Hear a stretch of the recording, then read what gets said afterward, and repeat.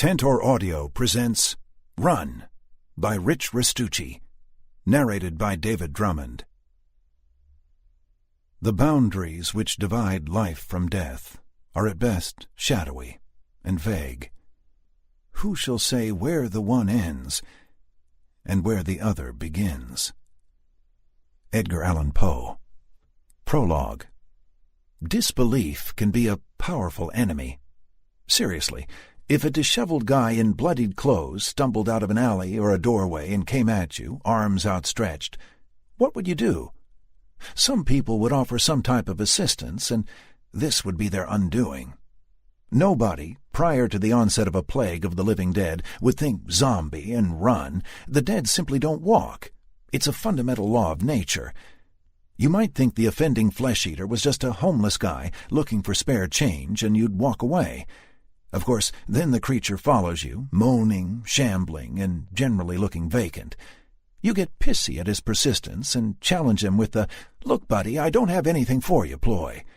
The undead continues to stumble at you, and you point at him and tell him to get lost. He doesn't. Some people would get scared and run from their pursuer. Some would decide that they don't like being followed and would confront the zombie incognito. Game over. One bite, sometimes even just a scratch, and you're playing for the other team in a day at most. Of course, once you're bitten, you either succumb right then, or you run, thinking the whole time, "I hope that guy didn't have AIDS or some shit." Then you go to the hospital or go home, put on a bandage, and have dinner with your family. Either way, you're screwed. In addition to the dead things walking, which is strange in itself, the basic principles of weaponry cease to exist when confronting the undead. Weapons are supposed to kill through injury, but as the opponents on the business end of said weapons are already dead, most bodily trauma is ineffective. Knifing your average human will seriously injure them, but sticking a knife into the chest of an undead will achieve little. Shooting one in the shoulder will spin it around, maybe knock it over, but not for long. This is a difficult concept to grasp, and when the plague first popped up, hundreds of people died, thinking they were safe behind the butt end of a 9mm. Bullets were useless, unless you scored a headshot, but really, have you ever fired a gun? Have you ever fired a gun while scared shitless at people intent on eating you? Let's assume the dead are coming for you, and apply the following parameters to your aim. You've never fired a gun before. You're terrified, out of breath from running, hungry, thirsty, and haven't slept in days. Now try to hit your 15 shambling attackers in the head at 50 feet. Unless you've been trained in the use of firearms and have practiced steadily, at best, you would probably pop one in the noggin. Reload. 20 feet away. They're closer, so you get 4 more. Reload. 10 feet away. Panic sets in, and you fire wildly, wishing you had the aim you did at 20 feet. 2 more headshots, and the remaining 8 creatures are dining on your innards. Still, you manage to thin the herd by 6. Now, you're thinking the math is wrong. You destroyed 7. But you're joining the party now, so only 6 have truly gone away. Not bad, though. You did well, other than the whole being eaten part. Under normal circumstances, a 6-to-1 kill ratio would be excellent. Ask any video gamer. These are not normal circumstances, however, and nobody knew about the need for headshots until Boston was already toast. The first outbreak happened in Boston. Nobody really knows how or even really where in that doomed city the first zombie went looking for lunch, but that's where the end of modern civilization began. Nobody in other parts of the world thought the attackers were dead. I mean, that's just ridiculous. The folks getting attacked suspected, though. They poured into hospitals and police departments with stories about people attacking other people, and that the attackers could not be stopped. Initially, these folks were thought of as scared witless, but this would soon change for rescue personnel. Calls came in for the cops and firefighters and paramedics, and they too were attacked. Everyone who was bitten died. Absolutely everyone. Once it started, it spread quickly. Police and rescue crews were overworked and in constant danger from the beginning. It didn't take long for authorities to realize that the bites were the main source of infection. Doctors at Mass General Hospital knew within hours of the first reported chewing that any bite, no matter how small or wherever the bodily location, was fatal. They didn't get to communicate this fact, though, because the hospital was overrun from within on the first night. The news coming out of New England was sketchy at best, as communications were cut off by the military after the first few hours. Some type of super rabies was popular on the news, as was a chemical attack by radical extremists. The rest of the world assumed it was a local issue and paid little attention. A breakdown in basic social services was inevitable, and it took less than 15 hours for 911 to crumble in the Boston area. There was no one left to man the phones. They were running for their lives, hunting prey, or chewed chunks of meat in a rotting stomach. The U.S. Army was in town in force the next day, running sweeps and trying to save trapped civilians. They ultimately ended up in one of the 3 categories mentioned in the last paragraph. On the 3rd day of infection, the Army pulled out. They left with a 60% casualty rate.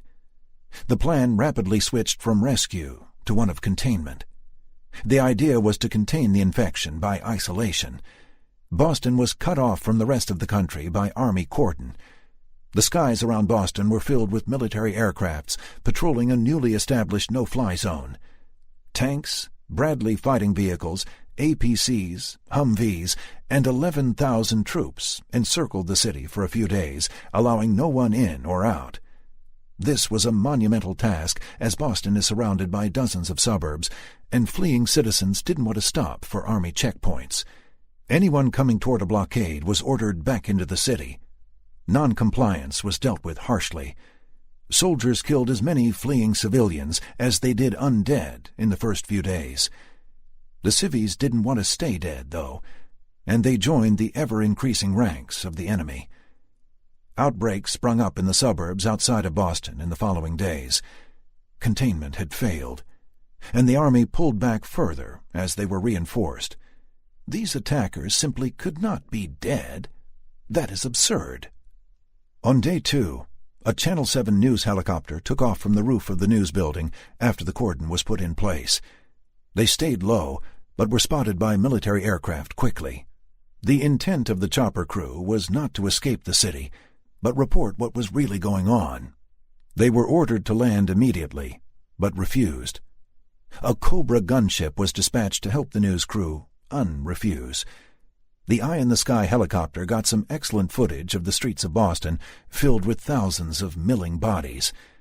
They followed a fleeing convoy of military Humvees that was trying to escape the city northward. The chopper caught up with the convoy and hovered over them as they fled, the footage streaming directly to the internet. One of the Hummers in the convoy was cut off by a large group of infected, and General Timothy Powers, the commanding officer of Operation Steadfast Resolve, was eaten on live internet television as he and his entourage tried to make a stand on the Zachem Bridge. News Center 7 Chopper 1 was shot down by the Cobra gunship when they would not acquiesce to the no-fly zone demands. The panicked screams of the news crew were heard across the planet as the crew saw the missile contrails from the Cobra's M158 rocket launcher streaking toward them. In truly spectacular fashion, the wreckage landed on a Citgo gas station, and the resulting explosion and fires could be seen for miles. Approximately 1/16 of the city burned because of the fires. This got the attention of the entire world, but still no one believed it was the living dead that were our enemies. Boston was consumed and considered lost in 2 days. By this time there were outbreaks in Hartford and New Haven, Connecticut, Manchester, New Hampshire, Bangor, Maine, and Manhattan Island. The East Coast was in big trouble. If folks in Boston thought they had it bad, New York City was pure hell. Boston's population of 700,000 was nothing in comparison to New York's 8 million plus. New York City was dead 2 days after the first reported case of infection. People started getting the message that this enemy was not normal, but living dead? Come on! There were running battles in all of the cities of the East Coast, and local militias sprang up to defend the populace. Inevitably, the militias and the regular army, who were becoming more and more spread out, butted heads. An entire town in southern New Hampshire fell to infection overnight. The army had been there earlier in the day, but militiamen would not let them into the town. Rather than have a firefight with townies, the army pulled back and discussed what to do. The following morning, soldiers were going to use their heavily armored vehicles to break through the militia roadblock and bring in supplies to the town. They got to the edge of town, only to see it filled with moaning citizens, including the militia. The army fell back.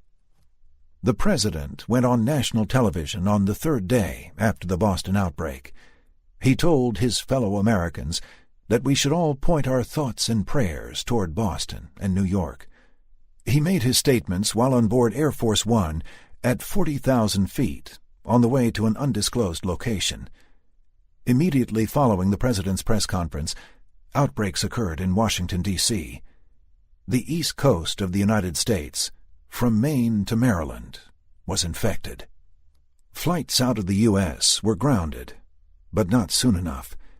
There were rumored reports of infection in Paris and Tokyo.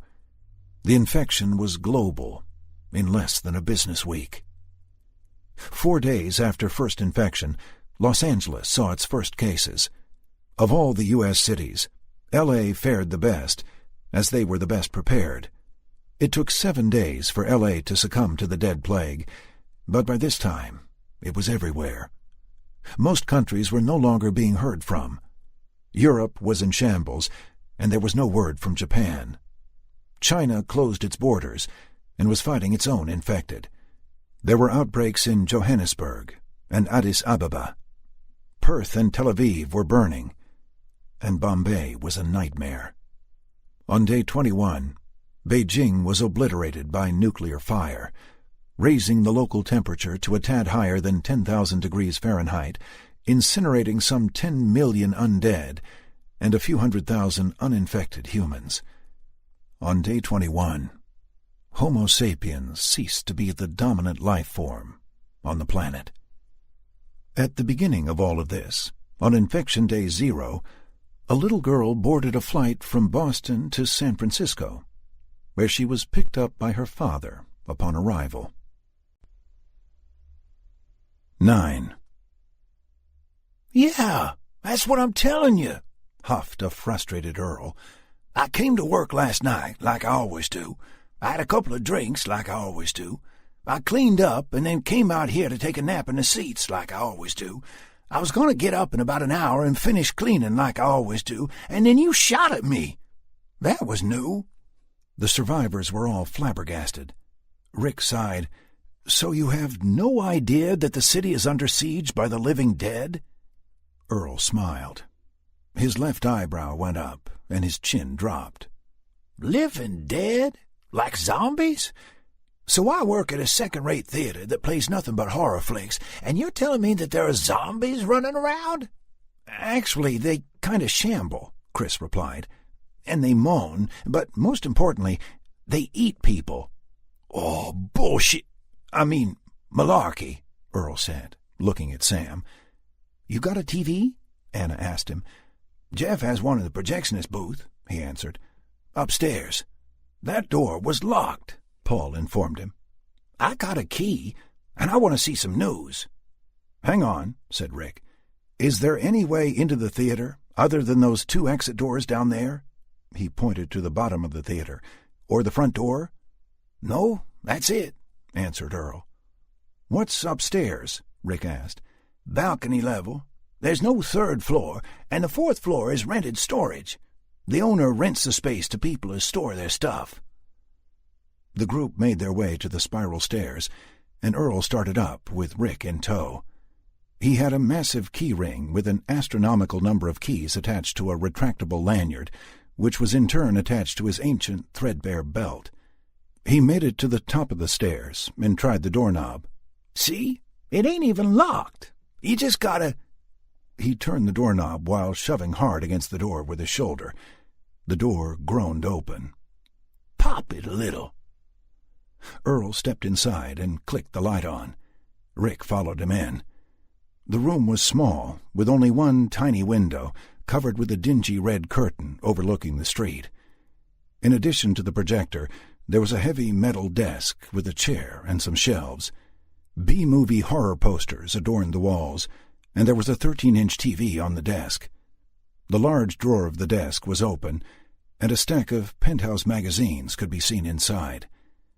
Earl closed the desk with his leg and sat in the chair, flicking the TV on as he sat. The emergency broadcast signal was playing, with the names of shelters running from left to right at the bottom. He turned the ancient TV dial to the next channel and was rewarded with the same signal. "The hell?" he asked.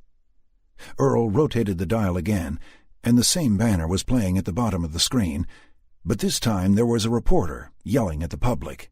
"Or go to the Sacramento Street Rescue Station. It has been overrun. The barricades have fallen, and people are fleeing for their lives. If you can hear this, get out of the city by any means necessary, as quickly as possible. The army has been moving through the city, running clean-and-sweep operations." The reporter put his hand to his left ear and looked down for a second. "I've just gotten word," he continued, "that the entire Haight-Ashbury section of the city has been lost to the undead menace. The Monterey Boulevard Rescue Station has been completely destroyed." Shambling figures could be seen advancing behind the reporter as he continued to list off parts of the city that were under siege. "Garrett, we gotta go," someone said from off-camera. The camera dipped a little, and the reporter turned around. He brought the mic back to his mouth and said in a trembling voice, "We have to go now, but stay tuned. This is Garrett Rhodes reporting from downtown San Francisco for the Heart of Frisco, Channel 9 News." The feed switched to an anchor man seated behind a blue desk. "That, folks, was terrifying. As you can see in the overlay, sections of our city are burning out of control." A picture-in-picture popped on the screen, displaying an aerial view of greasy black smoke plumes in various sections of the city. "The following rescue stations are to be avoided at all costs." Earl switched the TV off. "Okay, so I believe you. Now what?" "We're going to sit this out for a bit, then we're headed for Alcatraz," Rick answered. Rick heard a squealing of hydraulic brakes and went to the small window. He pushed the curtain to the left and looked out on Minna Street. He smiled and let out a happy grunt. "What is it?" asked Earl. "I think hell actually just froze over," Rick replied. Rick and Earl started down the stairs when there was a light knock on the theater's front door. An unfamiliar voice called through the door. "Do you have any Miracle Whip?" 3 guns pointed at the door simultaneously. "Wait," Rick called down the spiral stairs. "It's Dallas." "Didn't sound like Dallas." Chris was obviously suspicious. "It is. I saw him pull up in the garbage truck through a window upstairs." Rick reached the bottom of the stairs and ran to the door. "Dallas?" he called. "Yup," came the burly man's reply. "Open up." Rick pushed the push bar, and the steel door opened wide. Dallas and a barefoot man dressed in bloody hospital scrubs came in. Rick pulled the door closed and turned to face Dallas. Dallas spoke up first. "I realize that I kinda just met you, but I'm darn glad to see you again, Bubba." "Likewise there, Chief. Who's your friend?" asked Rick. "You know me, always picking up strays. This is Billy." Billy took a step forward, and when he did, Dallas made a couple of small clockwise circles near his temple with his index finger. "Name's Billy," Billy said to Rick. He moved on, repeating the same thing to each of the others in the theater, stopping at Chris and asking some questions. "How are we doing, Hoss?" Dallas asked. "Place is pretty secure. We got a little food and plenty to drink, and there's only 3 entrances, all steel fire doors." Rick pointed behind him. "This is my dad, Paul, and this is Earl. He works here." Paul came up and shook hands. Earl nodded. Anna walked up to Dallas and gave him a peck on the cheek. "I'm Anna," she said. "Thanks for noticing me in the window. I would have been dead in another minute or 2. "Sorry," Rick said. "I forgot you two never got to meet." My pleasure, miss," a red-faced Dallas replied sheepishly. "Least we could do." "All right, everybody, listen up," Rick told the group. "We're fairly secure here, and we have limited supplies, so we'll hang out until tomorrow and make another run for the docks in the early morning. Let's make sure we're good here, and I want to check out the upper floors and see if there's anything we can use up there. Chris, you and Anna go and check all the doors again and see if you can barricade them. Dad, you and Earl get some food going and watch Sam. See if you can find something for Billy to wear. Dallas and I are going up to the 4th floor." "I knew I should have taken that left turn at Albuquerque," moaned Billy. Rick looked at him quizzically. Sam giggled, and Billy beamed. "Finally," he said, and sat down cross-legged next to Sam. "Which one is your favorite? Mine is Hillbilly Hare, and anything with Yosemite Sam." Sam was a bit scared, but she replied quickly, "I like the ones where Bugs dresses like a girl." "Ha ha! He dresses like a girl in Hillbilly Hare!" Billy was ecstatic. He took off his bloody shirt and wiped his chest with it. Sam sat down next to him. When he was done, he threw it to the side. "Awesome tiger! Where'd you get it?" Sam smiled. "What happened to your face?" she asked, pointing to his scar. "Tigers!" he replied, a little too loud, and she smiled again. He and Sam continued to talk, while Dallas and Rick walked to the door to the balcony. Anna had given Rick the keys earlier, and he unlocked the door, and they stepped through. Chris came up and followed them through the door. Rick raised his eyebrows. "Your leg, Rick." "Hang on, Bubba," Dallas said. "What does he mean?" "I got bitten getting here, but it's nothing." "Where?" asked Dallas. "Outside, when we were trying—" Dallas cut him off with a headshake. "No. I mean, where on your person did you get bit?" "It bit my boot. I guess my boot will come back and kick us," Rick said. "Still got to see it, Bubba." Rick nodded and sat on the step and rolled his pant leg up. He undid the laces on his boot and took it off. He pulled his black sock down, and there was a small bruise over his Achilles tendon, but the skin wasn't broken. "Well, okay then," Dallas said. "Let's quit all this lollygagging and get going." Rick laced his boot up. Chris smiled at him and walked back into the theater, and Rick and Dallas climbed the stairs to the 4th floor. They passed the short corridor where Rick and Chris had entered the theater and continued up another flight. A doorless entryway led them to a large room with many desks, each with a sewing machine. It looked like the room hadn't been used in years. "Sweatshop," Rick said. There were 2 other doors at the far end of the large room. One was a bathroom full of chairs and other junk. The other door was locked. A loud thump from above made both men look at the ceiling. "Thought there were only 4 floors." Rick looked at Dallas with eyebrows raised. Dallas shook his head and motioned with his chin toward the door to the stairs. Rick nodded, and they cautiously moved back to the stairway. They crept slowly up the stairs, senses wary. The stairs ended in a heavy door, not like any of the others in the upper floors of the theater. Rick knocked on the door, but heard nothing. Rick put his hand on the door handle and looked at Dallas. Dallas gave a curt nod, and Rick threw the door open. Another short corridor with a door on either side. There was a brass 1 on the door on the left and a 2 on the door on the right. There was movement behind the door on the left. Rick called out, "Hello?" And instantly he could hear the telltale moans of the infected. There sounded like a lot of them. Seconds later, pounding started on the flimsy door, and dust fell from the ceiling. The 2 men beat a hasty retreat back to the door at the end of the corridor, but not before the door with the 1 on it crashed open, spilling 4 undead into the corridor. There were more behind them in the room. A very dead Asian man with a katana sticking out of his chest stepped over his comrades, trying to get to a savory hot meal. The creature stepped on the hand of one of the fallen, splintering the bones with an audible crack. Infected seemed to pour out of the room, all intent on the feast 20 feet away. Rick pulled the door closed, and both men hurried down the steps. 3 seconds later, pounding started on the heavy door. "At least the damn door opens in," Dallas declared, as they took the stairs 2 at a time. "Did you see that guy with the sword?" Rick asked. "Must be tough to turn corners, huh?" Dallas and Rick burst into the lobby, Dallas yelling for everyone. Rick turned and locked the stairway door, and the lobby filled with the little band of survivors. "We're leaving," shouted Rick. "Pack up. We have 1 minute." "What's going on?" demanded Chris. "Are they in?" "The whole goddamn upstairs is full of 'em," Dallas told him, and immediately looked at Sam. "Sorry, honey, I'm scared is all. I usually don't swear too much."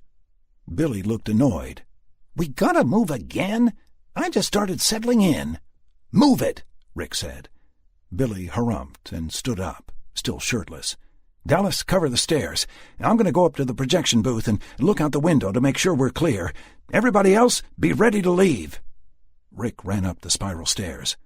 He was up there maybe 30 seconds before he hurried back down. "How are we doing?" asked Paul. "There's dozens," answered Rick, ashen-faced. "But that doesn't change the fact that we need to leave now. They must have got through, Hoss. I can hear 'em on the stairs." Everyone but Dallas gathered near the door, weapons ready. Sam looked scared. Billy bored. "We need to do this quick," Rick started. "Dallas, you take Billy and Earl. I'll drive with the people that came with me. Everybody sit where you were sitting before, if you can. Chris, you and I will lead. Dad, you and Anna cover Sam. Get her in the Hummer fast. Dallas, you block with the truck. Head toward the bay." "Wait," Earl said, quickly. He ran behind the counter and opened a tall white cabinet. He pulled out 2 baseball bats, 1 aluminum and 1 wood. He tossed the wooden one to Billy, who promptly used it to smash the glass on an oblong box attached to the wall next to him. He reached in and withdrew a red fire axe. He smiled a wicked half-smile. "Only you can prevent forest fires." He one-hand tossed the wooden bat to Chris, who caught it effortlessly, gripped it in the middle, and strode to the front door. He looked damn tough for a skinny nerd, with the Louisville Slugger in one hand and the Taurus in the other. Dallas turned to look through the skinny glass window of the door leading upstairs. He looked into the dead Asian eyes of the man he had seen upstairs. The dead man smacked his open palm on the window with a wet splat. Black and red fluid smeared the window, and Dallas jumped back with a "Jesus!" "They're here!" he yelped, as thumps were heard on the other side of the entrance. "Dallas, let's go!" Rick shouted. 1, 2, 3! He counted and pushed the front door to the theater open. The door thudded against something and bounced back. He shoved it again, and it opened wide. An infected teenager in a black AC/DC t-shirt and jeans was on his back near the door, but already starting to rise. Rick plugged him with the AR-15, and every infected in the street outside of the theater turned his way. The group ran to their respective vehicles, except Billy, who looked undecided between the two. The dead started to close. "What the hell's he doing?" Earl demanded of Dallas. "All his dogs ain't barking," Dallas shouted back, as he helped Earl up the side of the garbage truck. He ran around the front of the truck to the other side, colliding midway with a former soldier in digital fatigues. The dead soldier grabbed the shotgun and wouldn't let go. Dallas released his grip, pushed the thing back, and brought up his rebar in one quick movement. He smashed the creature in the temple, and it went down. He picked up the shotgun, and the soldier grabbed his pant leg as he tried to move away. Dallas fired point blank, turning the soldier's head into a fine pink mist. Others were coming. Rick went to one knee and winced in pain. He started picking the closest targets, covering his group as they got to the Hummer. He dispatched a 6-year-old girl with pigtails and hideous bite wounds on her neck. He fired on a postal worker and hit her in the shoulder, the second shot entering just below her nose and putting her down for good. Rick could hear other weapons firing as well. He shot a businessman complete with briefcase and a doctor with a surgical mask. The street was filling quickly. For every one destroyed, 3 took its place. The horn on the Hummer sounded, and Rick bolted for the door. He fired one more shot at a burned guy with a motorcycle helmet on, twice killing him. Shards of high-impact plastic erupted from the back of the creature's helmet. Rick got in the driver's seat of the Hummer and started the engine. He looked left and saw Billy waving to Sam from the street. Chris hit the window button, and the window went down. "Billy, get in the garbage truck," he yelled. "They're coming." Billy looked at the oncoming tide of dead. "But I want to go with Sam," he whined. "There's no room. You gotta go in the truck." "Behind you!" Chris screamed. An undead so badly burned it was impossible to tell if it had been male or female put its hand on Billy's shoulder. Billy shoved its hand off of him with a look of irritation. He spun and looked the creature in the face. The thing walked past him, heading for the Hummer, crackling as it moved. "Fine," Billy yelled, actually stomping his foot. "But it isn't fair. I wanted to go with Sam." He stormed to the garbage truck and climbed aboard. The truck lurched into gear and headed east. Rick followed closely behind, a bewildered look on his face. "What in holy blue friggin' hell was that?" Chris asked. I got nothing," Rick said. 10. "You saw that, right?" Earl asked Dallas. "Yeah, twice now. It was hard to miss, and even harder to figure." "Billy, why didn't that thing attack you?" Earl asked. "Dunno," Billy answered, brows knitted in contemplation. "You think it might be because I'm unsavory?" he asked, with a hint of sadness. "Huh?" Earl asked. "Unsavory," Billy replied, "means I don't taste good, I think. I had this nurse in the hospital last year, and she said I was an unsavory character. Could that be it?" "Maybe," Earl said, smiling. "I think it means she didn't like your type or something, though." "So I might taste good, then?" Billy asked, brightening. I don't really know," Earl replied. "Me neither," Billy finished, with a sigh. "Billy, if we can figure out why they don't attack you, we might be able to stop them from attacking all of us," Dallas said. "Maybe even everyone everywhere." "How?" Billy asked, innocently. "I don't know, kid. I ain't a scientist." Dallas drove over 3 infected in the middle of the street, their bodies crunching under the wheels. The radio in the truck blared to life. "Dallas, you gotta tell me if you're gonna be throwing bodies out from under your truck.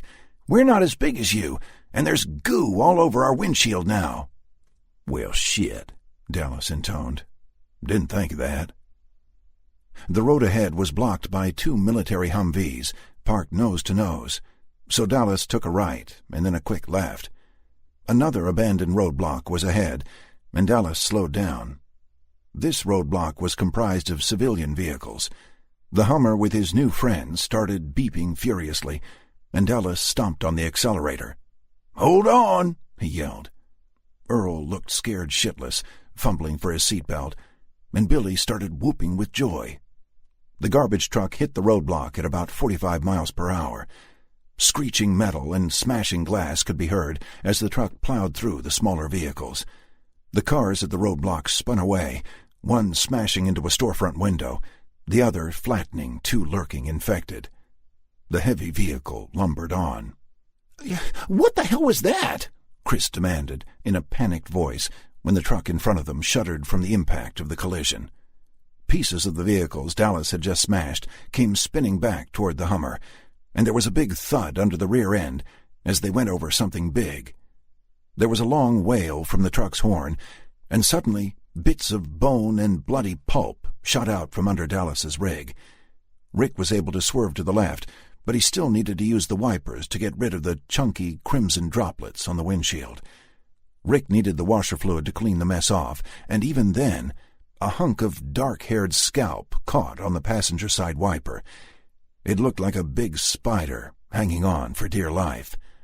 Okay, horn equals goo," Let's get a little distance between us and them, but not too much," Paul said from the back seat. The horn blared in front of them again, and again a former human shot out from underneath the back of the garbage truck, tumbling in ragdoll fashion. Rick could do nothing but run it over, hearing thudding and crunching noises as he did so. With less than a mile to the waterfront, the dead were getting thick. They stumbled out from behind parked or abandoned cars, alleys, and doorways. Now and then small groups of them could be seen kneeling or on all fours, surrounding a grisly target. They were stuffing pieces of dripping gore into their greedy maws. Others were pounding or slapping open, bloody palms on heavy doors or hastily boarded windows. The group knew what that meant, but at the same time they knew they could not stop to help without being overwhelmed. Some fortifications hadn't held, and the broken doors and windows revealed gruesome occupants. "There it is!" Chris blurted excitedly when he could see San Francisco Bay from atop the hill they had just crested. The big garbage truck hurtled down the hill, the Hummer in its wake. Dallas looked ahead with a smile as he saw an open chain-link gate with the words Bayside Marina in orange letters on a white sign. He checked the rearview mirror, and his smile vanished. The Hummer was 100 yards behind him and slowing. His radio blared to life yet again. "Dallas?" Chris's voice. "Something's wrong with the Hummer. It's dying fast." Dallas started a 3-point turn to go assist. The Hummer ground to a halt. The big yellow vehicle didn't go unnoticed by the hungry dead in this area of the city. Dozens of infected were coming from all directions. Across the street, a white cargo van with Tsang's produce on the side was facing back down the street, with the driver's side door open. "Everybody out!" yelled Rick. "Get to the van! Dad, take Sam!" Rick got out and dropped the 2 closest infected with single shots from the AR-15. He ran to the van to check for the keys. It was still running. He led with the assault rifle as he stuck his head in the cab to check for any unwelcome strays. Both the cab and the back of the van were devoid of infected. There were assorted crates in the back, but there was just enough room for his small crew of survivors. He spun quickly and fired at a staggering fat man in a bloody lab coat. He hit him in the lower jaw, and the undead fell, but started getting up again quickly. More were coming. "The van is clear! Get in, hurry!" he yelled. Chris opened the back of the van, and Paul put Sam inside, followed by Anna, and then he squeezed in himself. It was cramped, but he felt immediately safer. Chris ran up front and fumbled with the passenger door. "It's locked!" he shrieked. Rick fired once more, but didn't wait to see if the shot hit. He jumped in the driver's seat and slammed the door while leaning over to open Chris's side. 3 dead slapped the driver's side of the van as Chris yanked the door open and got in. They were now facing back the way they had come, and what was coming straight at them was nothing short of terrifying. The street ahead was a veritable sea of walking dead, numbering in the hundreds. "Holy crap," Chris said, wide-eyed. "Tell Dallas we're okay and to keep going." Rick did his own 3-point turn, slamming into 2 moaning figures. He got the vehicle turned around as Chris finished telling Dallas what happened. Dallas saw that the rest of his group had gotten safely into a van and that the van was moving. The garbage truck turned back around and headed again for the waterfront. In a few seconds, the truck had sped through the open gate into a large parking lot with white plastic-covered boats on jacks. There were no infected in the area, so Dallas climbed out and ran back to the gates. The van came speeding through, and Dallas pulled the gate closed, wrapping a heavy chain around the upright poles on the chain-link gate. The side door of the van slid open, and Paul got out, eating an apple. He tossed one to Dallas. The back of the van had held a bounty of fresh produce: apples, tangerines, cucumbers, lettuce, tomatoes, and many other assorted vegetables in small vented crates. There were burlap sacks of peppers and onions, too. "That gate is sturdy, but I ain't got a lock for it. Let's get going." The survivors got in their respective vehicles and weaved between the aisles of trailered vessels toward the water. Some infected could be seen inside the gates, but not many. Outside the fence was a different matter. Hundreds were swarming down the hill toward them, but it would take a good 15 minutes for the stumbling infected to reach the gate. The survivors passed a small bait-and-tackle convenience store as they drove to the docks. Dallas stopped the truck in front of a long dock with 8 boats of assorted sizes moored to it. Everybody jumped out, and Billy used his axe to open the locked gate at the top of the gangway. Billy and Earl ran down the dock to the end and found a beautiful Sea Ray sedan. "This'll fit us, but we need the keys," Earl said. "Got that right," agreed Billy. Earl and Billy raced back up the dock and up the gangway to tell the rest of the group about their find. There were still no infected to be seen, but everyone was wary. Shots could be heard in the distance, and greasy black smoke plumes were rising into the sky from the depths of the city. Rick was giving orders to everyone in an attempt to get going. "These are all private boats. The keys won't be here," said Rick. "We're going to have to hotwire it." "I can deal with that," Dallas said. "Good. Dallas, try to get the boat started. Earl, you cover him. Anna, you, Billy, and Chris unload the food from the back of the van. My father and I will cover from the front and back. Sam, you stay with me." The food was loaded onto the boat in less than 10 minutes, but Dallas was having trouble getting it started.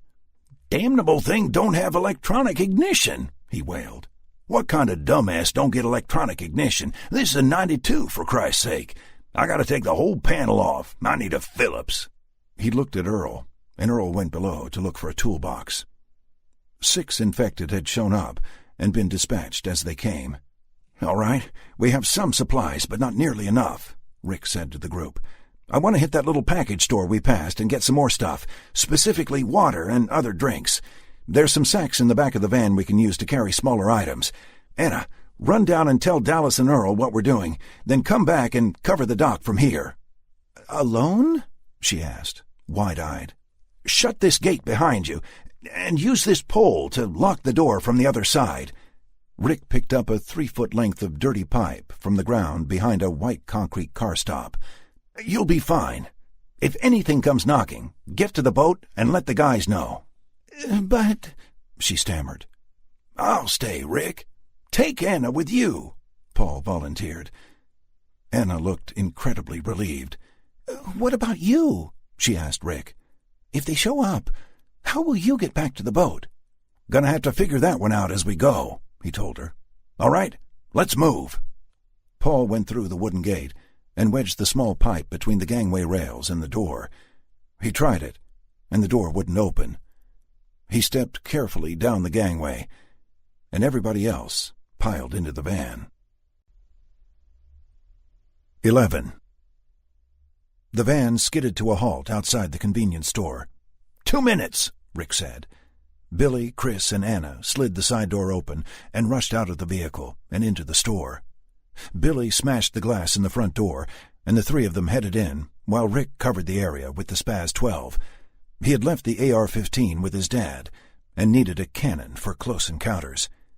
Sam sat on the edge of the van in the open side doorway, and Rick strode a few feet away from her, looking around. Sam called to him, and they started talking. Sam giggled. Sam had grabbed her father's attention, and they didn't see the infected shuffling up on them from the other side of the van. Rick turned back around to survey the area, and the creature turned the corner around the vehicle. Seeing Sam, it sped up. It used to be a heavy man, and he was in boxer shorts and a bloody wife-beater undershirt. He must have been attacked in the early morning, as he was still wearing his slippers. His padded footfalls couldn't be heard by Rick or his daughter, and the creature was almost on them when a caterwauling howl pierced the air. Rick spun and saw the thing almost on Sam. He brought the big shotgun to his shoulder and fired, hitting the infected square in the chest. It flew back 3 feet, with a gaping hole in its chest, leaving a slipper behind. It started to get up, dripping and leaking foul fluids, when Rick walked up and blew its head off. The creature slumped to the ground, twice dead. "Get back in, honey," Rick said to Sam. Rick looked around for the source of the sound that had alerted him, and he saw a small, multicolored cat slinking about behind a trash barrel. The animal came out and looked at Rick, but shrank back behind the barrel when the looters came out of the shop. They were laden with supplies: 2 cases of Mountain Dew, full sacks of groceries, and Chris had a big 5-gallon bottle of water for a water cooler on his shoulder. "What happened?" Billy asked. "Damn infected snuck up on us. I took care of it." "Nice," Billy said. The group hurried in and out of the shop twice more, each time coming out with more stuff in cases and bags. They were about to go for a 4th trip when Rick said anxiously, "Time to go. That's enough." Everybody jumped in the van, and Rick looked at the cat. He got down on his haunches, the shotgun across his legs. "You comin'?" The animal hesitated for the briefest moment, then bolted over and jumped in the vehicle, sitting warily next to Sam. Rick slid the side door closed, and the van took off back toward the docks. The boat was running when Rick's group returned. The survivors loaded the supplies onto the boat without incident, and as soon as Chris shut the gate and put the pipe back to secure it, he heard the revealing moans of the infected. They had breached the gate and were coming for dinner. Chris ran down the gangway, announcing that the dead had arrived. He and Rick cast out the lines, and the Sea Ray headed into the bay. The hungry dead had indeed reached the docks, and they lined up behind the protective fences, reaching for their lost meal. "We got near 2 full tanks of fuel and 2 spare 5-gallon emergency tanks by the engines," Earl told Rick. "Boat's in good shape, other than the control panel. Dallas had to take it off to get us started." "We've got some food and water, but not enough for more than a few weeks," said Rick. "We'll have to ration it. I still can't believe we made it." "You made it happen, Rick," Earl said. "I bet your pops over there's all kinds of proud, and your little girl is safe. You done good, sir." Earl extended his hand, and Rick shook it. "Thanks," Earl finished. Rick sat on a padded bench and looked at the sunny June sky. He let loose a tremendous sigh and put his head in his hands. The Sea Ray took 20 minutes to cross the bay. On the way, they passed under the Bay Bridge, which was packed with abandoned and burning vehicles and swarming with the dead. Treasure Island fared no better. It, too, teemed with lurching, bloody figures. The boat pulled up to the dock at Alcatraz, but they weren't the first ones there. A 14-foot Boston whaler and a 20-foot Bayliner sport boat were already tied up. 2 men in black uniforms with Heckler & Koch HK G36 battle rifles stood on the far end of the dock. They approached the Sea Ray when they heard its engines. "Okay, Chris, you and Billy secure the boat. Dad, come with me," Rick said. He and his father hopped off the boat and onto the dock and started toward the advancing men. When the men got within 10 feet, the one on the left spoke.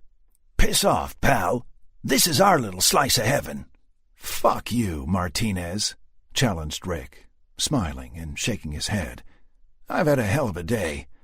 Where's Mira?" "Glad you made it, buddy," Martinez said, and actually hugged Rick. "Mira's setting up a command center in the barracks. Rick," he added, "Rosalie didn't make it." Rosalie was Mira's wife of almost 30 years. She was a wonderful woman, active in the church and in local charities. One more loss in a world of tragedy.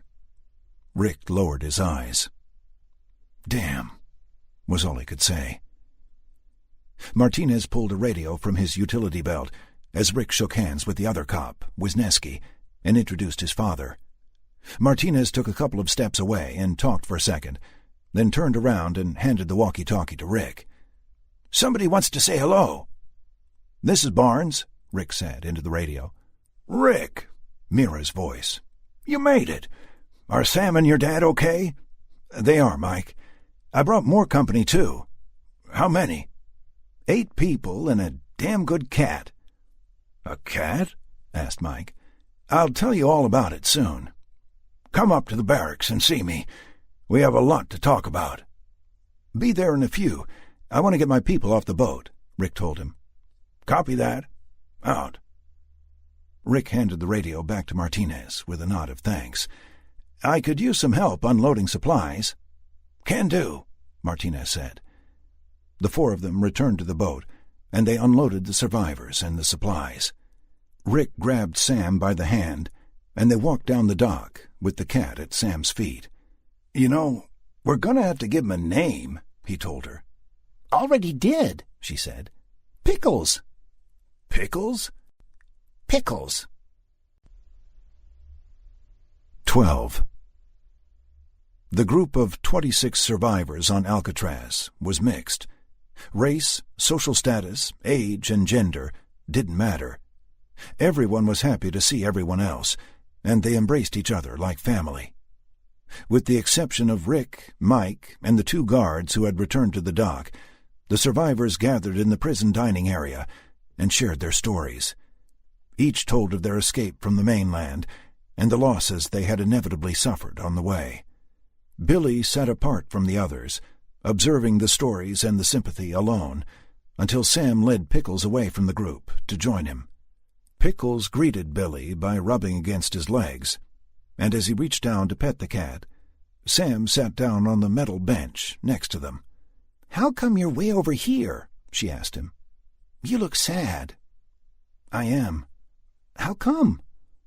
"I have to leave, Sam, and I finally feel like I have a family." "Where are you going?" Sam asked him, sadness in her voice. "I don't know, but I can't stay here." "But why? It's safe here, and the bad people can't get us." "That's exactly why, kiddo." Billy pulled an empty pill bottle out of his pocket and let it drop to the floor. "It isn't safe for me to be around people." "That's silly. You're my best friend here. You can't leave." Sam looked about to cry. "Oh, don't be sad. You'll flood the place with tears and wash us all into the bay.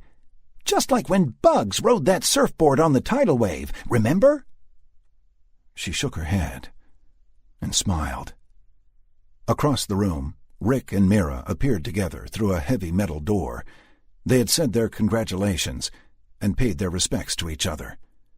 Rick introduced Mike to his group of survivors, and Mike did the same for Rick. "Where's Sam?" Mike asked, looking around. He spotted her with a blond guy sitting away from everyone else. "Oh, there she is," he said, pointing. Rick and Mike crossed the room to join Sam and Billy. Sam crossed the last few feet in a blur, yelling, "Uncle Mike!" as she jumped into his arms. Pickles trotted over and looked at Mike quizzically. "Good to see you, Sam," Mike said, smiling. "And this must be the critter that saved you." He put her down, bent over, and stroked the cat. "Good cat. Doesn't run with strangers, huh?" "Nope. He's awesome," Sam replied. "His name is Pickles." "Pickles, huh? Who's your other friend?" Mike asked, looking at Billy. "That's Billy. Come on, I'll introduce you." She grabbed Mike by the hand and dragged him to Billy. Mike stopped short a few feet from Billy and looked at him hard. Billy looked back for a second and dropped his head, nodding. Mira continued the last few feet and stuck his hand out, offering a handshake. Billy stood up and, looking surprised, returned it. "You must be Billy. Sam tells me you're her friend," Mira said. "That's true, sir. We're good friends now." "Well, welcome. Why don't you get yourself settled? There's food cooking and water to wash up with. We can get you a proper shirt, too. It will get cold in here tonight. Nasty scar you have there. Where did you get it?" "Childhood injury," replied Billy. "Accident." "Okay, then. Anyway, get some rest. You earned it." Mira stuck his hand out one more time and shook Billy's hand. "Thank you, sir," said Billy, sounding a tad confused. "Sam, would you come with us for a sec, please?" Mike asked her. Sam took Mike's hand as he led her and Rick back to the group of survivors in the middle of the room. Mike asked Sam to go sit with her grandfather for a few minutes, and shook his head in response to Rick's questioning expression. The 2 men ducked back out the entrance to the dining hall, and Rick waited until the door was closed to finally ask, "Okay, what the hell's going on?" "That guy Billy, where'd you pick him up?" Mira asked. "I didn't. Dallas found him in the city when we got separated." "And he's been no trouble?" "No, damn it. He actually saved our asses a couple of times. He's, I don't know, a little off, I guess, but what is this about?" "That kid," Mira said, thumbing over his shoulder behind him, "is a grade-A psychopath. A murderer and torturer. Nasty stuff." "What are you talking about? He's a little weird, but he absolutely loves Sam." "That guy," Mike continued, "is Bill the Butcher." Rick's face paled. "The dentist guy?" "He wasn't a dentist. He murdered a dentist. I don't think he knows I made him, but we need to do something now." "I don't want to take him down in front of Sam. And Mike, we can't kill him no matter what." "Rick, this guy is fucking insane. Past that, he's damn dangerous. I will do what I have to in order to make this island safe." Mike stabbed a finger at Rick. "And damn it, so will you." "You don't get it. This guy can walk with the dead, and they don't attack him." It was Mike's turn to look pale. "What the hell are you talking about?" "Like I said, the dead won't touch him. We all saw him walk right past the infected, and they ignored him. Dallas said it happened when he picked him up, too. He's important, and we need him. Some scientist somewhere will need to at least talk to him. This is a prison, for Christ's sake. Let's get him to come peacefully to a cell." "Okay, but if he tries anything, I'll drop him like a bad habit." "He won't. He really loves Sam, and I think he would protect her." "We'll see. Let's go get him and find out." The two men strode back into the dining area. Billy was gone. Book 2. The Rock. 1. Billy had never been to Alcatraz before. He had lived in San Francisco his entire life, but had never gotten the chance to go on a tour. It was unfortunate that the end of the world was what finally got him to pay a visit. Pity he couldn't stay. He really liked this group of people, an odd assortment of folks, brought to an island refuge through the efforts of some of San Francisco's finest. All were migrants from a city crawling with monsters. There was a secret that Billy didn't want to tell his new friends, but it looked like the cat was out of the bag. The cop in charge had made him for sure. There was no denying it. Billy was famous. Next would come the inevitable. They would do what all authority figures did, either lock him up or torture him with probes and questions and drugs, and then lock him up. Did they have probes or drugs? Either way, he wasn't sticking around. Then there was the little girl to consider. He couldn't hurt Sam. At least, he didn't think he could, and that was why he had to leave. He was willing to bet his own life on himself, but not her life. He was out of medication, which made him a danger to everybody. Where could he get his clozapine now? He would have to raid an institution, someplace he really didn't want to go. Too many memories, albeit mostly repressed, or hidden through drug therapy. As soon as the boss cop had looked in his eyes, Billy knew he had to run. He wasted no time. Billy made his escape quickly and quietly. He took off while the two cops were talking, slinking down the main cafeteria bay as the small band of refugees ate their beans and soup. He stuck close to the wall and walked quickly, but not hurriedly. He was out the door and running for the beach in the opposite direction of the dock as fast as possible. The brilliant summer sun made him squint as he moved. Now, the only question that remained was how to get off the island. After all, it was a prison. He was almost to the beach, on an overhanging piece of crumbling retaining wall near the former Industries building, when he heard soft voices on the beach below him. He stayed low and listened, but he was still in a hurry. "Damn, G. You ain't gonna dry off that gap before we get going, ain't you?" "Don't diss the webs, my brother. You don't clean 'em, and you got 5-0 drilling you with no way to kill a bitch." "I'm with you, dog, but we don't get back to Doc Murder soon. He gonna be pissed." "Yeah, man, but if we call 'fore we scout this place, he gonna kill us both. He need to know how many folks is here, especially cops and bitches. He got a plan for the cops, and an even better plan for the bitches." There was hushed laughter. "True that. Let's go check shit out. Billy could hear the two men move along the scrub below him. They were moving to his left, and he was just above them. He picked up a broken piece of concrete and waited for them to pass by him just a little. He silently hopped up on the ledge of the broken retaining wall. The two men, dressed in gang colors, didn't see him behind and above them.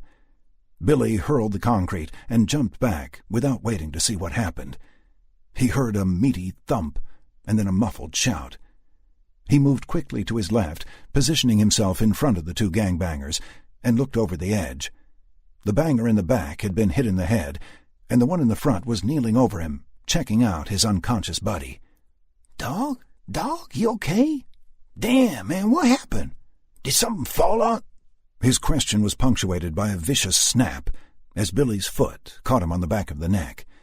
Billy had jumped off of the retaining wall and landed on the man's back after an 8-foot fall. The banger's neck had been broken, and the other man was not looking good either. Billy checked the man he had hit with the rubble, and he could see gray matter in the blood and grit on the man's shoulder. While not dead, this man would never shoot another old lady for her Social Security check.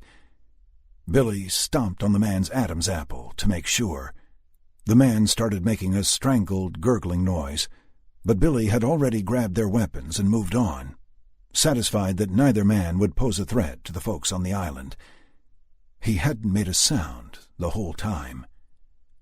He walked down the short beach and found a small 6-seat aluminum boat with a motor on it. He pushed it out into the water until it began to float. Jumping in, he immediately started it up and made for the San Francisco shoreline.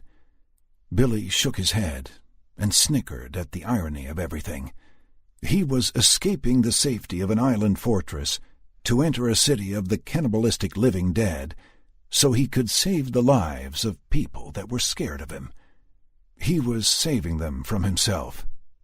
He would have laughed if he didn't think of Sam right then. He had known the little 8-year-old for less than a day, but he already loved her like a sister. Billy was instantly morose. The murders of 2 people less than 5 minutes before, forgotten. His next thought was that he had actually escaped from Alcatraz, and that in itself was an accomplishment to be proud of. Torn between elation and sorrow, Billy chose indifference and shrugged his shoulders in silence. 2. Immediately after Billy was discovered missing, Detective Captain Michael Mira wasted no time in organizing 2 search parties to go find him. Mira had decided to split his talent, and he sent Detective Rick Barnes with Rick's father, Paul, and SWAT sniper Pablo Martinez with one of the civilians. All were armed to the teeth. A thorough search of the island yielded no trace of Billy, but there were hundreds of places he could be hiding. Martinez and his partner had discovered 2 dead gang members near the beach by one of the larger buildings. One had a smashed skull, and the other had his head at an odd angle and was gnawing on the forearm of his dead homie.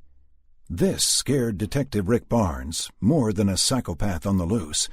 Not the fact that there was a zombie on the island, but that 2 people could get so close to Rick's tight-knit group, undetected.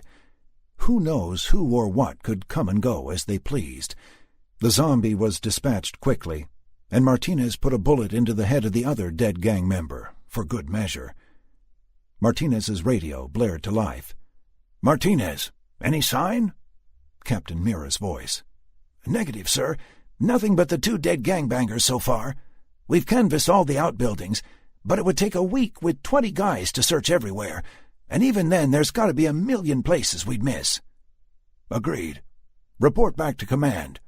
Command out." "Got to get Wisniewski and Barnes, and whoever is with them, to come too," Martinez told Martingale, the civilian that was to assist him. "Why are we still taking orders from your captain?" demanded Martingale. "Don't you think we should have a civilian in charge, like a mayor or governor, until we get rescued? I mean, really. The police work for the people." Martinez hadn't liked this guy from the moment they met. He was a spindly little shit with no conception of the hierarchy of command, someone who believed that democracy was imperative in crisis situations. Martinez lowered his chin and responded with venom. "I take orders because if I stop taking orders, then there will be anarchy. Anarchy or dissension will get us all killed. I intend to live. And if you want to live, you will do what you're fucking told. If you fail to comply or instigate some type of coup or revolution, I will kill you myself. You are alive because of my captain. He ordered me to pull you from that overturned car at the risk of us all. It would have been much easier to leave your sorry ass behind. Don't doubt or question him again." Martinez kept his glare locked on Martingale as he lifted his radio mic. "Wiz, did you copy?" "Roger that. RTB. Doc will be left unguarded, though," SWAT Specialist Wisniewski answered. "Me and Massengill will meet you there." "Who?" "Massengill, the civvy I got stuck with." Wisniewski snickered through the radio. "Roger that, Pobbs. Check you soon." "It's Martingale," Martingale said. "My name is Martingale." "Not anymore, Massengill." "What? Why?" "'Cause you're a fucking douche." Martingale swallowed hard, but was wise enough to keep his mouth shut. 3. Smoke from the burning city stung Billy's eyes as he pulled his boat up to a wharf on the east side of San Francisco. He tied the boat to a pylon and climbed up a ladder onto a concrete pier. He was arguing with himself over whether the instrument used to affix the boat to the pylon was a rope or a line when he was spotted by a small group of the dead. They immediately directed their shuffling towards him. Billy had 2 automatic pistols, one in each hand, but he decided to experiment with something. One of the creatures had a long screwdriver sticking out of its neck. Billy folded his arms across his chest and waited for the small crowd to reach him. He was counting their numbers when they stopped short of him by about 3 feet. 6, 7, 8, 9. The ones in the front of the group leaned forward as if to sniff him. In the immortal words of Bugs Bunny, "What's up, Doc?" he asked. A look of confusion came over 2 of them, but the others merely looked vacant. Billy tucked the guns into his pants and pointed at the screwdriver in the dead man's neck. "Do you mind?" He grabbed the tool and yanked it out of the creature, just as the assembly of dead started to wander off in different directions. The tool made a sucking sound as it came out, and it was black with semi-coagulated blood. He put his arms across the thing's shoulders as it began walking away. He walked with it.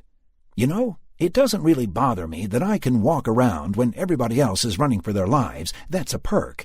But I must admit, I'm a wee bit perturbed that none of you will even consider a nibble. It makes me feel, I don't know, a little bland." The dead thing tried to shrug him off. "Now, that's just rude," Billy said. "Fine, take it back then." Billy sighed and drove the screwdriver into the creature's ear. It dropped like a rock, taking the screwdriver with it. He considered fetching the weapon, but decided against it. He stormed away, shaking his head and muttering to himself. Creatures would come to him, moaning, with arms reaching, only to wander off when they got close. Billy was heading in the direction of an old Ford pickup when he heard the telltale sound of car engines coming fast. He ducked in between 2 shipping containers as a small vehicle skidded to a stop about 50 feet from him. A man jumped out of the car and ran to the passenger side. "Carol, hurry! They're right behind us!" The man helped an injured woman out of the car, and the 2 were in the process of running for the end of the wharf when another car screeched to a halt immediately behind theirs. 3 men got out of the second car, all wearing the same gang colors. "Hey, where you 2 going?" one of them yelled. He fired a shot into the air. The man and woman stopped running. The other 2 men destroyed 3 approaching zombies with various firearms. "Get 'em quick. We're going to have company in a minute." "Please, just let us go," the man pleaded. "We haven't done anything to you, and we just want to escape the city." "Let you go? Now why would you want to leave our fine city there, white boy? And you be taking that fine-ass bitch out of town? Nuh-uh. She be staying. But you can go." With that, the driver of the second car shot the man in the stomach. The man doubled over and fell down. "No!" screamed his companion. She fell to her knees beside the man, who was convulsing in agony. The 3 gang members stood around the crying woman and dying man, laughing. Moans could be heard from a short distance away. "Let's go, boys. Grab the bitch and let's fly," said the driver. One of the men yanked up the screaming woman by the hair. The second one punched her in the stomach. They were dragging her to the car when one of them saw that she had a bandage on her arm. "What's this, huh?" The man tore away the bandage. "Fuck, Holmes. She been bit." "Damn it," yelled the driver. He pointed his weapon at her and said regretfully, "You was fine, too." He shot her in the face and shook his head, sighing. The dead were just starting to show up when the 3 men started walking back to their car. Billy stepped out from his hiding spot with both pistols aimed at the bangers. "Howdy, partners," he yelled, and emptied both magazines into the men. All 3 danced a quick jig and dropped to the ground, clutching various parts of their bodies. As Billy approached them, he could see that one was dead with a head wound and another unconscious and bleeding out. The last one was trying to crawl to the car. As he heard Billy come up on him, the man turned and weakly raised his weapon. Billy kicked it away before it was any higher than his knees. "You're in a bad way there, killer. You got 3 holes in you. Does it hurt?" "Oh, fuck you, bitch. Just kill me and take what you want." "Kill you? What was it you said to that poor guy?" Billy thumbed toward the man who had been shot by the gangers. The man was getting up. "What was it?" "Nuh-uh." Billy rounded up 2 handguns and a shotgun from the gangers and put them in the car. Then he sat on the hood of the vehicle and watched as the dead approached. He began to whistle. "Are you fucking crazy? They'll tear us to pieces." All semblance of bravado, ebonics, and street talk was gone. The man actually sounded quite educated, although panicked. "Get me up, and I'll tell you where there's a shit ton of goodies. Guns, food, and women. Please, man. Please. Don't let 'em get me." He coughed, and blood flecked his lips. "Please," he said weakly, and started repeating it over and over. The dead were almost on him. "Nuh-uh," Billy said, and got in the car. "Please." Billy heard the man scream feebly one last time before he backed the car up. The dead reached the fallen man, and then the screaming started in earnest. As Billy backed up, he could see a semicircle of dead kneeling over the struggling man, tearing pieces of him away and stuffing them in greedy mouths, or leaning in and biting him. One of them was the man who had been shot on the pier. Billy drove away, whistling. 4. You know, it's a bitch that it took the end of life as we know it for me to finally get what's mine, a tall, lanky black man said, as he sat with his feet up on a desk. He was cleaning his fingernails with a huge hunting knife. Another man, huge, also with dark skin, stood off to the left, arms folded. "Initially, I thought that if I got out of the hood, went to school, and made something of myself, I could actually live the life that I always wanted. So I did. I escaped the confines of a terrible upbringing, bullets flying, crack whores on the corner, and whatnot. I got out of Compton, went to SFU, got a useless poli-sci degree, and what was my reward? Nobody would hire me. Not a damn job to be had. I wanted to teach. I wanted to enlighten the youth of our splendid society on how to progress in their lives." His words echoed through the warehouse. The man took his feet off of the desk, stood, and began to pace. "But no. A tenured position at a prominent university? For me? An educated and passionate man from Compton? De-fucking-nied. At this point, the man started waving his hands as he spoke, palms upturned, fingers spread. Got to the point where the deans wouldn't even consider my applications anymore, wouldn't even speak with me. The man was enraged now. And you, he pointed a skinny finger across the desk, you represent those deans. Another reason for the downfall of society. Spittle was flying from his mouth as he screamed admonishments and reprimands, repeatedly stabbing his index finger across the desk. You're to blame. Obviously angered, the man sat on the desk and crossed his ankles. He closed his eyes and seemed to will himself to calm down. But I digress. There's really only two types of people left in this city. Your kind and our kind. The man stood and approached 3 trussed, hanging figures. Their hands were wired together above their heads, the wires stretching to a long pipe on the ceiling 8 feet above. Blood trickled from the bonds as the wires cut into soft flesh. Their feet were also bound, but were 6 inches off the ground. The wires on their feet were attached to 3 cinder blocks each. Movement was impossible. My name used to be Malik Phillips, the man told his captives, pointing the huge blade at them.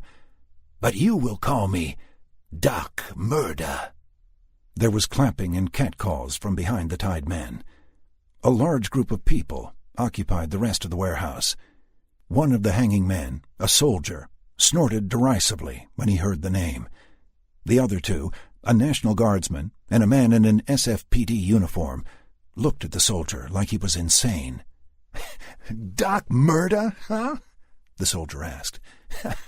What made you pick that name? Doc Murder looked disgusted. Shaking his head, he said, "Spontaneity," and thrust the hunting knife into the soldier's midsection, the flat of the blade horizontal. The soldier gritted his teeth, but didn't scream. Shouts of encouragement and jeers toward the captives resounded throughout the warehouse. Now, Colonel, this is exactly what I was referring to before. I will have respect. He stepped away from the soldier and leaned back on the desk, once again crossing his ankles. Doc Murder left the knife impaled in the colonel's belly, huge drops of blood falling to the floor. "Respect?" the colonel asked through clenched teeth. "Respect is earned, you sick fuck, and it isn't earned through murder and chaos." He coughed, blood dripping freely from his mouth. "These people don't respect you, you idiot. They're afraid. Big difference." Doc Murder straightened up and stepped deliberately toward the colonel. He put his hand on the knife and looked the other man in the eye.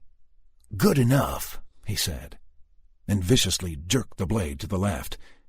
This time the colonel did scream.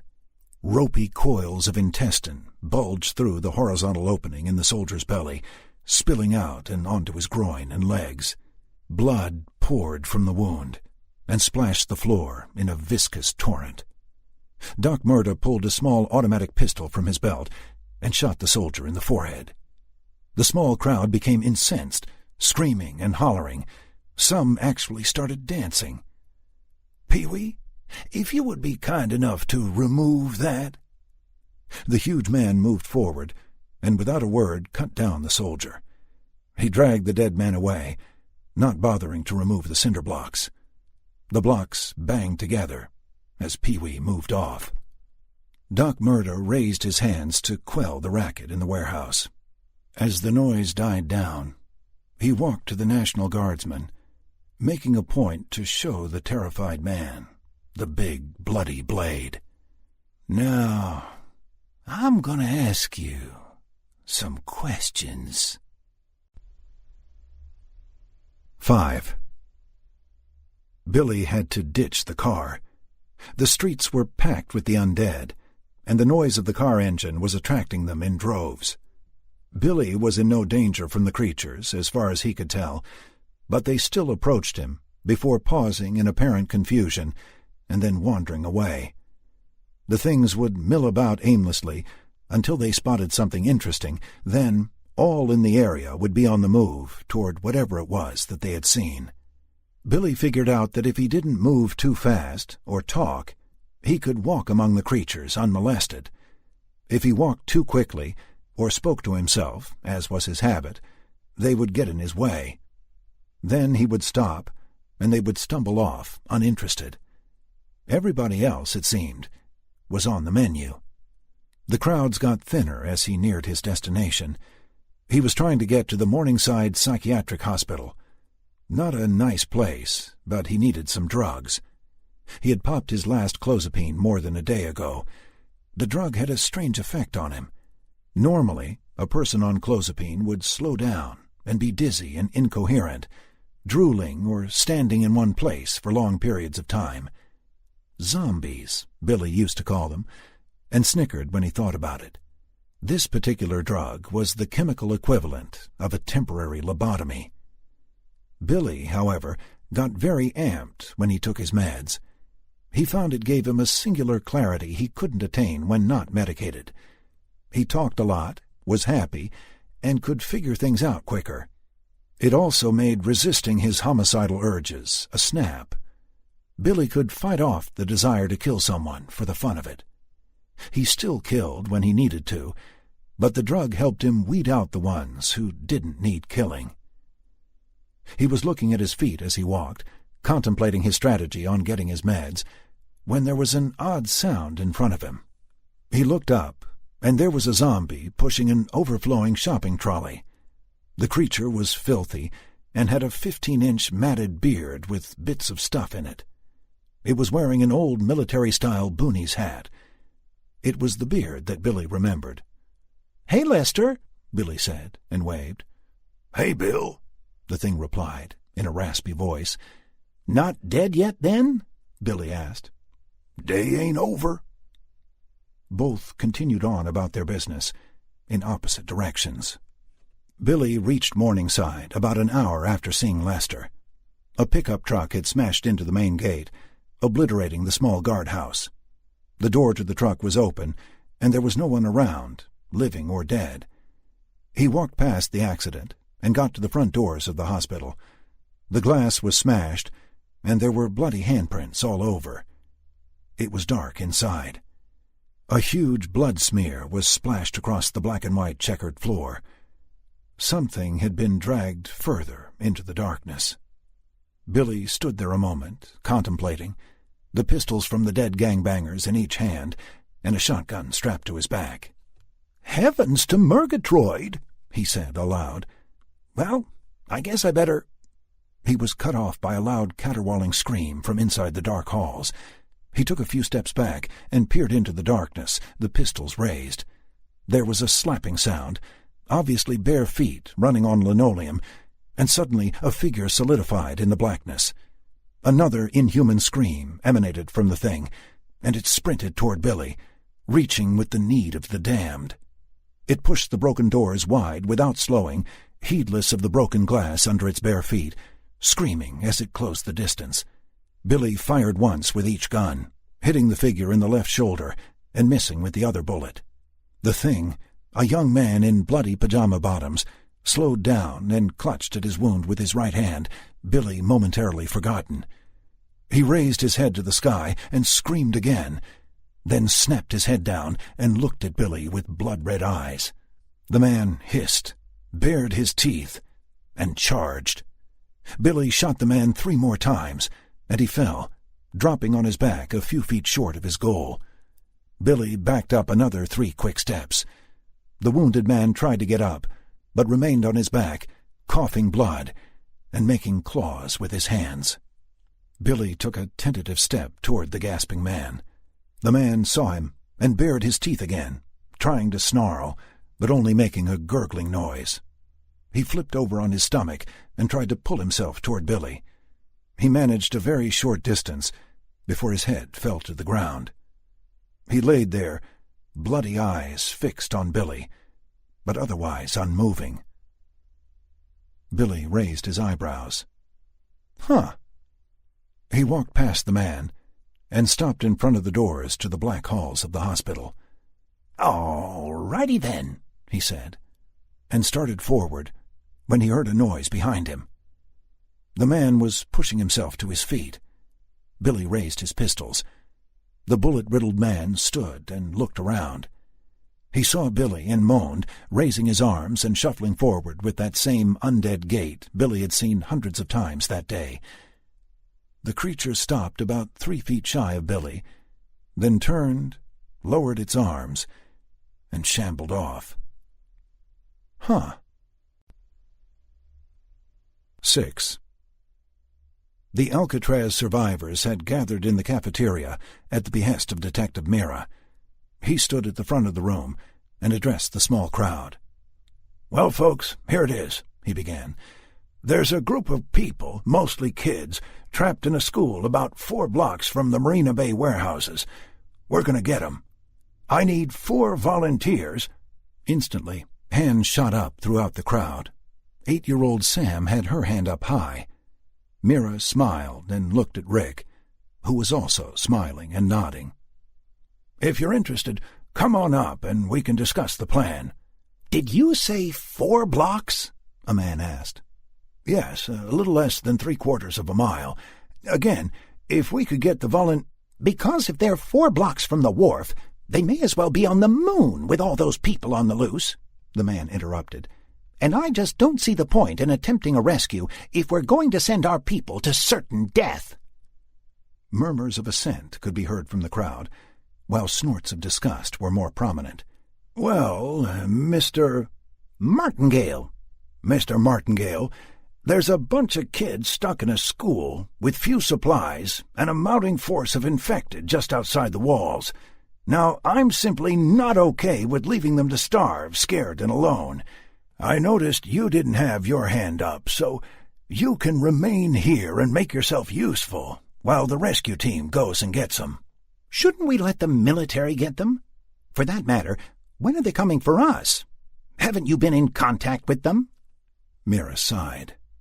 "I didn't want to bring this up until I was absolutely sure, but I'm fairly certain the military isn't coming." Shocked outbursts and demands for more information assaulted Mira. He held his hands up to quell the surge. "Please, folks, please. I'll tell you what we know. I was in contact with a friend of mine at USAMRIID, which is a military-run infectious disease center. Now, as most of you know, there has recently been an outbreak of violence in Boston. This is the same stuff. It is an as-yet undefined sickness that reanimates the dead into murderous savages." "Ridiculous!" Martingale exclaimed. "How widespread is this?" a tall woman asked. "As I was saying, these infected people are, for all intents and purposes, dead. They have no vital signs and can function with tremendous amounts of damage done to them. Damage that would incapacitate or kill a human being. Insofar as how far the infection has gotten, it seems to be everywhere. Every major city has had outbreaks. Some are faring better than others, but Boston, New York, and most of the East Coast cities are gone." The crowd was silent. Even Martingale looked shocked. "The U.S. military is in full retreat from most of the West Coast cities and has left the East Coast already. I had contact with a National Guard convoy leaving San Francisco, but I lost them a few hours ago, and repeated attempts to reach them have gone unanswered. Part of the problem is that there isn't anywhere to retreat to." "As of right now, it looks like we're on our own," Rick added. "We're going to have to survive for a while until the military can get to us. We'll need to secure food, water, and weapons. Also, we will need roving patrols on the island until we can fortify it enough to fend off attacks, and not just from the infected, but from people who want what we have." "When do we set up a system of government?" Martingale demanded. "We'll need a voting system and elected civilian leaders to—" "Mr. Martingale, please," interrupted Mira. "We're going to need to worry about staying alive first. Frankly, I'm surprised all of us made it out of the city, with the numbers of infected being what they are." But the fundamental purpose of a government is to—" This time Rick interrupted. "We've got kids to save. If you're not helping, then step back and let us plan," he said angrily. "If you feel an all-important need to set up a government, then knock your socks off, but do not tell us how to operate. As of now, this island is under San Francisco police control." Martingale started to protest. "And if you don't like it, you're welcome to go back to the city. It's a pretty tough swim, I hear." There were assorted chuckles from the small crowd. Martingale folded his arms and scowled, but remained silent. Rick's new friend Dallas came up to Rick and looked him in the eye. He turned around and faced the group. "They're kids. I'm going." The tall woman stepped forward. "My name is Juanita del Carmen. I'm in." Others surged forward as well. Book 1. Run. 1. "Daddy!" yelled the little girl, waving across the busy airport terminal. A man in the crowd waved back. "I see you, sweetie," the man called to her. An airline attendant brought the young girl by the hand through security to the waiting man. "Thanks, Debbie," the girl said to the attendant. "Of course, Sammy," the attendant replied. "You were my favorite passenger." "Nobody calls me Sammy and lives," the young girl said, in mock anger. Sammy tried to tickle Debbie, and Debbie burst out laughing. "You must be Sam's father?" Debbie asked the man. "I sure am," the man replied. "I've been waiting for the little punk-sickle all day." "Daddy, I'm no punk. I'll beat you down." Samantha ran to her father and jumped into his arms. She squeezed him tight. "I missed you," she said, quite seriously. "Me too, honey," he replied quietly. "Thanks for taking care of this little creature," the man said, putting Sam down. He extended his hand and said, "My name's Rick." Debbie shot her hand out. "Debbie, she was no problem at all. I was glad to hang out with her. I do need some form of ID, though," she continued. "Regulations and whatnot." "Understandable," Rick said, and dug for his wallet. "Will this do?" "Wow, detective. Sure, this will do." Rick handed her his ID, and she verified his name with some information on a card around Sam's neck. "All set," Debbie declared. "Thanks again. Pleasure to meet you." Rick took back his ID and shook Debbie's hand once more. "Let's go, kiddo," he said to Sam. "Bye, Debbie," Sam called, as she and her father turned toward baggage claim. Debbie waved at her and headed toward the exit, her small wheeled luggage bag in tow. "I liked her. She was nice," Sam said to her father. "Me too, kid," her dad agreed, a thoughtful look on his face.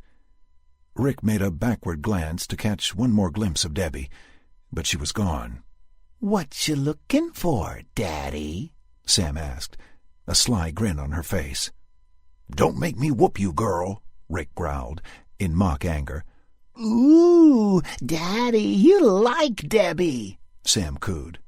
"She was pretty, yes, but I don't know her. Maybe I should—" Sam cut him off. "Should have asked her out. At least gotten her number, big dummy." Rick looked at his daughter with raised eyebrows. "Oh, yeah, you're going to get it now," he said. "Let's get your bags, troublemaker." Father and daughter walked over to baggage claim and sat down on a bench. The baggage wasn't on the carousel yet. The carousel wasn't even moving. "Looks like we got a couple of minutes, kid. How was your flight?"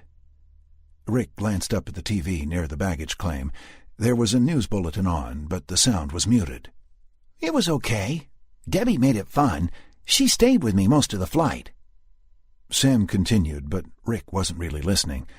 He was watching the news unfold on the television.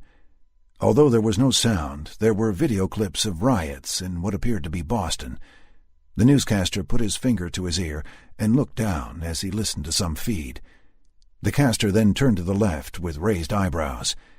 He returned to focus on the camera and looked grim. He said what was obviously the "this is not for the faint of heart and children should look away now" line that anchormen live for. The feed switched to a local reporter, who looked quite frightened. A group of about 30 haggard people were encroaching upon a police barricade.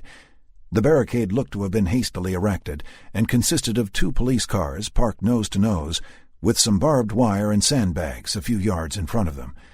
It blocked passage across most of the street. Behind the cars, the cops leaned over the hoods and trunks with weapons drawn. The news camera caught the reporter against this backdrop with the approaching crowd in the distance. Suddenly, and without provocation, the police opened fire on the group of unarmed civilians. "Jesus," Rick whispered to himself. Samantha didn't notice and kept talking. On the screen, the civilians jerked and shuddered, some falling immediately under the barrage of gunfire, but the majority of the people didn't even slow. Rick could see that there were terrible wounds on the people coming toward the police. At this point, one of the cops turned and shouted at the reporter, pointing back behind him and his cameraman. The view shifted to the reporter, and both members of the news crew fled. The camera remained on and provided a bouncing image of the ground as the crew ran. The feed cut out after a few seconds, and the original anchor came back on. The whole scene had played out in a bizarre and eerie silence. "Daddy? Daddy!" Rick tore his gaze from the screen. "Weren't you listening?" Sam asked, looking at him. Sorry, honey, there was some important news on the TV," Rick answered. The baggage carousel began to rotate, and luggage began to spit out from a square portal in the back wall. "Let's get your stuff," he finished. A pink, Littlest Pet Shop backpack came around on the carousel, and Sam shouted, "That's it!" Rick grabbed a strap and shouldered the pack. "How's it look?" he asked. "Daddy," Sam barked.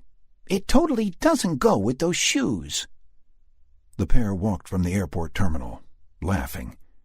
A crowd had gathered in front of the silent TV. The baggage carousel, forgotten. 7.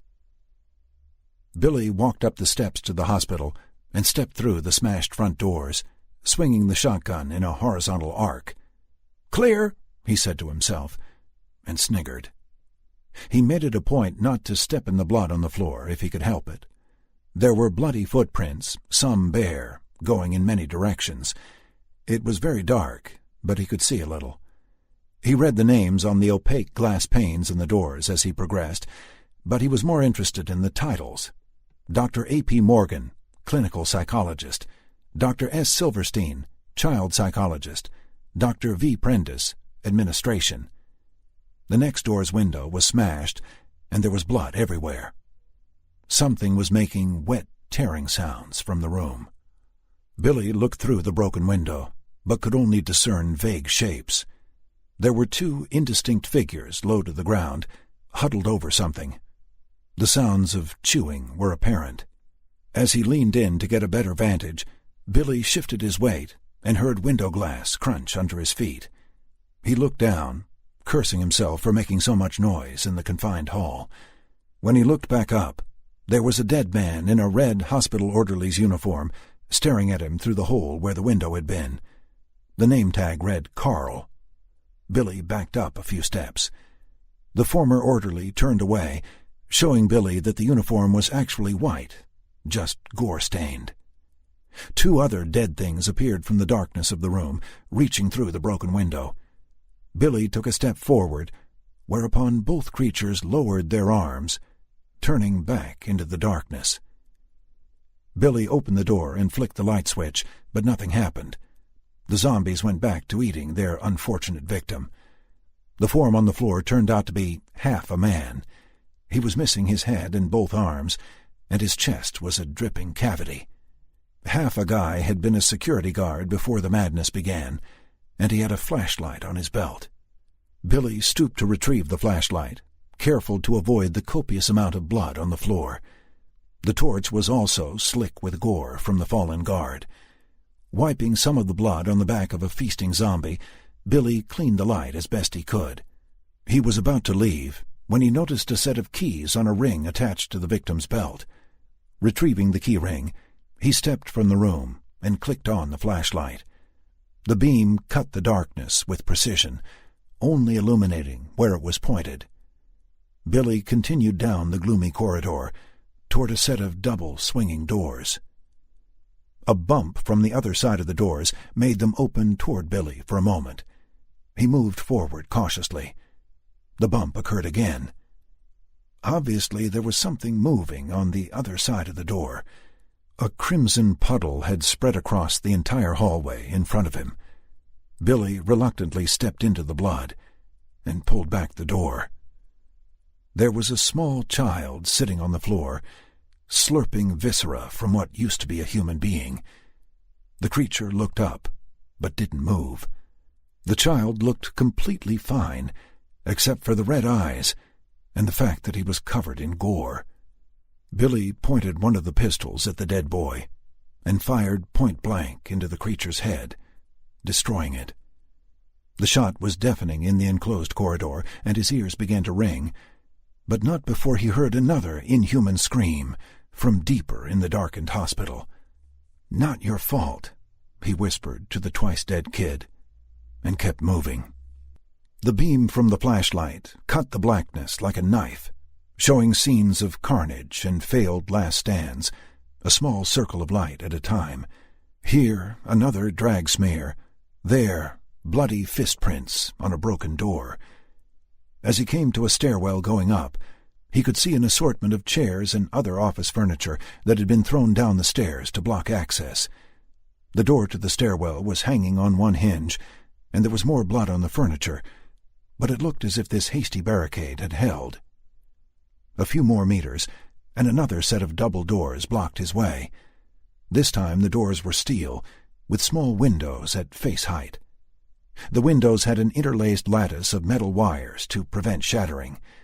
A placard above the doors read, "Level 1." The doors were locked tight. This was where Billy needed to go. The drugs he wanted were certainly beyond this obstacle. Using the keys from the eviscerated guard, he tried several before he heard a loud snick. He opened the doors and stepped through. Even on this side of the locked doors, signs of struggle and death were evident. Gore smears on the wall, huge blood drops on the polished baby blue floor tiles, another smashed window in an office door. Billy locked the doors behind him and kept moving. There were no names on the doors in this corridor, only white cinder-block walls interspersed with locked cells. Billy shined his light in one of the cells. The flashlight cast an eerie glow in the blackness of the room. Apparently the room was empty, save for a bed and some crayon-colored pictures on the walls. Billy checked each room on the way down the passageway, but all were empty. Locked, but empty. He came to a T-junction and shined the light on the wall. Another set of placards told him where to go. Left was levels 2 to 3, right was level 4 and pharmacy. He flashed the beam right and noticed that one of the creatures was leaning against the wall, its forehead on its forearm. It was female, again dressed in the same garb as the speedy infected that had attacked Billy outside. It saw the light beam and turned to face him. Billy shone the light in its face, and it shielded its eyes. "Quit it," it said. "Patient?" asked Billy, unperturbed. "What gave me away?" she replied. "The lack of shoes or this stunning attire I'm wearing." "What's your name?" "Nobody gives a shit. Now get that damn light out of my face." "Really? That's a crappy name. Your parents must have been real jerks." The woman smiled at this, and Billy lowered the light. "Name's Allie. What are you doing here?" "I used to live here, but I didn't get out much."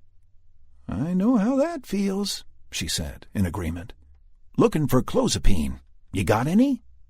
"Pharmacy is that-a-way," she said, and jerked her thumb over her shoulder. "But I wouldn't go down there. It's thick with those things, and one of 'em runs. They don't care about me, but they might make a banquet out of you." "Nope. They aren't interested in me either," Billy replied, a little too enthusiastically. "Keep Keep it down, huh? They'll hear us and start pounding again. Anyway, that fast one does care, and tried to get a piece of me. That's why I'm in here. I was waiting for Dr. Perkayastha to come back. He locked me in this corridor and went to let the 2s and 3s out of their cages. He's been gone a long time. Why did he lock you in the corridor? All 3 doors need an access key to get in or out. What about the 4s? Billy asked. Huh? The level 4s, are they still locked up? I hope so. They're just as bad as the deads. Kill you just for fun, and wear your ribcage as a Sunday hat. I looked in the windows a while ago, and it looked like the 4s were still locked up.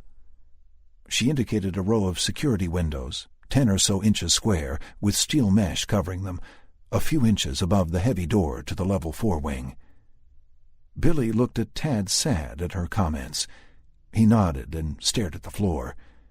When he looked back up, Allie was looking at him funny. Realization hit her like a bug on a windshield. "Why do you need clozapine?" she asked quickly. Billy smiled. "Us level 4s are harder to control with the sissy drugs. We need something a mite stronger." "Oh, shit. Listen, I didn't—" "Relax," interrupted Billy. "You're safer with me than alone, especially if I'm zoinked on my meds." "How long have you been off your meds?" "Almost 24 hours now." "Then I'm hardly safe," she exclaimed. "But you're right. We need to get out of here, and I'm not going with you unless you dose. But won't the clothes turn you into a drool fool?" "Nope. I'm in the top 2 percentile for that. Works differently on me. I'll be up and at 'em in no time." There was a heavy thud at the door at the far end of the corridor behind them, followed by a wet slap on the little window. A gore splatter covered the glass now. Pounding started on the other side of the door, and faint moans could be heard. "Is that the way your doctor went?" he asked, pointing to the now bloody window. "Yeah, and that's why I wanted to be quiet," said Allie. "That damn pounding is going to drive me nuts." They looked at each other, and both erupted into laughter. "Do you like Bugs Bunny?" he asked her, in between guffaws. "Can't live without him. What's your name?" "Billy. Let's get my meds." She stopped laughing immediately. "Give me a gun," she said, and pointed at his pistols. "Fine. How many down there?" he asked, nodding his chin at the ominous double doors. "Lots." Billy nodded silently, and the duo approached the doors. 8. A small group of thugs stood around a desk, intermittently pointing at a map.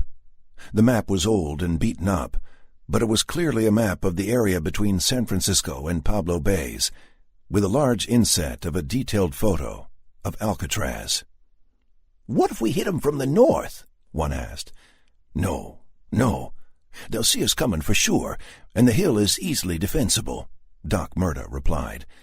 "From the west is where they'll be looking all the time, back toward the city. The east is too far around to circle. It'll have to be from the south. Also, I'm afraid, gentlemen, that the only way to do this is to attack by night." No one said a word. "But—" one of the thugs started. "I know. The creatures are much more active at night, and they don't seem to need to see to find us as we do them. It's been barely 2 days and the city is dead, but if we want that island and what's on it," this brought snickers and murmurs of assent from around the table, "then we need to surprise 'em. We will also need a few boats of moderate size to transport our little army." Doc Murda walked to the large windows of the warehouse and looked down at the docks, 40 feet below. He stared hard at the docks and made a decision. "There's a tugboat down there that will work nicely. G, take Rat. Pick 3 other soldiers and go clear that tug." "Cake," said a self-assured-looking tough. Let's go, Rat. A skinny black man with a pick in his huge afro suddenly looked terrified. Doc, can't we— No, we can't. Murda stopped Rat's pleas before they could get started. Pick 3 and leave immediately. G shook his head and walked away. Rat had seen Doc Murda's rage when he was questioned and knew better than to argue. Rat turned on his heels and slunk after G. 9. Hurry up, Holmes! They comin'! Rat yelled. A voice yelled back from the wheelhouse. Cast off, then, and I'll get her running while we're floating away from the dock. Rat and 2 of his cronies hurried to the port side of the large tugboat, the Crowley, and began to remove the heavy lines. Numerous dead were closing fast. The lines came off quickly, but the boat refused to budge. The staccato chatter of submachine gun fire made Rat dive to the deck, covering his head with his hands. He peeked out from his hiding place behind a huge cleat. You gotta push us away, or we ain't moving, a calm voice told him. Rat looked as one of his homies, Master G, pointed the smoking barrel of an MP5 past him and fired again. What? I ain't gonna— Then we're all dead. Master G punctuated his statement with a third burst from the weapon. 20 or so dead were within 30 feet. Fuck! Yelled Rat, and jumped over the side of the Crowley. He put his feet against the side of the dock and pushed on the tug with all his might. The great steel hull didn't budge. Ricky, help him, G said to another man. Screw that. I ain't— G pointed the MP5 at Ricky. Now. Ricky swallowed, but leapt over the side to help push. He took a pot shot at one of the approaching dead and scored a lucky headshot. He stuck his automatic pistol in the front of his pants and mimicked Rat's motions. With both men pushing, the tug began to inch away from the dock. Master G stood on the edge of the deck and pointed his weapon down at both men. Push until I tell you to stop. Beads of sweat from the men fell to the gray boards of the dock as they heaved. Rat tried to turn and look, but G told him to keep pushing. Is they close? Rat begged. No, G replied, and fired again. My fucking ears, Holmes, Ricky cried. They'll be eating your ears if you don't push. The boat was 3 feet from the dock when G raised his gun to fire again. 1 round was expelled. There was a click, and the chamber remained open. Okay, get on. G dropped the submachine gun and pulled dual semi-automatic pistols, firing intermittently into the growing horde. Ricky turned, tried to pull his pistol, and it went off. He started screaming, blood pouring from his groin. A small hole had also blossomed in his right shoe. The pistol clattered to the dock, forgotten in his agony. The dead were also forgotten, as he dropped to the dock in a fetal position. Cupping his hands over his ruined testicles did nothing to stem the flow of blood. Rat jumped for the boat and grabbed the gunwale. He was trying to pull himself up when filthy hands grabbed his hair. Help me, man, he pleaded to G. G fired 2 rounds, and the dead woman holding on to Rat's enormous afro let go and fell into the slice of water between the dock and the boat. 2 more dead staggered off the edge of the dock and grabbed at Rat as they plunged toward the inky waves. He lost his grip, and all 3 hit the water with a considerable splash, sinking rapidly. Rat did not resurface. During Rat's demise, the dead had reached Ricky and had begun to dig in with gusto.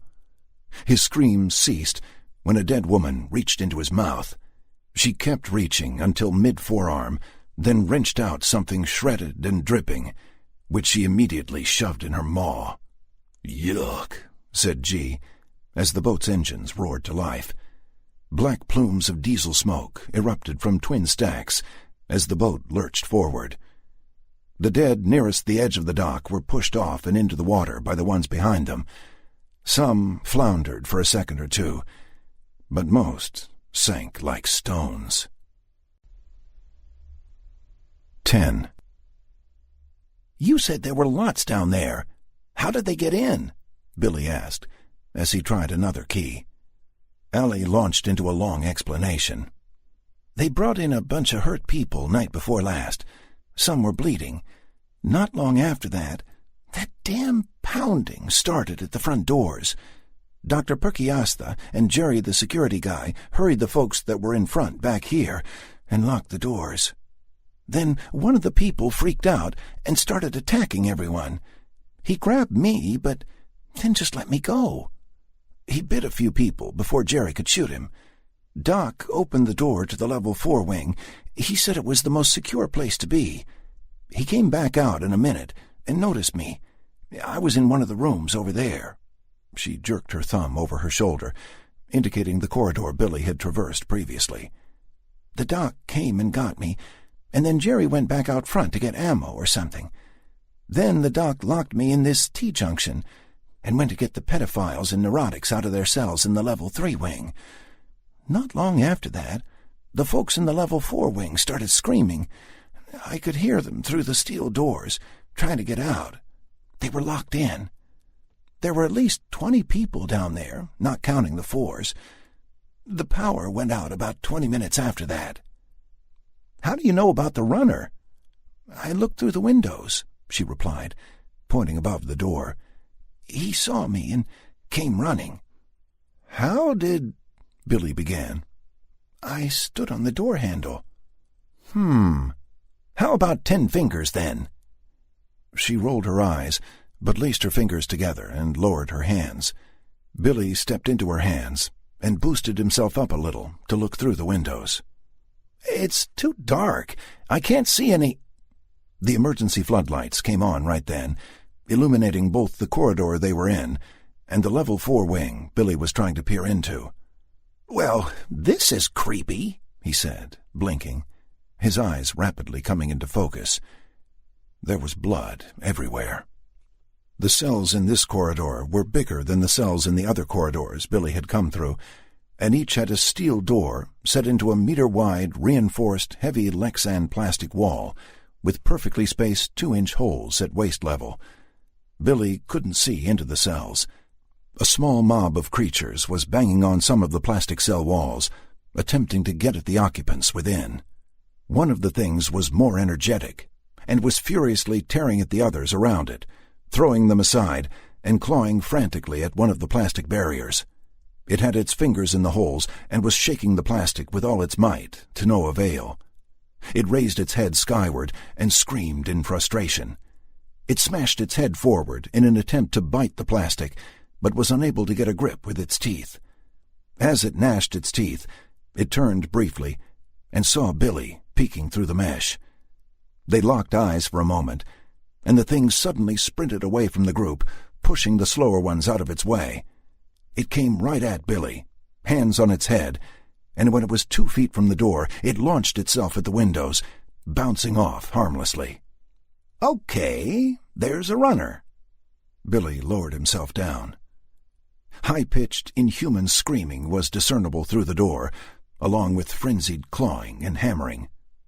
"I can take care of the runner, but you'll have to open the door." "What about the others?" she asked, nervously. "They won't touch us, but the runner will. As long as you were telling me the truth before. Open the door and pull it wide so that the runner sees me." She reached for the door. "Not yet. Let me get back a little so I can shoot it when it comes for me." "Oh, sorry." Billy backed up and pulled the shotgun from his back. He jacked the pump, and a shell went flying. It landed with a clatter and rolled against the wall. "Oops, that one wasn't fired yet." Allie shook her head. "Ready?" "Yeah, open her up." Allie used the key and unlocked the door with a snick. She grabbed the handle and breathed heavily. She looked at Billy expectantly, and he nodded in the affirmative. "1, 2, 3, she shouted, then depressed the handle's button and yanked the door inward. The door was heavy, and she pulled it back to her so that it covered her, pinning her in the corner. The thing immediately came barreling through the open doorway toward Billy, screaming as it ran. It got about 5 steps before it was blown back by the shotgun.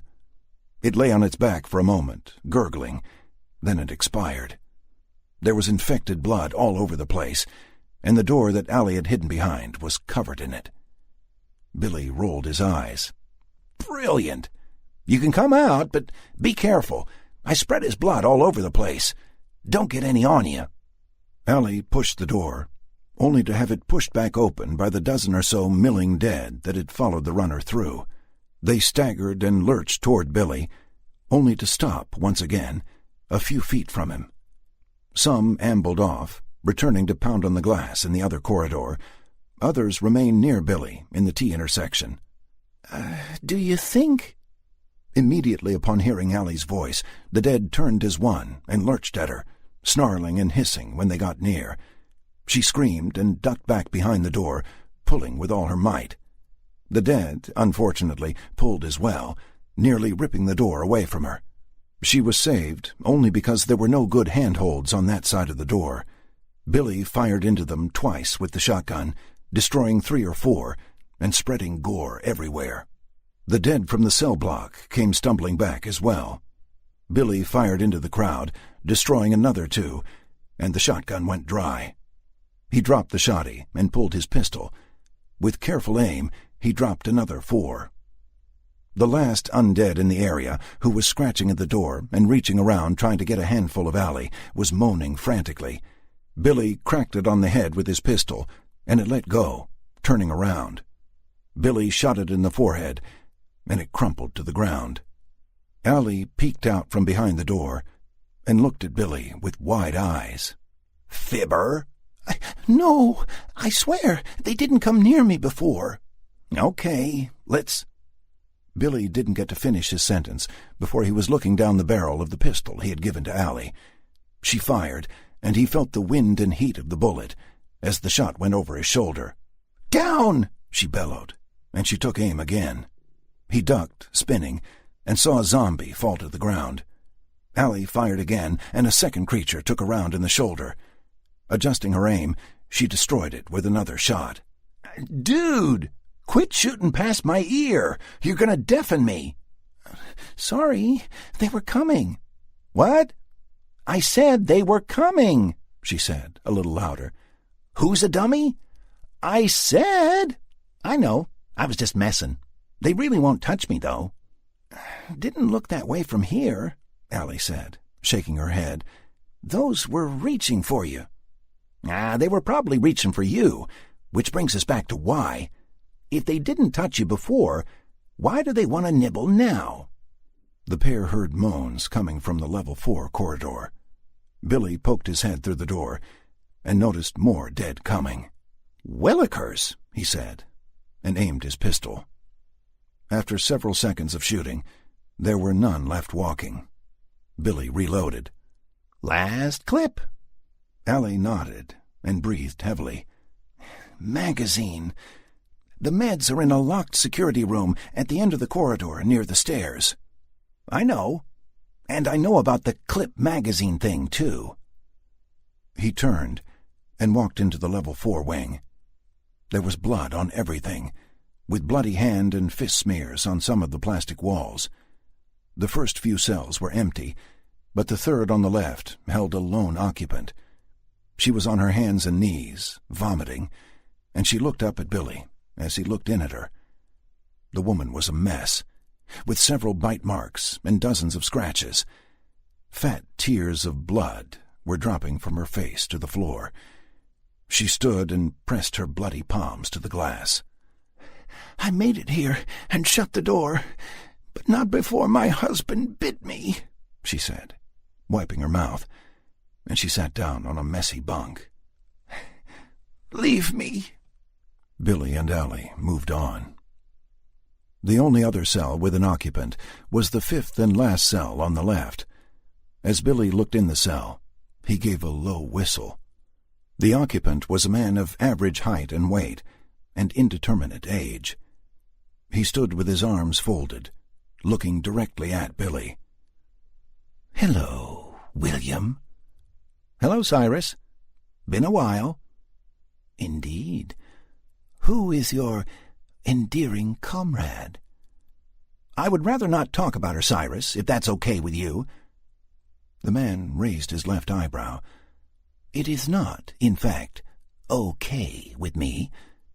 Tell me her name, please." "My name is Allison," Allie chimed. "You see, William, moments of courtesy are the reason our species is the dominant one on the planet. Been outside lately, Cyrus? You might want to rethink that dominant thing." "Touché. William, I must demand a moment of charity from you. It would seem that in the chaos ensuing from whatever is happening, I have been forgotten here. This is unacceptable. I would consider it a great act of kindness if you would open this cell." No can do there, Chief." "William, it is hardly—" "No way, Cyrus. Period. I'll find a way to get you out, but not until I know we're safe." "You destroyed the infected in here, William. There are none left, and we are perfectly safe inside this wing." "Cyrus, I was talking about me and her being safe from you." "I see. My apologies, Allison, but William is under the false impression that I would harm you. I've used poor judgment in the past concerning the lives of others." "Poor judgment? He killed and sliced up 6 people. There was evidence of cannibalism, too. He even—" Cyrus interrupted. "You try my patience, William. Allison, while my proclivities may lean toward the macabre, the accusations of cannibalism were unfounded, I assure you." Allie looked scared. "Whatever, man," Billy said. "If I can figure out a way to let you out when we're safe, then you're good. We'll be back soon. I gotta medicate." "One last plea, William?" "No!" Billy grabbed Allie by the hand and moved further down the hall. "Guy's nuts, you know." They moved up a small staircase to a semicircle-shaped, reinforced glass booth. The booth overlooked the level 4 corridor. The heavy steel door was locked, but Billy used his key ring, and they had the door open in under a minute. Inside were monitors for the cameras in each of the level 4 cells, as well as cameras for all the corridors in the hospital. Cyrus was standing in his cell, with his arms still folded, staring at the camera. The infected woman was lying on her side in a fetal position, retching. No movement was captured by the cameras in most of the corridors, but the level 2 wing contained a few shambling creatures. There were numbered red buttons on a panel corresponding to the cell numbers, release mechanisms for the cell doors. Billy's hand hovered briefly over the number 5 cell button, but he moved his hand away quickly and turned toward what they had come for. Also in the small room was a huge white locker. This too was locked, but this time none of the keys worked. "Back up," Billy told Allie. She did so, and he aimed the pistol at the locker. The shot was loud in the enclosed area, but the door jumped and swung open, the lock destroyed. The reward was shelves of ampules and pill bottles, with plastic-sealed syringes on hooks on one of the doors. "Things are looking up." 11. 3 sets of eyes viewed the Gardner Elementary School from the 3rd story of a recently abandoned condo unit. There was a body on the floor behind the 3 people, but the dark hole in its forehead suggested it wouldn't be getting up again. "Hate to say it, but I'm wishing Billy was here." "Yeah, Dallas, me too," Rick agreed. "Who?" asked Juanita. "Billy, the crazy idiot that took off. He could walk through them critters without so much as a scratch." "Wait, what?" "It's true. There was something about him that the dead didn't like. At least, they didn't attack him like they do everyone else." "But that's unbelievable. Why didn't you tell us?" "Tell you what, Juanita? That the psycho killer that we befriended and is now missing can walk through the dead with impunity?" Rick smiled. "Actually, can you imagine the look on Martingale's face?" Dallas and Rick chuckled, but Juanita was still flabbergasted. "But We can talk about it later, okay? We've got work to do. There's 56 dead folks beating on that school, and that's only what I can see. We'll need a diversion to draw the creatures away. Then we load the kids on that school bus." Rick pointed at a single yellow bus in front of the school. "Then we drive back to the boat, and it's back to the rock." "I got a couple questions," Dallas informed him. "What diversion and who does it? Then there's the bus. What if it don't start?" "We'll figure out the bus after we figure the diversion. Let's get back to the others and see what we can come up with." The three of them moved to the lower level of the condo and met up with 5 others who had been watching the entry points. Pablo Martinez, Chris Rodding, and 3 others known only by their first names to Rick came together in the living room to discuss plans. Ben, Tom, and Lucy would go set off an alarm at the convenience store a quarter-mile down the street, while Rick, Dallas, and Juanita went to get the occupants of the school onto the bus. Martinez would cover the trio at the school with his SR-25 sniper rifle, and Chris would cover Martinez while he fired out the second-floor window of the condo. Once the alarm was tripped, Ben, Tom, and Lucy would be on their own getting back to the boat, as all others would be occupied with the safety of the kids. They only had 2 radios, and it was deemed more necessary for the sniper group and the rescue group to be in contact than the diversion group. After the diversion group departed, Rick put a call into the school to get the ball rolling. "Gardner Elementary, this is Rick. Do you copy?" "Gardner." Yes, we're here. When can you come for us?" "Ma'am, get everyone ready. We'll be coming within the hour. I will let you know over the radio when I'm almost at the door. Keep the kids quiet and move quickly. We're going to get on the school bus in front of the school and take it to the boatyard. We have transport waiting." Thank you so much. We'll be ready." Sometime later, a car alarm started going off down the street, and one by one, the dead surrounding the school shuffled off in that direction. There were a few stragglers, but most went to investigate the noise. "Ready, Hoss?" Dallas asked Rick. "Let's go." The 3 of them quickly and quietly left the condo unit, Chris sealing the door behind them. They commando ran to the school bus, Rick entering with his AR-15 at the ready. There was blood everywhere, and a truly dead policeman in the center aisle. He checked in and under every seat, all the way to the back of the bus. "Clear!"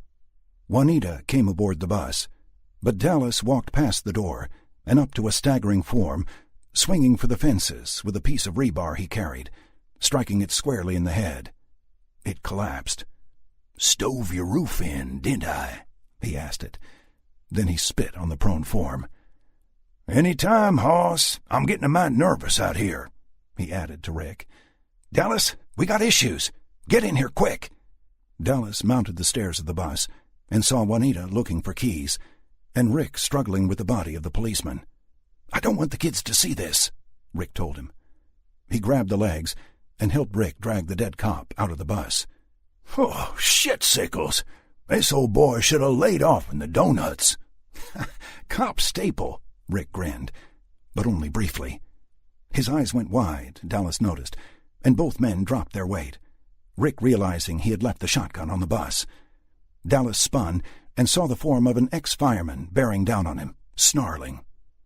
He went for his rebar, but suddenly the left side of the fireman's head vaporized into pink mist, and it collapsed. Another creature, about 40 feet away, just keeled over too. The street was clear.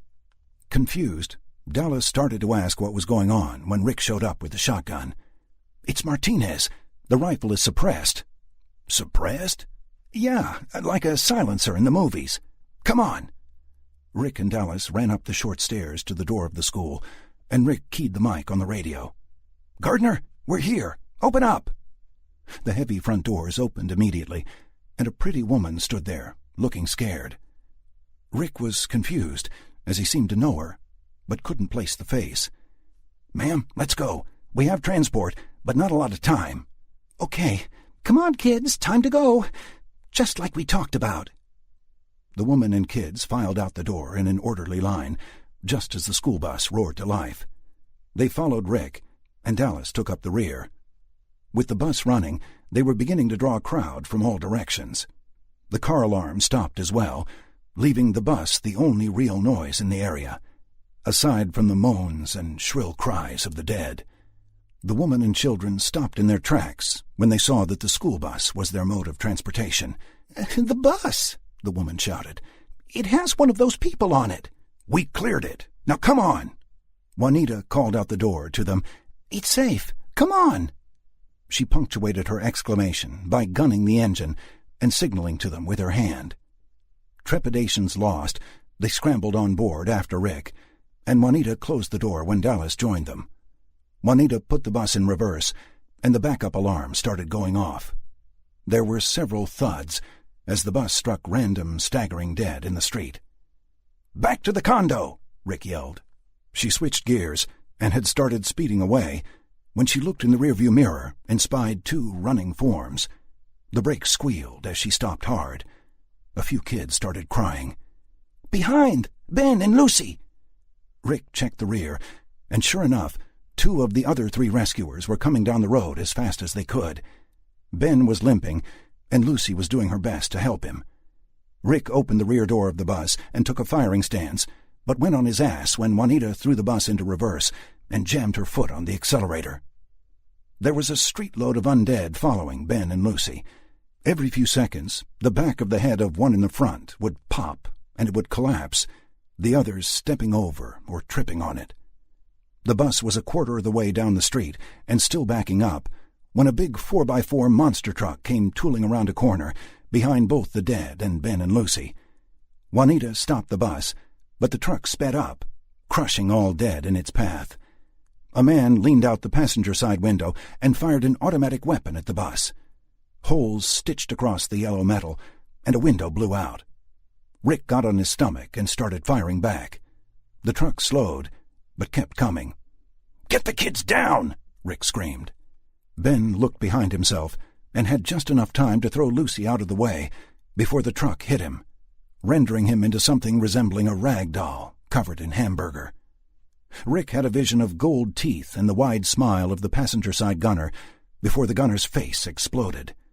Half a second later, a bullet hole blossomed on the driver's side windshield, and the truck turned violently to the left, went up on two of its massive tires, and flipped on its side.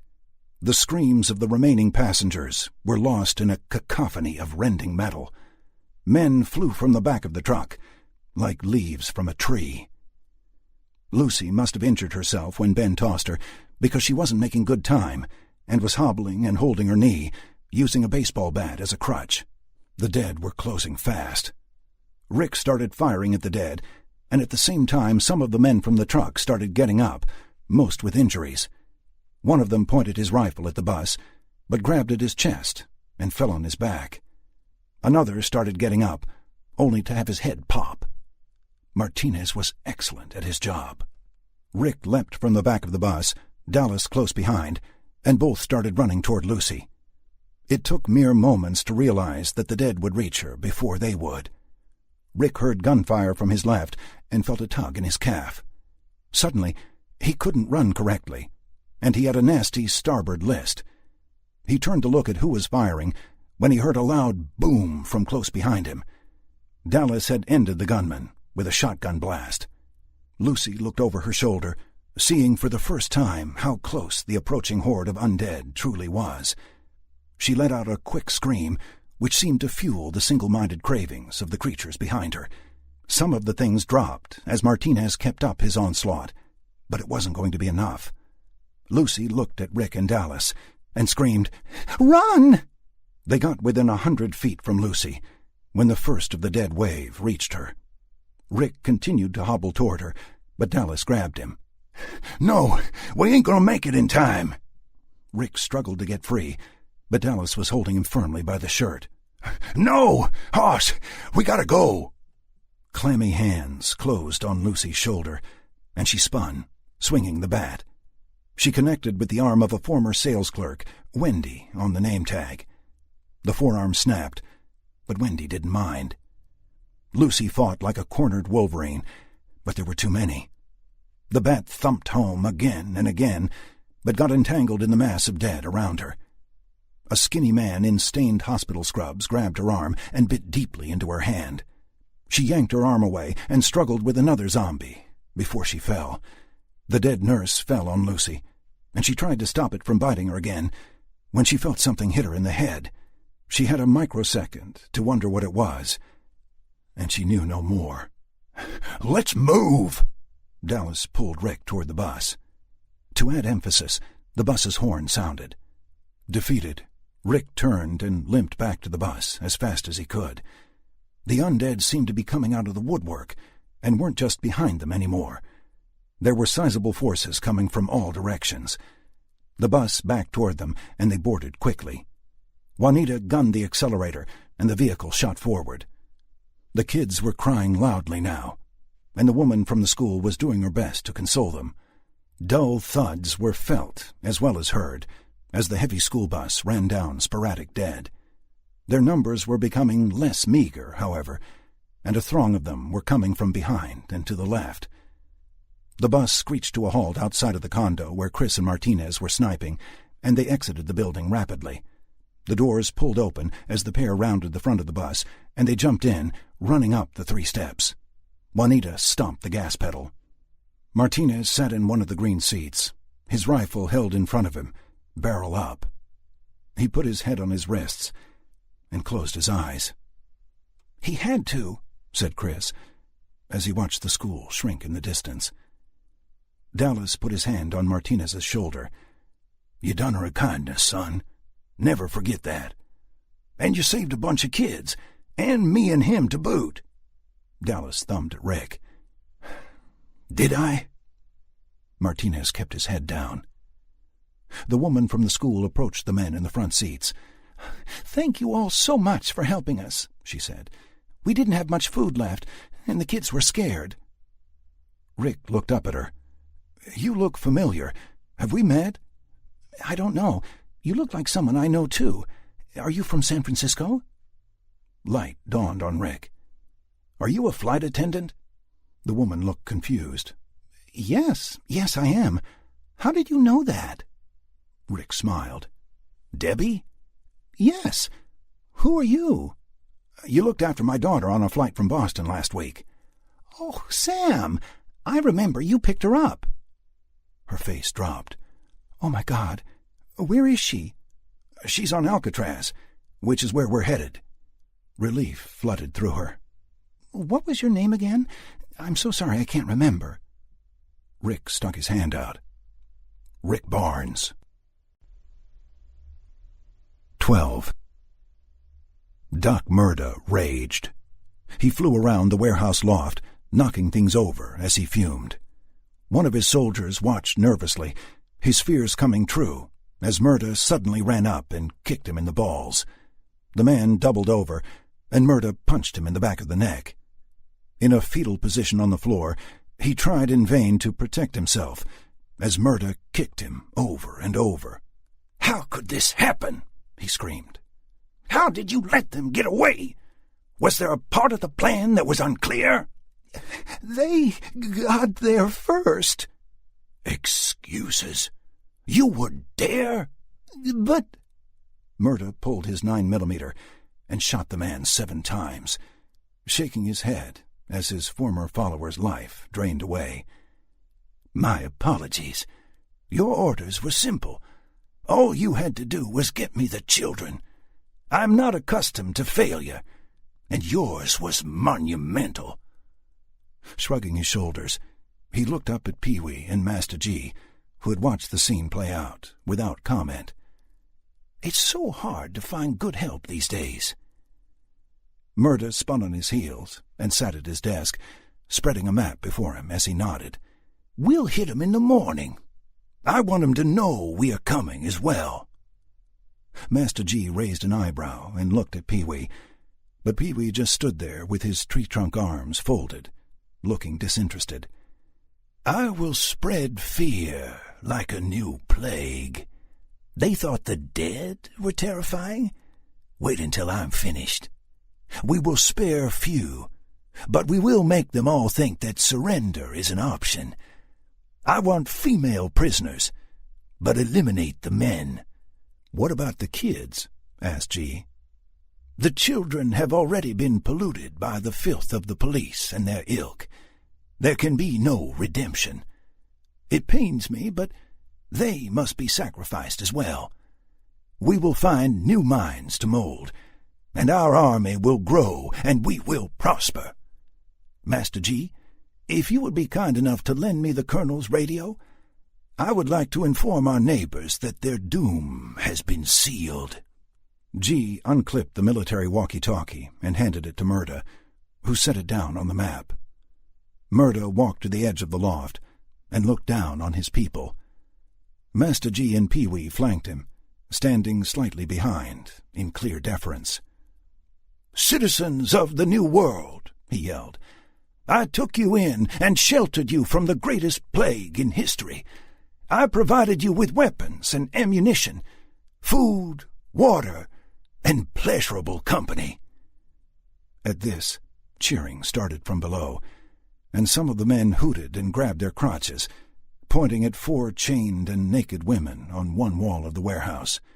"The time has come for us to cleanse a different plague, one that has been with us for many years. We will make those who used to be in charge bow to us. We will no longer succumb to their traditions and laws. We will purify this country, starting with San Francisco, starting with Alcatraz. No quarter will be asked, and none will be given. Kill 'em all, save a few females for our amusement. I ask only that you fight, my brothers, and revel in the slaughter. Our weapons and our will shall be the chisels that carve the future of our nation, and we shall make Alcatraz our new capital." As with many of Doc Murda's motivational speeches, the desired effect was acquired. The warehouse went absolutely crazy with rage and pent frustrations. Some weapons were fired in the air, and several of the men began to use the chained concubines in full view of the entire building. The cheering went on for a full minute before Murda raised his hands for silence. "Please, brothers, contain yourselves, lest we bring down the wrath of the plagued. The time for revelry is almost at hand, but let us first win this battle." The place quieted down, and the occupants of the building could hear muffled pounding on the warehouse doors. "We will need to dispatch our unwanted guests. Master G, if you would please take a squad and eliminate any of the unholy. Please thin the herd from the windows, if possible, to minimize casualties to the troops. I wish to have the army prepared to leave at first light." "Cake." G moved off down the stairs to acquire some conscripts. Doc Murda returned to his desk and sat in his chair. He picked up the radio and tuned into the emergency frequency. "Heard from the National Guard in 2 days. If you can hear but can't transmit, do your best to escape the city in any way possible. You can also make your way to the docks, secure a boat, and get to Alcatraz. We have food and water and ammunition. If you are trapped and can transmit your location, we will try to get to you. I repeat, this is Detective Captain Michael Mira of the San Francisco Police Department, transmitting from Alcatraz. The city is lost. The infected outnumber the living by large numbers. The infected seem to fear fire and water. They will turn back from most fire, and the ocean will stop them. They seem to fear nothing else, so pleading and threats are useless. The SFPD has been decimated, and there has been no word from the National Guard in 2 days." Murda keyed the mic. "Captain Mira, I have a group of survivors with me. Who is this? Please identify yourself." "My name is Doc Murda." "You're a doctor? Oh, this is excellent. Is there any way for you to get to Alcatraz?" "As a matter of fact, I was planning on paying you a visit tomorrow morning." "That's wonderful. How many in your party?" 87. 6, actually." Murda looked at the dead man on the floor, who was beginning to stir. "I also have word of the National Guard." "Say again? Repeat that last. Did you say you have word of the Guard?" "I did. The National Guard has been defeated. They got trapped and tried to make a last stand in a Walgreens under the Bay Bridge." "Understood." Mira replied solemnly. "Thank you for the information. It must have been rough for you to see them go down under an onslaught of dead like that." "On the contrary, it was exactly what I wanted. It was almost as if I had planned it."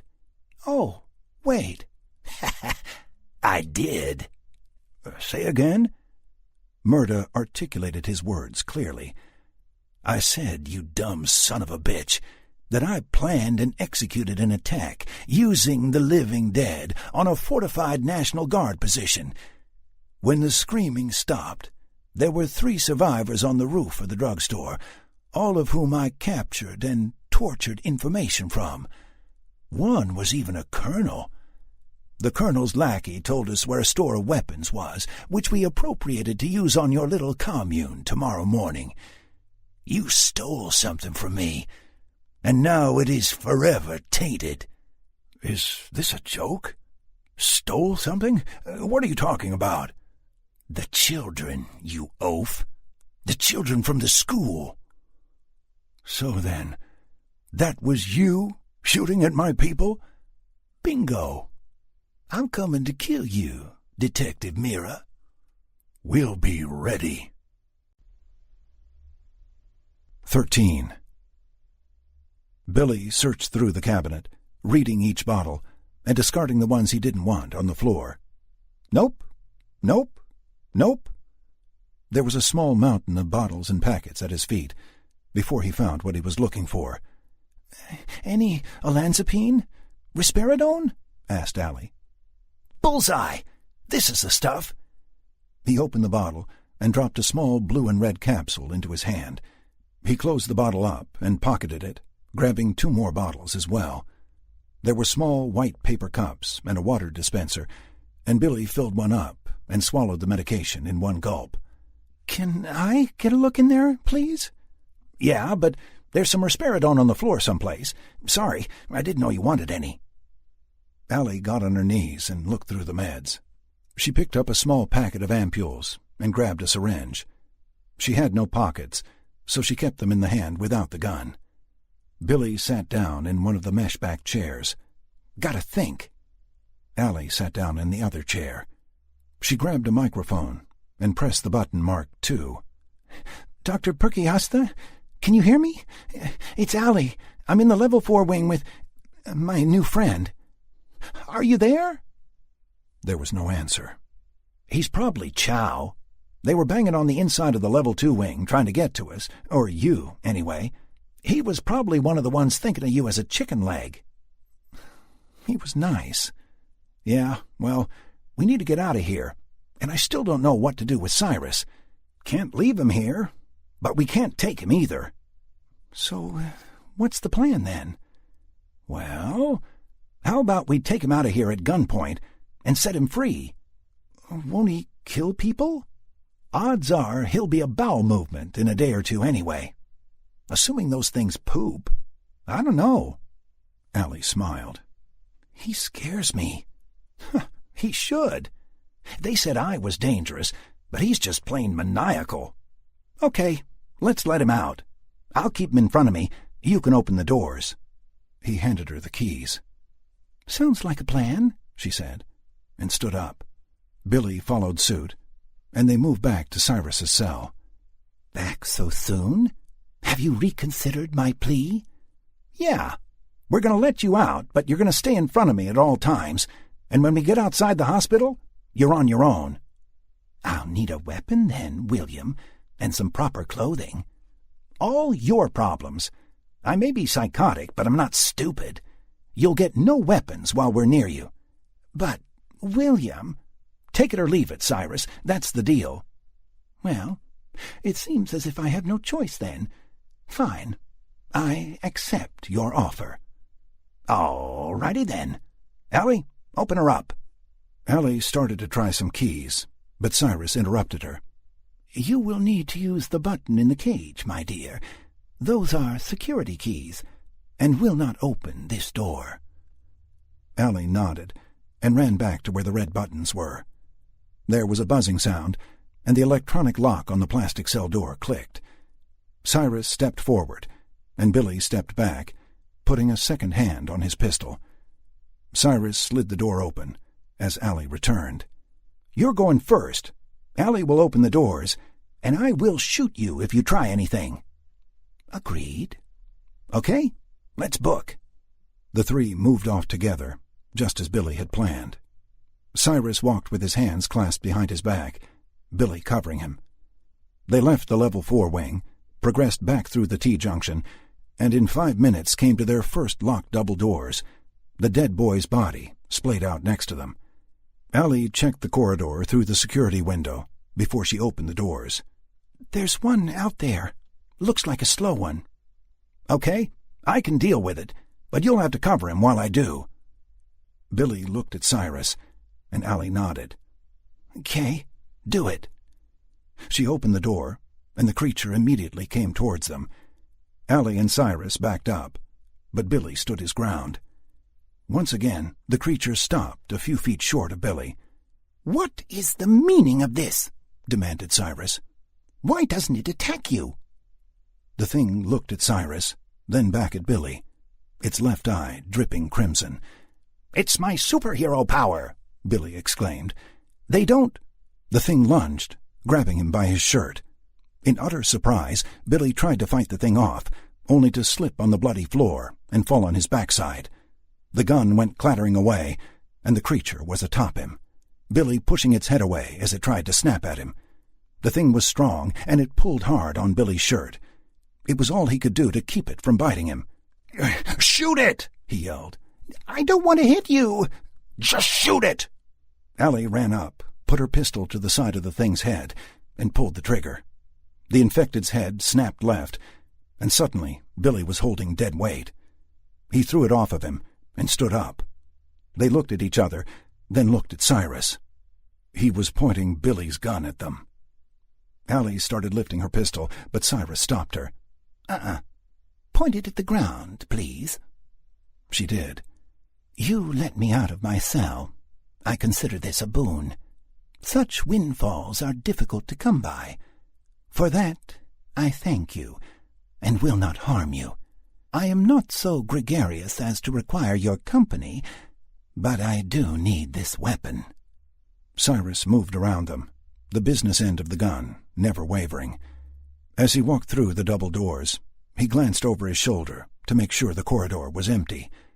"Best of luck to you both." Cyrus ran down the corridor and disappeared around a corner. There were 2 quick gunshots, spurring Billy and Allie onward. They cautiously turned a corner, only to find the corridor empty. The front doors were wide open, and daylight was streaming into the dimly lit entryway. They walked down the hallway and into the light.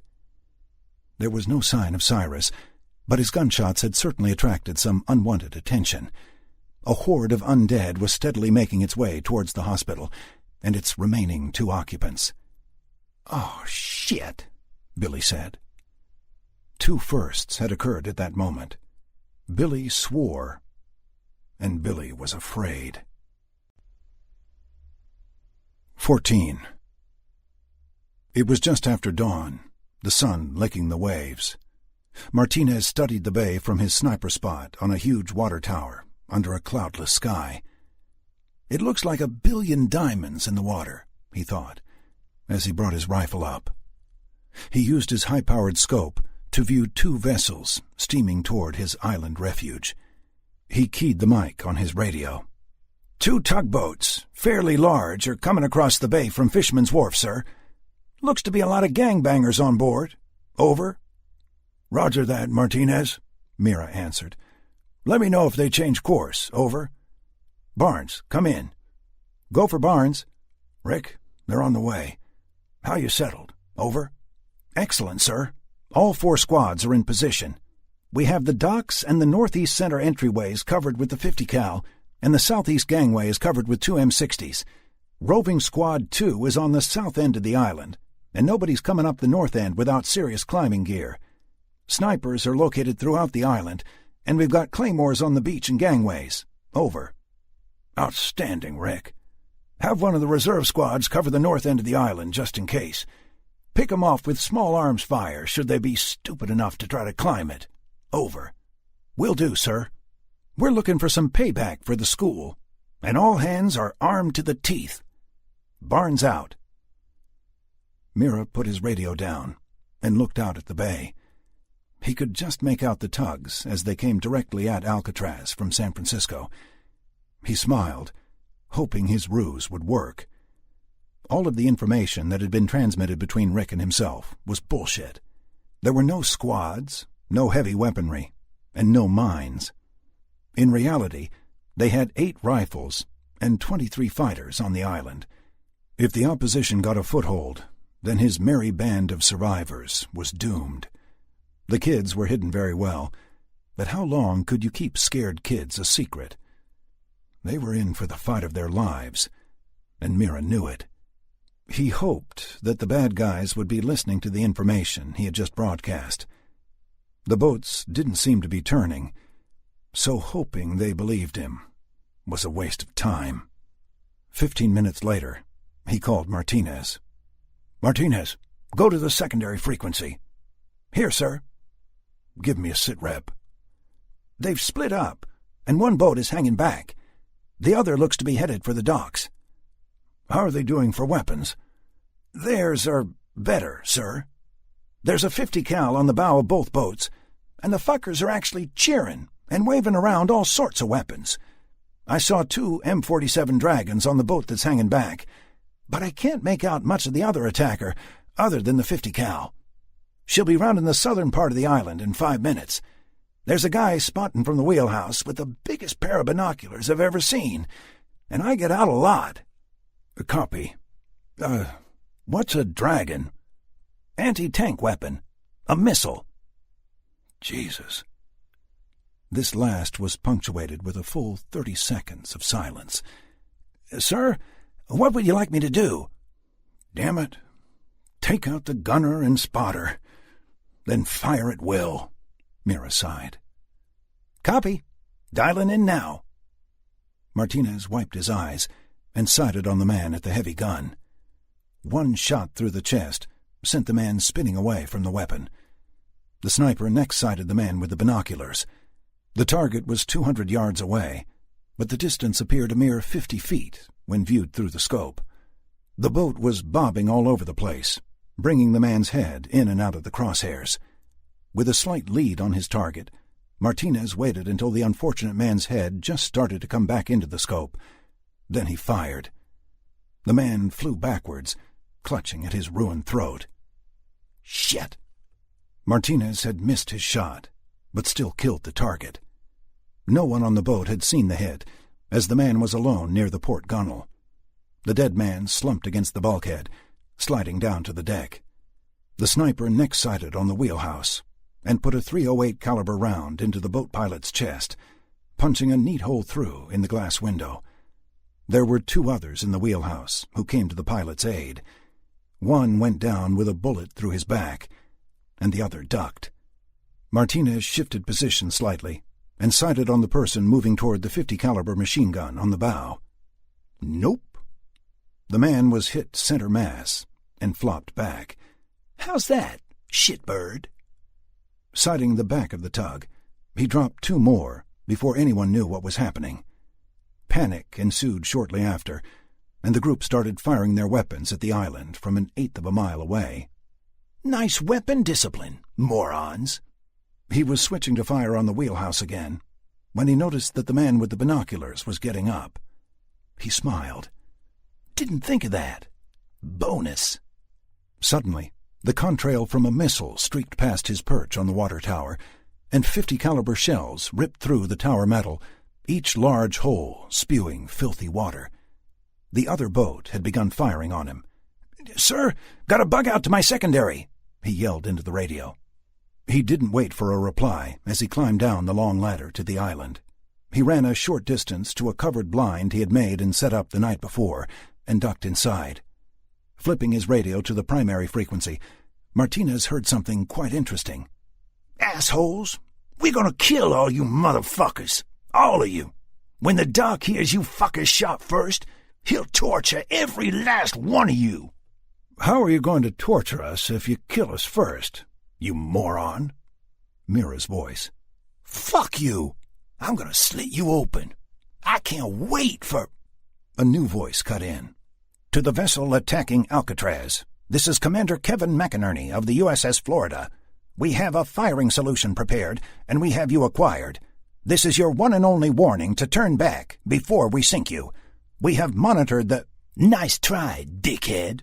We ain't buying it. Gonna do a dance on your face."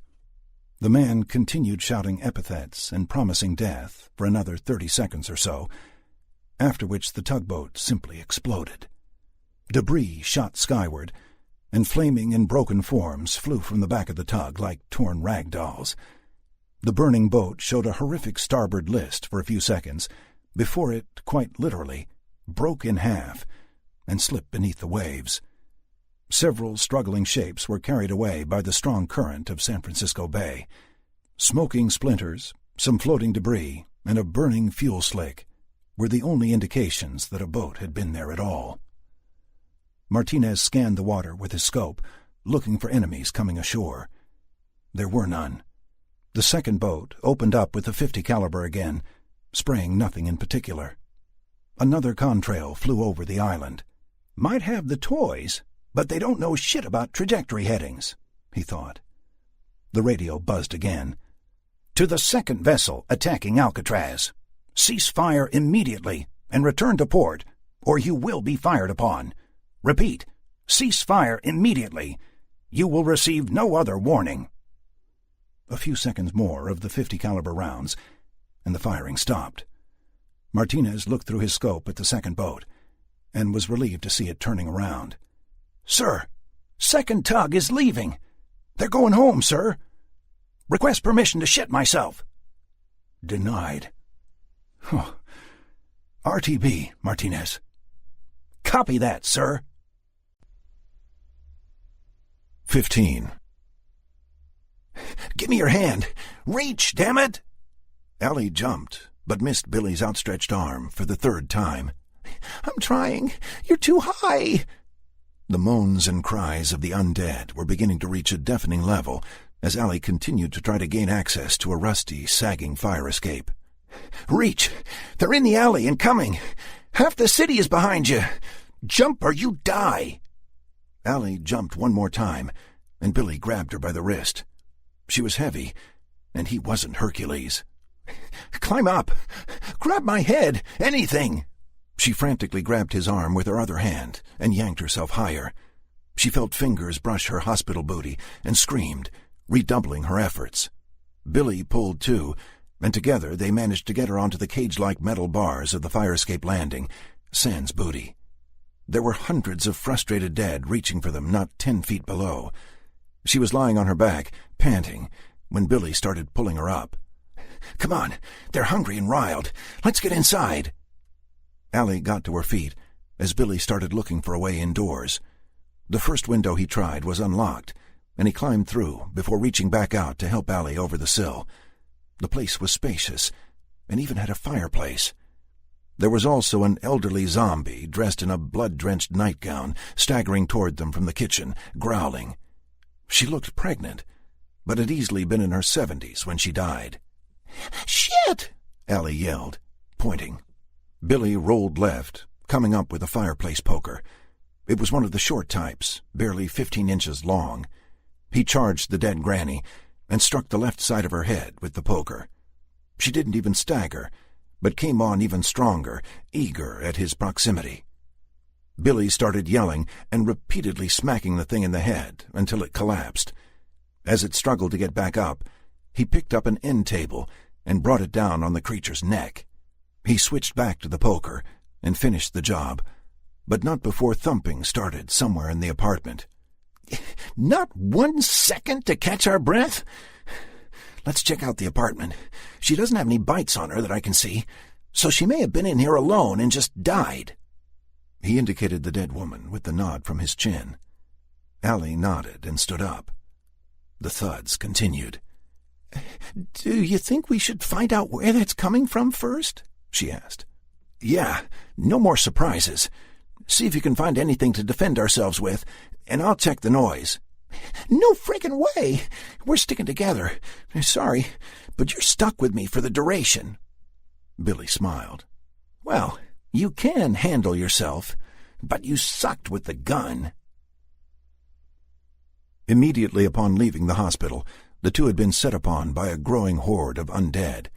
They took off running, the creatures in pursuit. Within half a mile, Allie had fired the pistol until the chamber clicked empty, without scoring a single headshot. She had lost the pistol somewhere as she had been running. For a half hour, they had run through the streets, dodging the dead who had accumulated in small groups.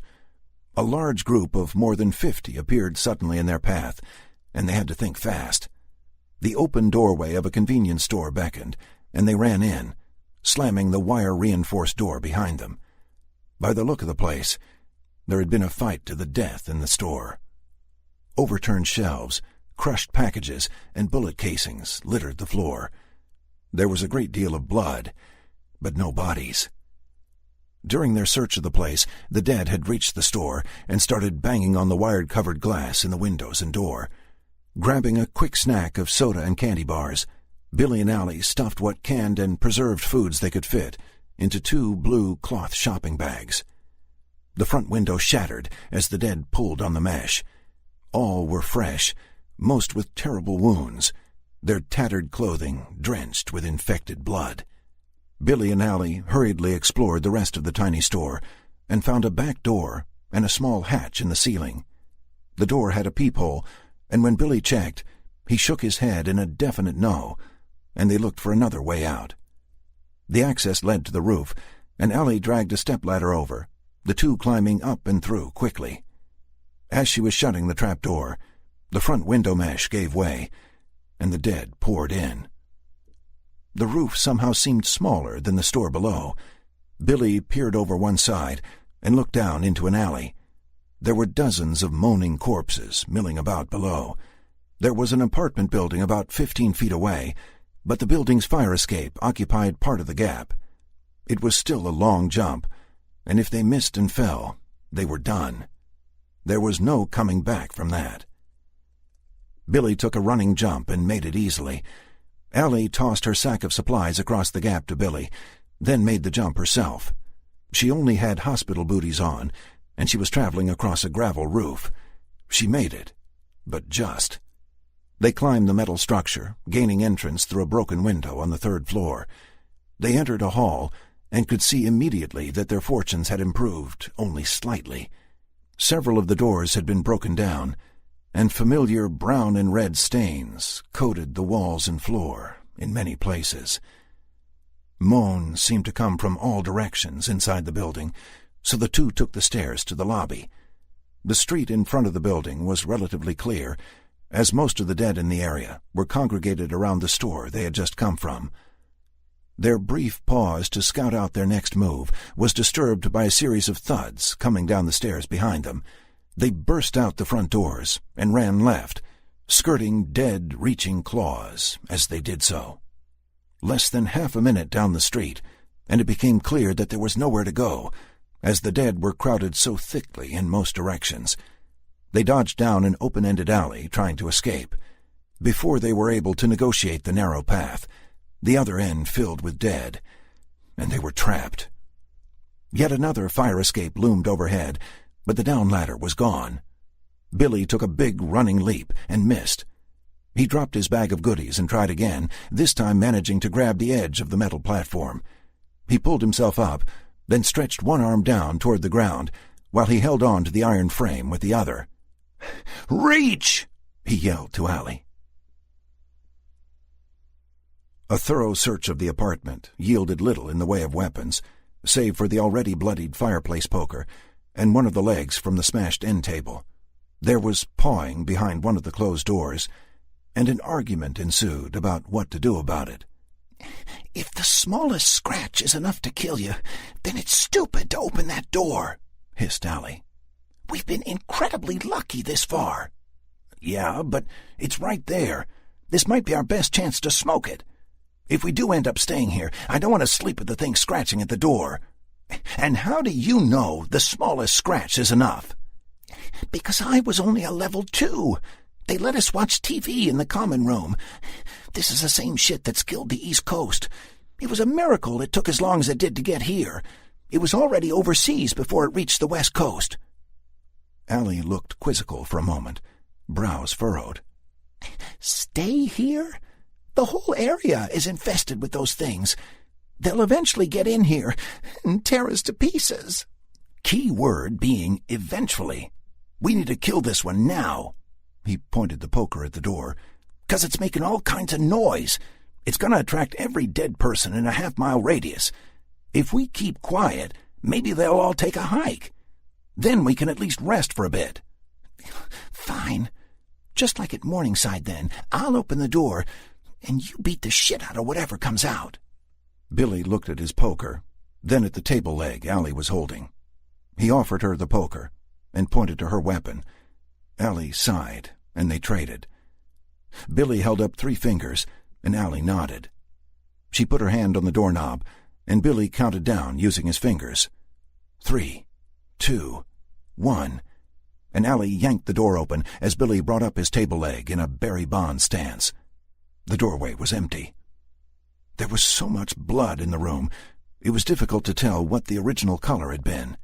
The bed, the end tables, the rocking chair in the corner, and the walls were all covered in gore. Even the ceiling was dripping with arterial spray patterns. The light from a blood-covered lampshade threw an eerie red glow throughout the already crimson room.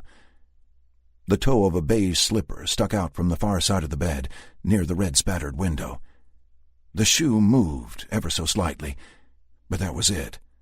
The scratching they had heard inside the apartment had come from over there, and not near the door, as they had originally thought. Billy cautiously entered the room, stepping in the few small spots where there was no blood on the carpet. He looked at the thing attached to the slipper, and was mildly impressed. "Wow, she really did a number on him." There was little left of the person in front of him. The entire chest and abdominal cavities were gone. Ribs were strewn across the floor, along with the right radius and ulna. The meat of the right bicep was mostly gone, and the left forearm sported a random pattern of semicircle bites. The neck, face, and scalp were torn away, and a single scarlet eye tracked Billy as he moved. The scratching resumed as the thing grabbed the wooden bed frame with bloody, broken fingernails. Deep scratches were dug in the wood of the bed. The creature was too mangled to get up, but the scratching was unbelievably loud. As Billy stepped near it, it reached for him with its chewed right forearm and nub of left humerus. Billy beat it until it stopped moving. There was a muted hammering someplace else in the building, but the immediate threat of discovery seemed to have been averted. Billy looked out the stained window to see that the dead outside the building seemed to be meandering off. Allie came in and looked at the dead thing, immediately wishing she hadn't. "Jesus, I thought the old lady was pregnant." "Nope. That's him in her belly." The two of them dragged the dead woman from the living area into the blood-stained bedroom, closing the door behind them. Billy grabbed a couple of cans of Diet Orange soda from the fridge. He moved to the living room, sat on the couch, and put a soda can to his head. "Better," he said, and held a can up in the air for Allie to grab. She took it and sat in a chair across from him. "What now?" "We drink these and eat something. Pack as much stuff as we can in whatever we can find and keep as quiet as possible. We'll leave as soon as it clears a little outside." "Terrific." "Oh? Had other plans, did you?" "No. But now that I've had a few seconds to be less terrified, I've been thinking." "And?" "And I'm locked in a room with a sociopath, and that's the good news." Billy smiled. "Lest we forget, I rescued you from a locked room surrounded by the living dead and escorted you to a safe place at great personal expense. You didn't even mention the worst thing, scarier even than the zombies." She looked at him incredulously. "What could possibly be worse than an army of ravenous dead?" Billy pulled the can off his forehead, popped the top, and guzzled half the contents before answering. "Cyrus." 16. Rick stared at the giant black cylinder, anchored 200 yards off of the northern end of Alcatraz. It truly was a marvel. A massive tube of metal that could dive beneath the waves and sneak up on unsuspecting targets to unleash a rain of nuclear fire. After quick introductions and thanks via the radio, 2 small transport boats were approaching Alcatraz from the sub. There were 8 people aboard, 7 of which had weapons pointed in the general direction of the small knot of people nervously waiting at the dock. Mira's radio buzzed. 8 on board, sir. 7 heavy hitters and management. I see 3 MP5s, 3 M4s, and... Holy shit, sir! An AA-12! Looks to be 2 snipers on the con of that sub, too, sir, both with M24s. Martinez, I'm a cop, not a commando. Stop throwing weapon numbers at me. Sorry, sir. But if they turn out unfriendly, we're in big trouble. Then we should be on our best behavior. Everyone, weapons on the dock. These should be the good guys, but I don't want to piss anybody off. Their trigger fingers are probably as itchy as ours, and they did just save our collective asses, so they get a pass for now. The black inflatable crafts came to a halt at the dock. Chris Rodding and Anna Hargis stepped forward to catch and secure lines tossed up by some of the crew of the inflatables. All of the crew from the sub were wearing black camouflage and tactical webbing. Weapons from the newcomers were pointed low, but not at the ground, fingers on trigger guards. 2 men from the first boat jumped out, and 1 helped out a third. This third man put a white hat with a black visor housing an eagle over a shield on his head as he walked forward. "Thank you," he said to Anna and Chris. "Where is Captain Mira?" Mira and Rick stepped forward. "I'm Mira." The man stuck out his hand, which Mira immediately took. "Captain, I am Commander McInerney, captain of the USS Florida. We aren't here to hurt you, take anything that is yours, or conscript anyone. You have my word. This having been said, we are in need of information, and have some to give as well." "Commander, you are most welcome here. Thank you for taking care of our little problem earlier. I don't think we would have been able to hold out too long against those thugs with the few weapons and personnel we have. Please, come with us up to our command center, and we can talk at your leisure." "I'd love to. May I bring some of my men?" "Yes, of course. This is my second, Detective Rick Barnes. Forgive me, Commander, but we have a sniper on you. I would like to call him off, if that's okay." "Unnecessary, Captain. If you would take a look behind you." The captain's face was impassive as Mira and Rick turned around to see Martinez, with his hands behind his head, being escorted to the dock by 2 unknown men. The men were dressed in black and had automatic weapons at the ready. One of the men had Martinez's SR-25 slung over his shoulder. The commander looked back to one of the boats. "Lieutenant Commander, if you would please call off the dogs." A man nodded and stepped out onto the dock. "Sir, Hammer Platoon, stand down. Repeat, stand down. Assemble on the dock at my 20. 2 men came from the brush to the left. 2 in wetsuits climbed over different sides of the dock, and another sprung up from absolutely nowhere, covered in dust and dirt. All were armed to the teeth. As Martinez and his captors reached the dock, the lieutenant commander instructed the men to return Martinez's rifle. "Well, they've come prepared," Rick said under his breath. "Doesn't always help, Detective Barnes." The commander looked back at his sub with regret. "Not always." They made the quick walk up to Mira's command room, with small talk along the way. The residents of Alcatraz learned that the crew of the Florida had suffered their own outbreak during the past 2 days. 14 crew members had been killed, including 1 who had taken his own life, and 2 that had been euthanized after being bitten. The real talking started once Mira and Commander McInerney were seated at a rusty metal table, the pleasant aroma from multiple cups of coffee flooding the large room. "I guess we need to know 2 things, Commander. Number 1, we would like news of what's happening throughout the United States. We really don't know anything other than the East Coast was in as much trouble as we are. Can you give us any information?" McInerney took a long draught from his ceramic 49ers coffee mug and set it down. He considered his words carefully and spoke concisely in his authoritative voice. "There is no more United States. Near as we can tell, every major city is overrun. The U.S. military has suffered approximately 80% casualties, not counting desertion, and the casualty rate isn't higher only because about 30% of the Navy was at sea. The President and the Joint Chiefs were supposed to go to Barrow, Colorado, which is an island inside the Panama Canal, because NORAD fell from the inside. I don't know if they made it. We also haven't had any word from COMPAC, the U.S. Pacific Command, in almost 30 hours. But the last thing we heard was that there was serious consideration about detonating a high-yield nuclear device over New York City."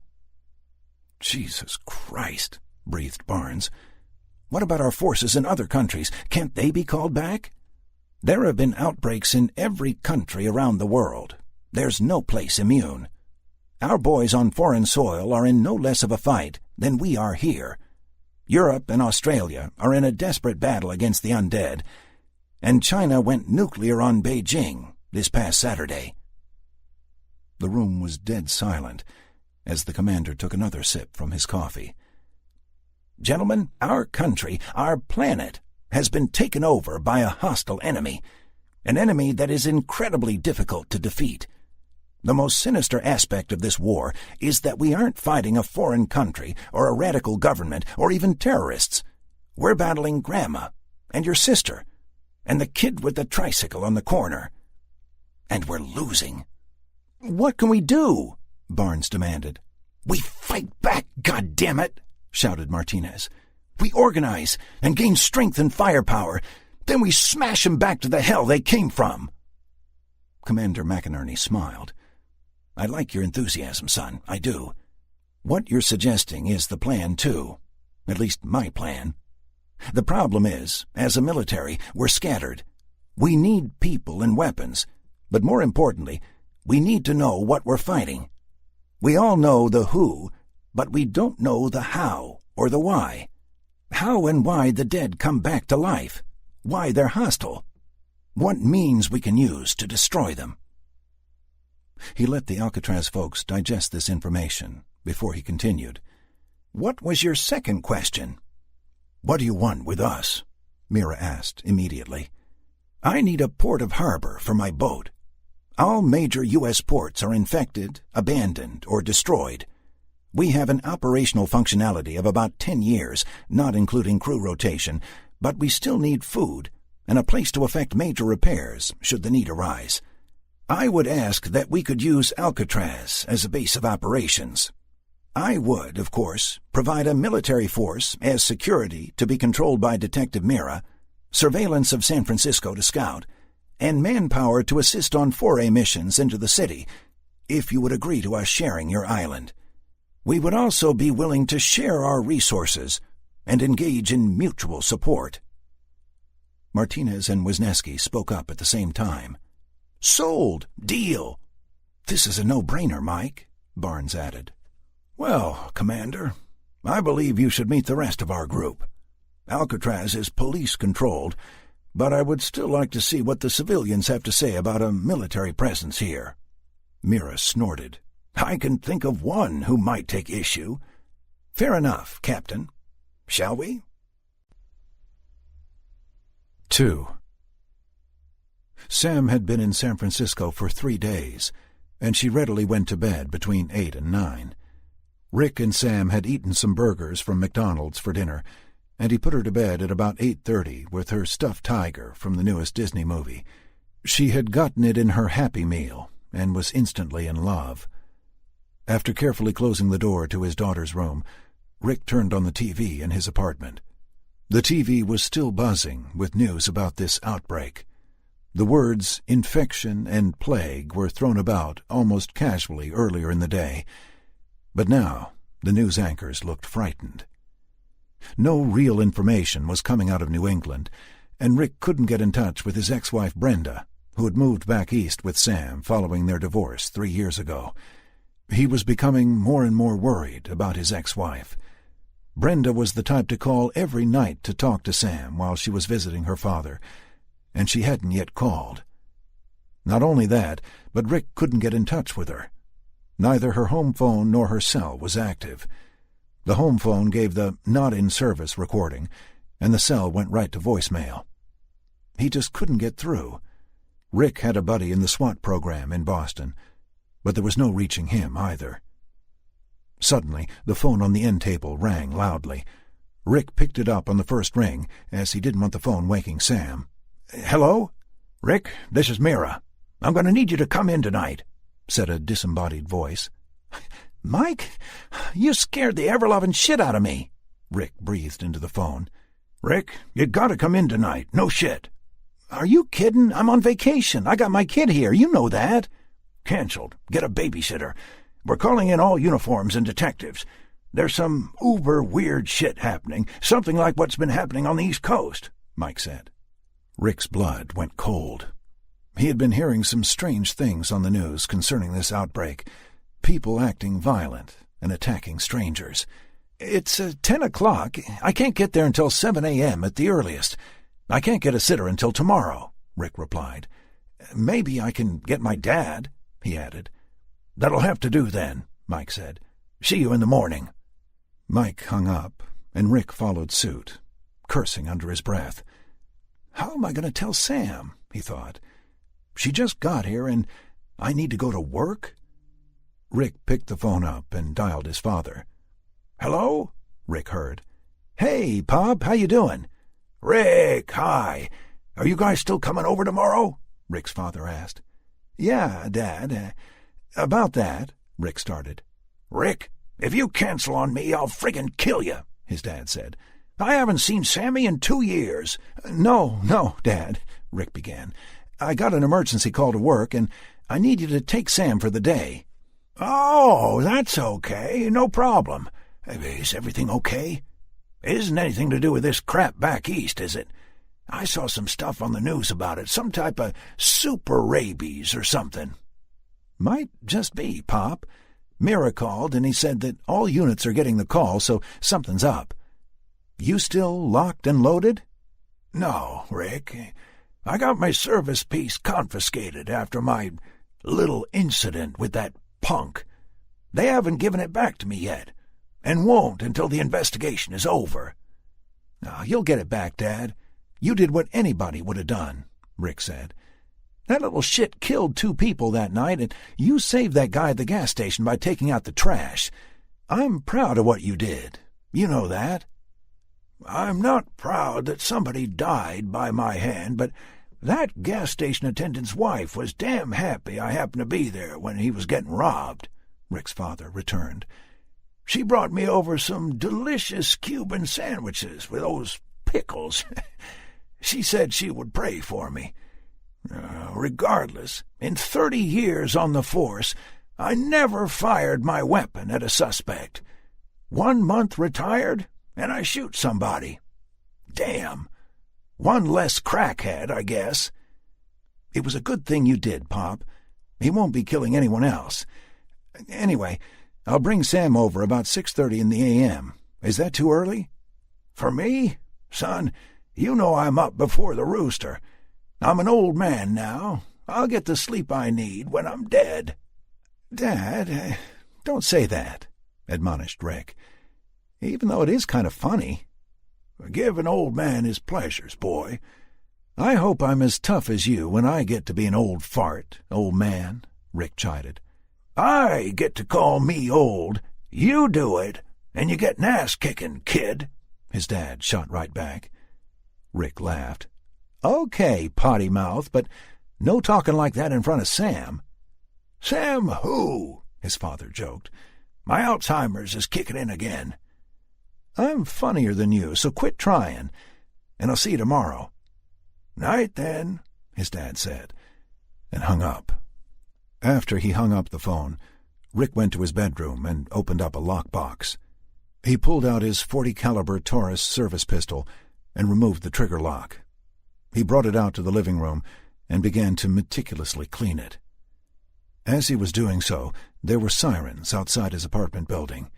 These were ambulance sirens, not cop sirens, and this was nothing new in the city, so he paid little attention. When he was done cleaning the Taurus, he replaced the trigger lock and put the weapon on his nightstand under a face cloth. Rick then went to his closet, unlocking that and the tall steel case hidden inside. Within were an assortment of weapons, and he removed a well-oiled Spaz 12 semi-automatic shotgun.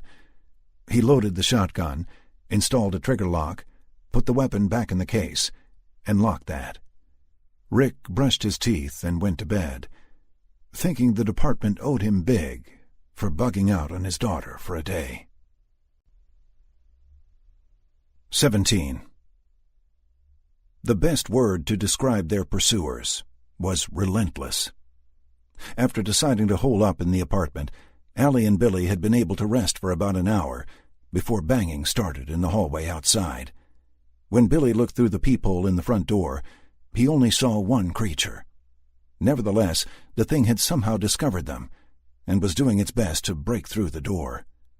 The duo had already shed their hospital attire and donned some of the elderly couple's clothes. After grabbing 2 matching yellow backpacks, multiple photographs throughout the apartment led them to believe that the owners, although septuagenarians, had been avid backpackers. They filled them with as much food and drink as they could carry. They decided that discretion was the better part of valor and used the fire escape to get to the top of the building. They roof-hopped a few times until they landed on the gravel rooftop of yet another apartment building, this one with a huge, intricate garden. "Wow, this is really gorgeous." Allie kept her admiration to a whisper. "Yeah, it's pretty, but how do they keep finding us? We haven't made a peep," Billy whispered back. "I don't know. Maybe they can smell us? See our auras or read our minds?" "Great. EZP. Extra zombie perception. If they start to fly, I'm gonna get angry." "Yeah, and you'll get eaten, too. Anyway, look at the flowers. And over there, yellow bell peppers." She walked down a flower aisle and over to the peppers, picked one, and bit into it. Oh my God, you gotta try this." As she stepped past a line of knee-high blue and pink hydrangea bushes, a bloody, bandaged hand shot out from the leaves and grabbed her jeans. She yelped and fell on her backside, kicking at the hand. A second hand came out and went palm down on the flagstone walk, the rest of the creature following. Billy rushed to her aid, whacking the zombie on the side of its filthy cranium with his table leg as Allie attempted to kick it away. Billy smacked it again, and the creature fell off to Allie's right side, but it didn't let go of her pants. Allie kicked more frantically, and the thing finally lost its grip. She scurried backwards like a crab, and Billy swung again and again until the creature stopped moving. Visibly shaken, Allie stood up and started sobbing. "They're everywhere. We're never going to make it. We can't even get down from here." "We'll be okay if we keep our heads. They're stupid and we aren't. Besides, I've got a plan." "A plan?" "A plan." "Care to share?" "Yep. I gots me a boat. Let's drag ourselves to Alcatraz." Allie smiled. "Good plan. How do we get there?" "I didn't say I had it all figured out yet. There are some details to iron out, but we'll make it."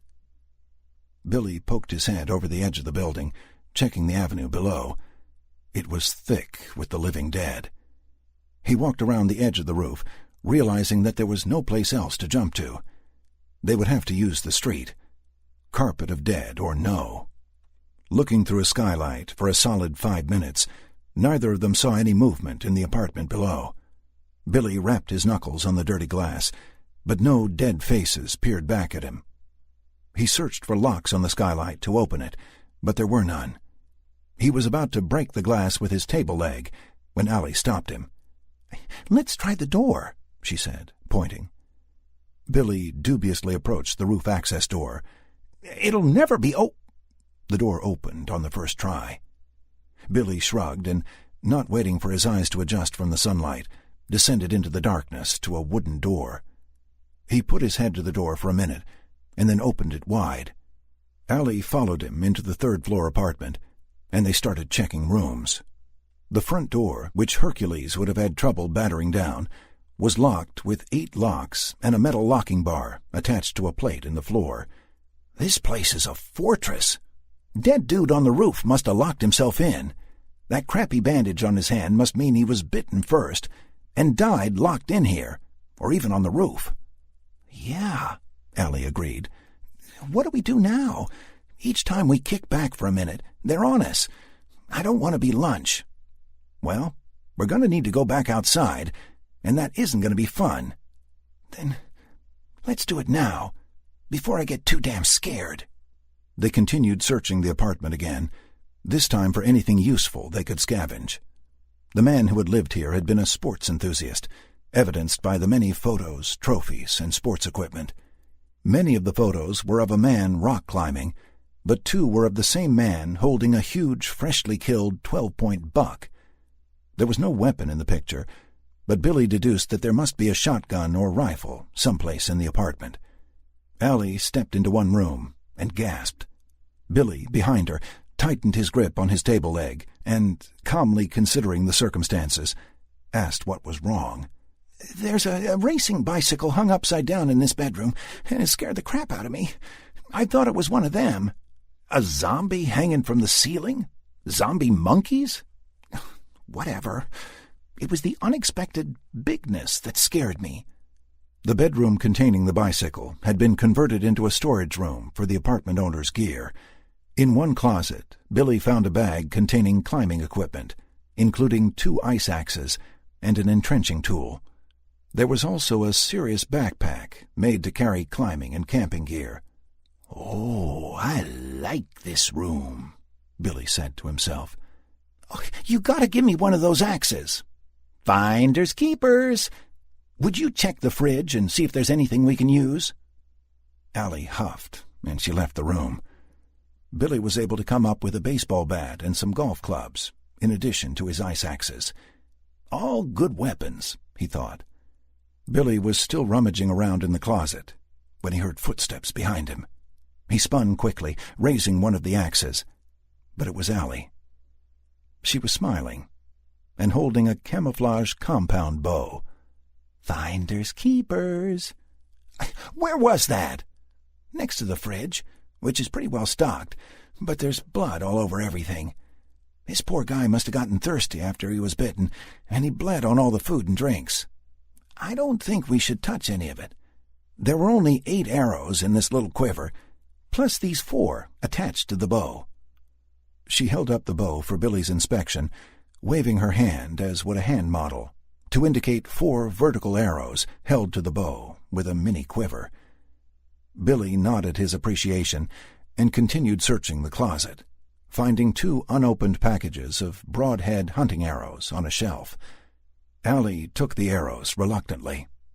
"I just don't know how you could do it." Billy was confused. "Do what? I didn't do anything, did I?" "No, not you. The guy who lived here. How could he shoot Bambi?" Bambi. Tastes almost like chicken, except for all the deer. Don't knock it. Now we have a distance weapon." They searched a little more and found a flashlight, some canned goods, and a jar of what looked like beef jerky. Allie had been right. There was no way to salvage anything from the blood-covered food and drink in the refrigerator. Consuming something from there would undoubtedly infect whoever tried. A few minutes later, it was time to go. A trip from the third-floor apartment to the tiny lobby was uneventful. They tried the other 3 apartments on the way down, but all were locked. As the 2 exited the door into the lobby, which was really a small hall with some mailboxes, the stairwell door closed behind them with a snick. Allie tried it, but it was locked. "Shit," she whispered. Their only remaining options were the front door and a steel door that clearly led to the basement. The glass panels in the front door were concealed by curtains and reinforced with an ornate iron mesh for security. Billy gently parted the curtains to peek outside. and peered directly into the blood-red eyes of an undead telephone repairman. Billy shut the curtains, but the damage was done. The thing on the other side of the door began to wail and started banging on the glass, which broke on the third hit. It grabbed the mesh and tried to pull for all it was worth. The curtains fell away, and the two survivors looked out upon a sea of dead faces, all coming for the door. No, no, no, no! Allie started pulling on the door they had come through, but it wouldn't budge. Panic was setting in. No time! We have to go down, he told her. And get trapped in the friggin' basement? Are you nuts? Well, yes, actually, but we still need to go. Now! Billy's exclamation was punctuated by the snapping of the flimsy iron grate covering the window. The sheer weight of the undead trying to get in was compromising the doorframe quickly. He ran for the basement door, pulling Allie behind him. The door opened onto wooden stairs, disappearing down into complete darkness. He flipped the light switch and was rewarded with nothing. As he was rummaging around in his pack for the flashlight, the front door came crashing in, and the tide of zombies surged forward. The ones in the front fell with the door, and the ones behind crushed their hapless brethren as they shambled toward their prey. Allie closed the door hard, almost knocking both of them down the stairs. Now I can't see, Billy complained, as he fished through the pack by feel. Seconds later, a slap sounded on the other side of the door, then thumping, then the howling started. There was an army of undead less than 3 inches away. Standing on the stairs, in the dark, with legions of cannibals at her back, Allie began to cry. She screamed when a beam of light slashed the darkness and hit her in the face. Let's go! Billy grabbed her hand, and they hurried down the stairs. There were boxes and assorted stuff in piles everywhere. Storage for the renters upstairs. Small casement windows were painted over, allowing no light to speak of into the subterranean room. Now what? She demanded. I'm out of options, kid. It's your turn. What? You trapped us in here? Yeah, as if there was a flying unicorn up there to whisk us away. What was your plan, huh? Fight him in the lobby with a bow? She started crying again. I don't want to die like this. They'll tear us to pieces. Pieces! Billy shifted the light back and forth, looking for anything to help them. As he was frantically searching, Allie tripped on something and fell sideways. He turned the light on her, and she was sitting on the floor, knees to her chin, crying hard. She had given up. He hurried over to try to console her when he saw what she had tripped on. It was a tripod with a small powered winch attached. Billy's eyes went wide, and he penned the flashlight around the floor with sudden hope. Allie covered her ears to shut out the pounding and muffled noises from the opposite side of the door. She looked up and saw Billy searching. What are you doing? He ignored her, in favor of moving a few boxes to clear a space on the floor. His rearranging revealed a raised, round metal disc in the floor, with hinges and a recessed handle. He grabbed the handle and groaned as he heaved upward. It was heavy, but it came up, the hinge protesting with a shrill scream. Rusty rungs, embedded into the wall of the cylindrical opening, descended into darkness. Come on! She joined him among the boxes, wiping her eyes on her sleeve, and cautiously approached the edge of the hole in the floor, looking down. I'm not going down there. So you're going to what? Stay here? Now who's crazy? Pieces, remember? Not only are you going down there, you have to go first. She took a quick step back. Her voice took on a panicked edge. What? Why? Because I need to shut the cover. Now go! Allie studied the opening, then glanced back through the gloom to the door at the top of the stairs. Already there were thin slivers of light streaming through the top and side of the door. It was starting to give way. In moments, dozens of ravenous undead would flood down the stairs and rip into her. She passed Billy the bow and resolutely began inching down the slippery rungs. He passed the weapon back to her when most of her was below the basement level. Following quickly, he shined the light below, but couldn't see past Allie's slowly descending outline. He reached up and grabbed a second handle on the bottom of the round cover. It wouldn't budge. "It's wet down here," Allie called to him. Billy put the light in his front pants pocket and hung all his weight from the handle of the iron cover, his legs dangling into space below. He started wiggling, banging his knee on one of the ladder rungs, before the heavy metal lid started inching forward. Suddenly, the cover completed its fall all at once, slamming closed and breaking Billy's grip on the slimy handle. He fell, landing with a splash in shallow water at the bottom of the shaft. Hot shivers of agony splintered up his leg, but the pain was brief, as his backpack hit another obstacle and propelled him forward. His head connected with something solid, and he was out cold. Billy, are you okay? Oh, shit." Allie didn't relish being down in this wet, slimy shaft alone, but it would be infinitely worse if Billy was dead. Then she would be down here with a zombie. She pulled the still-lit flashlight from his pocket and shined it on him. In the murk, she couldn't tell if he was breathing, so she felt for a pulse and was rewarded with a strong thud-thud under her fingers. She heaved a sigh of relief and panned the white beam in both directions down the egg-shaped brick-and-mortar corridor they were in. The passageway went both right and left, as far as the flashlight illuminated. As she was turning around to check behind her, she whacked the light into one of the ladder rungs, and it went out.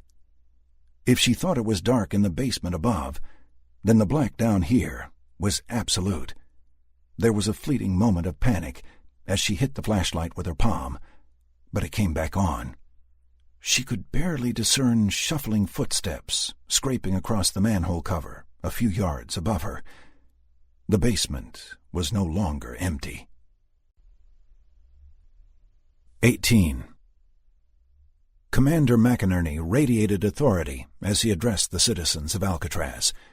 He had already discussed the fate of the world and the pros and cons of using the island as a base for his sub and troops.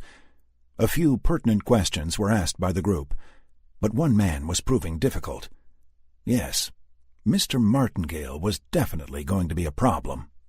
"So now we've gone from a police state to a military dictatorship?" Martingale demanded, peevishly. "I assure you, sir, there will be no dictatorship. I will not attempt to force you into anything or steal from you, but each person here will need to contribute if we are to survive. If we... Contribute what? Will we be forced into slave labor?" "Sir, I just told you I would not be forcing anyone." "Yes, Commander, but what assurances, other than your word, are you willing to give?" "I've given orders for a complement of weapons and ammunition to be given to the police who were here when we arrived. There will be training for these weapons for anyone who desires it. In addition, this man," the commander indicated a sailor to his left who stepped forward, "is Lieutenant Commander Pitt. Pitt is an expert on military history and tactics and is in charge of Hammer Platoon, Detachment Bravo, while their OIC and the rest of the platoon is otherwise engaged. Lieutenant Commander, please tell them what you told me about Alcatraz." Pitt stood tall and addressed the room with his hands clasped behind his back. "You folks had an excellent idea to get away from the city. There was really no other option. You chose this island because even though the proximity to the mainland isn't as far away as you would have liked, you have a distinct barrier between you and the Lima Deltas, the undead. It was a good plan, but there are issues. This is a partly cold-weather climate near the sea. You'll eventually need to grow food here, but I'm guessing you don't have the resources and maybe not the know-how. In addition, the cold weather and rocky soil on this island could defeat your crops before you start growing. You'll need to run forays into the city to get supplies, which is a huge infection risk. Then there are your defenses.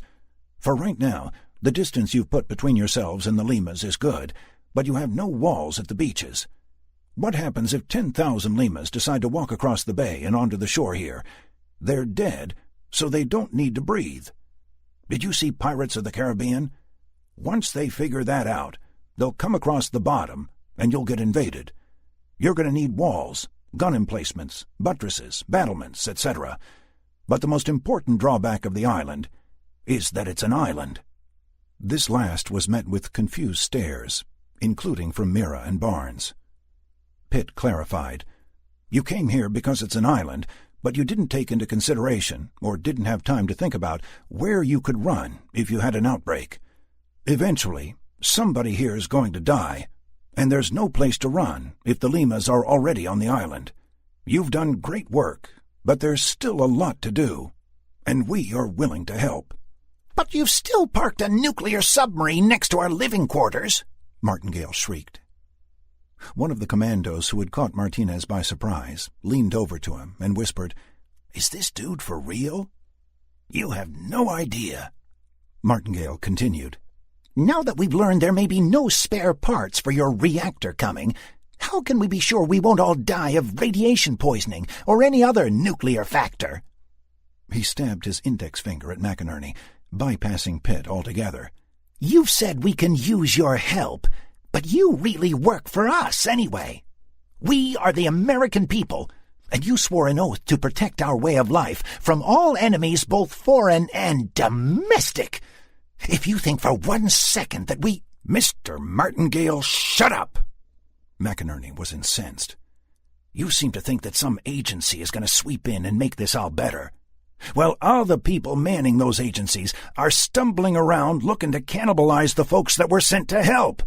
They're dead. All of them. The country you knew is gone. We are here because we, just like you, have no place else to go." The commander took a deep breath and seemed to visibly calm himself. "What we are doing here is discussing options that will be mutually beneficial to all concerned, and your constant interruptions and outrageous accusations are not helping. If you have any intelligent questions or anything intelligent to add, by all means do so. If not, please do not waste our time." Not giving Martindale time to interrupt, McInerney turned to the lieutenant commander. "Lieutenant Commander Pitt, if you would conclude, please." "Thank you, sir. As I was saying, it's almost July. If we want to survive past September, we will need to foray into the city and get some things. Specifically, growable foods, tools, and construction supplies. We need to make a wall around the scalable portions of the beach. It won't need to be huge, just something we can use to hamper the progress of the Limas, maybe 6 to 7 feet. Also, and this is tremendously important, we will need to fashion weapons, probably pole arms of some sort." Pitt held up his hand to alleviate the oncoming questions. "Ammunition is a finite resource, especially as there aren't any more factories in production. We should only fire our weapons as a last resort, conserving as much ammo as possible for any crowds we may encounter, in an attempt to alleviate getting swarmed." Pitt continued, "I believe that the first thing we do should be to isolate people to the cells with a mechanism—" Martingale went berserk. "I knew it!" he screamed. "We'll all be slaves to their agenda." He carried on for a moment longer, before Anna Hargis stepped up and punched him in the face. Martingale staggered back, holding his assaulted nose. "You're going to get us killed, and I won't have it," Anna yelled. "We all almost died getting here, and now you want to spit in the face of the best help we could possibly have? Are you an idiot?" She raised her fist as if to give him a second wallop, and Martindale cringed. But Dallas grabbed her by the waist, lifting her effortlessly, as if she were a child. Dallas held her up as she struggled momentarily. Everyone looked between her and Martingale until she regained her composure. Dallas gently allowed her feet to touch the floor again when he was certain her killing mood was gone. "You made your point, kid. He ain't going to be mouthing off for a spell." Sporadic hooting and applause went through the crowd, and a slew of children, Rick's daughter Sam among them, came from the next room to see what the hubbub was about.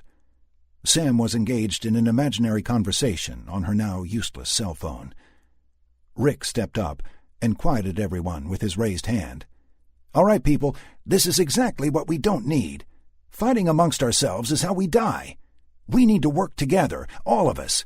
Please, no more fighting. And if anyone wishes to be heard, I'm sure the commander and the lieutenant commander will take constructive questions at the end. Lieutenant Commander?" Pitt was not smiling. "As I was saying, and please let me finish before you interrupt, I think that putting people in cells by family is the best way to contain an outbreak here on the island. We can construct simple locking mechanisms that a human could figure out, but not a lemur. This way we can each egress the cells when needed, but a potential infection risk is already quarantined. Nobody is locked in but the lemurs." Nods of agreement and some small banter went through the crowd. This guy seemed to have it all figured out. "Are there any practical questions?" A little boy, who had wandered into the meeting holding the hand of a young woman, stuck his hand in the air. Now Pitt did smile. "You in the front." "Can I go in the submarine?" Pitt glanced at McInerney. "That could be arranged." The rest of the children's hands shot up instantly. "I think we can take everyone aboard who would like to visit," said McInerney. "Perhaps in small groups." Sam stepped forward and spoke to her father. "Daddy, Mommy wants to talk to you." Rick smiled. "We're almost done here, honey. We can play in a minute." "No, Daddy. She said it's important." She held the cell phone at arm's length toward Rick. Rick took the phone and put it to his ear, listening. There was nothing. Frowning, he looked down at Sam, holding the phone out for her to take. "That isn't funny, Sam. Try not to do that again, okay?" Distressed, Sam took the phone. "But, Daddy—" Rick was beginning to respond when the phone rang. 19. Doc Murda contained his rage as best he could. A United States nuclear attack submarine? Obviously that was difficult to contend with. The momentum had shifted, and not in the direction he wanted it to. Murda had lost quite a few soldiers to misfortune, or perhaps due to his anger. Would the outcome of the battle have been different if he hadn't let the cat out of the bag prior to the attack? Probably. Sour grapes, though. There was no redo on this one. His soldiers were dead. In addition, as he grilled the occupants of the boat that had not been sunk, he couldn't come up with a plan on how to take Alcatraz, with it being guarded by one of the deadliest weapons of modern warfare. Yes, this would take some thinking. "So, it just exploded?" "Yeah," Master G answered. "There was this warning from a guy named McAllister, or McNamara or something, but we all thought it was the people on the island talking shit. Then the other boat just blew up. That same guy told us to leave, and we did." "I understand." Murda looked at another man. "And what about the missiles? We can't figure out how to make 'em work. There's instructions on the sides, but when we follow 'em, the little green light don't come on like it's supposed to." "A green light?" "Yeah, Doc. The instructions say that a green light needs to be on, or it won't shoot." "So you're telling me that you can't fire my missiles because of a green light that won't light?" "Well, yeah." "I see. So while the attack crew was risking their lives, and in fact dying to take a fortified position guarded by no less than a nuclear attack submarine, my engineering crew was foiled by a broken light?"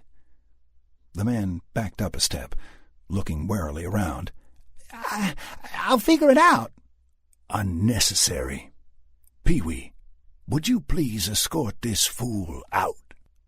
Before the man could bolt, Pee-wee's gigantic arms wrapped around his frame. The man thrashed about, but Pee-wee hefted him as if he were a child, a skinny child. Pee-wee walked to the stained window with the struggling man in a crushing bear hug. He pinned the hapless banger to the wall with one massive hand, while he opened the big stockroom transom with the other. The moans of the undead outside became louder as the glass opened. The giant picked up the smaller man one last time and pitched him out the 3-story window of the warehouse loft. The unfortunate man let loose a short scream before his impact with the street below. Pee-wee closed the window and latched it before folding his arms and standing silent once more. "Imbecile. Gee, Pee-wee, would you please accompany me to the missiles?"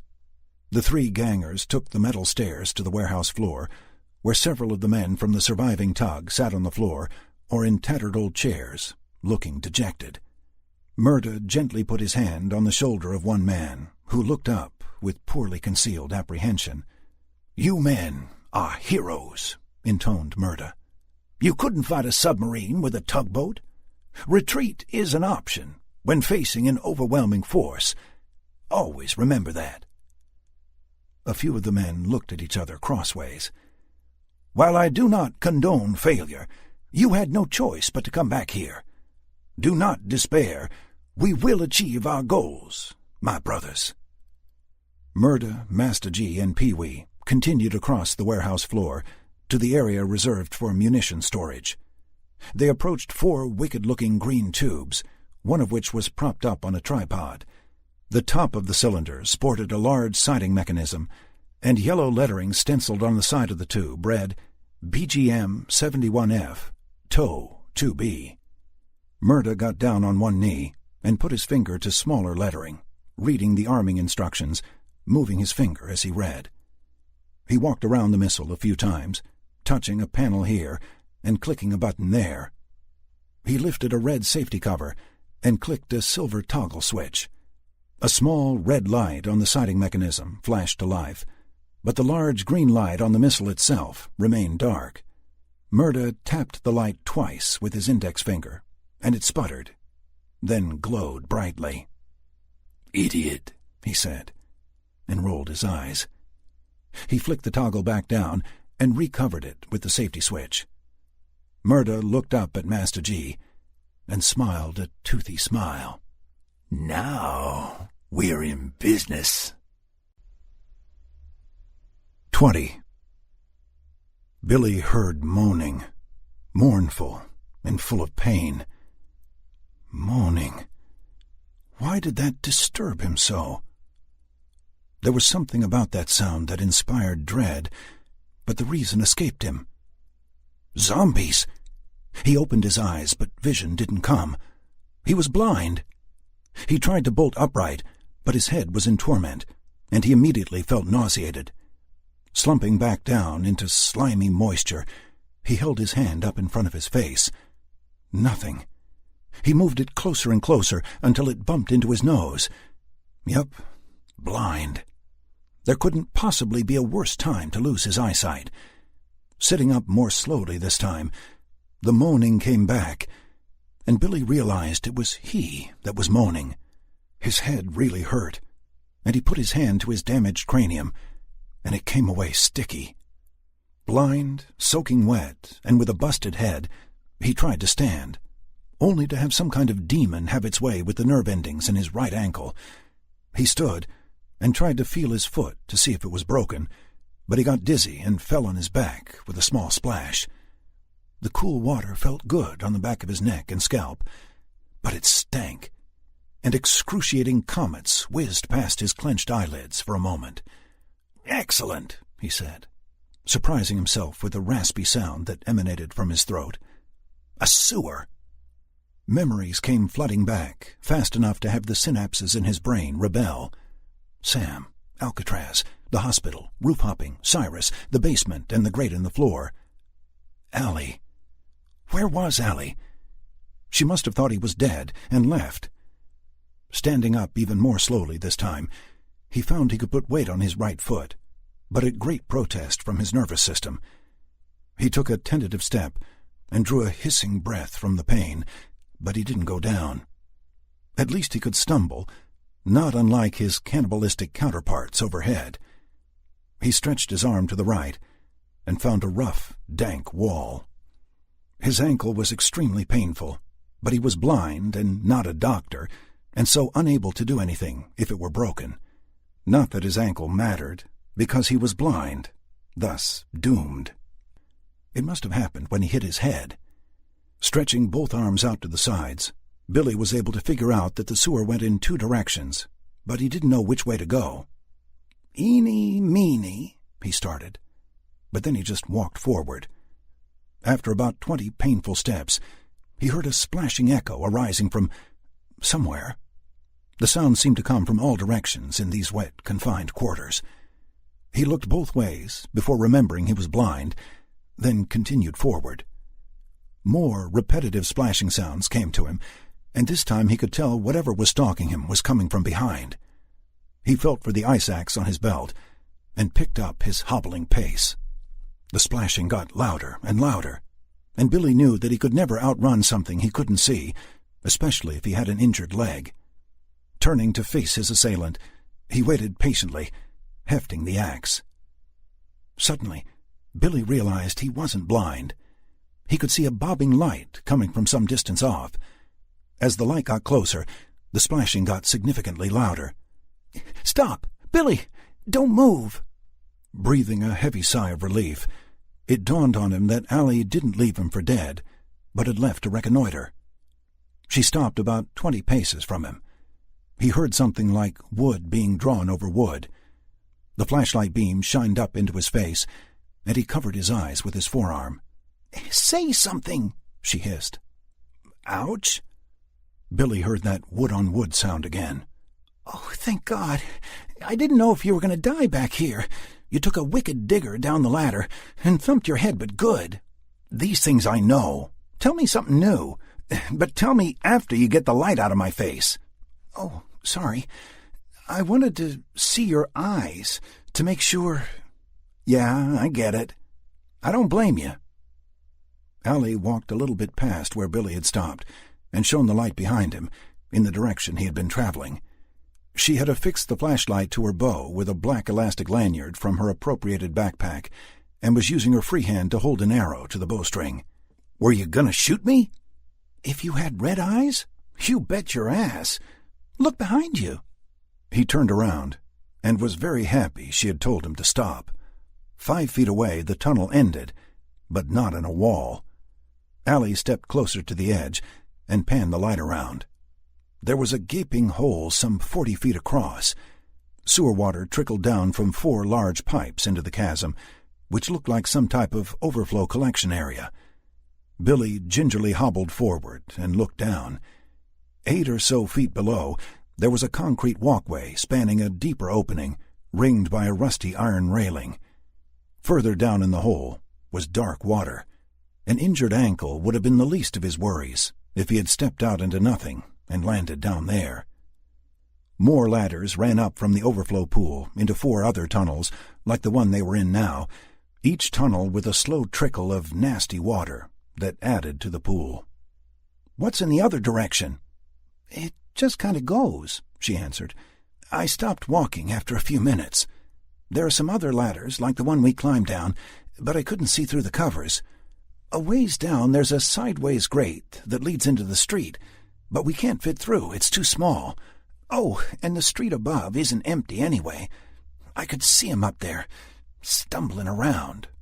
"Doesn't matter. We have to go this way anyway." Billy pointed toward the chasm.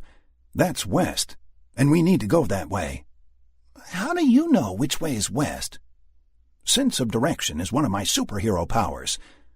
"One of mine is detecting bullshit," she countered, but stepped back to let him lead the way. Dizzy, he climbed down the ladder as Allie illuminated the area. She held the bow to her side and followed, the two continuing around the concrete pool. Once opposite the ladder they had descended, they had a choice to make. There were 2 tunnels running roughly west. Billy pointed to the left side tunnel. "That one." "Why that one?" "Why not? You've got the light. You go first." "How utterly valiant, sir. How about you go, and I cover you?" "Oh, my head hurts." Billy limped forward and gingerly put his injured foot on the bottom rung. Both the iron and his ankle held his weight, so he began to climb. Allie flashed the beam of light upward into the mouth of the tunnel, which seemed to be clear. She followed him up the ladder, and they began to trudge west. After a few dozen paces, they could discern dim light ahead. It grew gradually brighter until they reached the source. Not a way out, but a series of sideways grates to the street above, spaced about 50 feet apart. Billy turned and put his finger to his lips in a shushing motion. Then he pointed to the grate. Although the angle was steep, The legs of many staggering forms could be seen through the small, barred slit in the curb. They continued on in silence. As they reached the second-to-last grade, the tunnel began to pitch downward. Now there were newer, smaller passages branching off of the egg-shaped brick tunnel that they were in.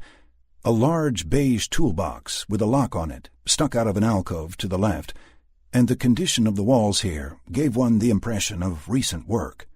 There were dimly lit work lights, light bulbs in little yellow cages with hooks, suspended from the ceiling of the tunnel in a daisy-chain configuration.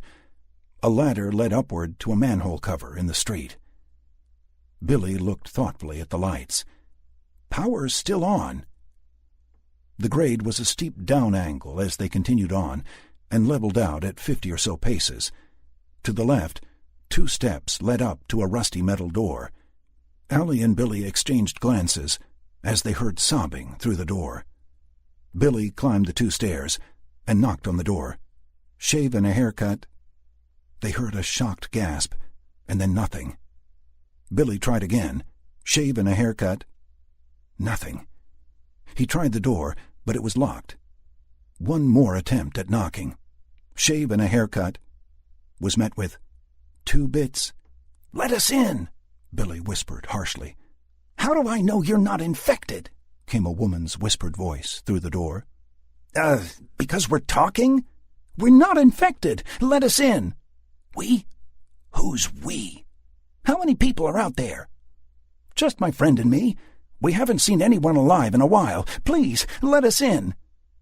A hushed conference transpired from whoever was on the other side of the door, then silence. Billy shrugged, and they were about to move on when they heard the door lock ratchet open. A light shined out from the crack and found them. Billy took a step forward, eager to meet whoever this was, but a man's voice stopped him, whispering, "Not so fast! Show me your arms and legs!" They both did as they were told, pulling up pant legs, and in Allie's case, shirt sleeves. "Now turn around!" They each obediently made a slow revolution, which seemed to calm the man down some. He opened the door fully and let the 2 inside. The place was large for an underground room, maybe 15 by 40 feet, and lighted by scattered lanterns. Various equipment was scattered haphazardly around, and there were 3 workbenches, 2 of which were occupied with folks laying down on them. One of the people had a police jacket covering his torso and head, his arms splaying out to the side. This man was dead. Another man, dressed in blue maintenance coveralls with a PG&E logo on the sleeve, was breathing raggedly. A large red bandage covered most of his left forearm. The bandage was dripping blood, and the man seemed to be unconscious. 6 other people were also in the room. A woman holding 2 small boys to her sides, a big man also dressed in PG&E coveralls and carrying a fire axe, a filthy man sitting on an even filthier mattress, drinking something out of a plastic gallon milk jug, and a wiry woman with an automatic pistol pointed at the newcomers. "Drop it, Robin Hood," she demanded, waving the pistol. Allie put the bow on the floor. "Now strip." "Screw you," Allie said, and folded her arms. The man with the fire axe took a step forward. "We want to check you for bites." "Then tell Dirty Harriet to point the gun elsewhere. We're not bitten, and we'll show you, but I don't like the gun in my face." The woman pointed the gun at the floor with no apology. "The cop said he wasn't bitten, too. He turned and bit Chuck. That's Chuck." She nodded at the guy on the table with the bandage. Billy stripped off his shirt, dropped his pants. "Okay? Yeah?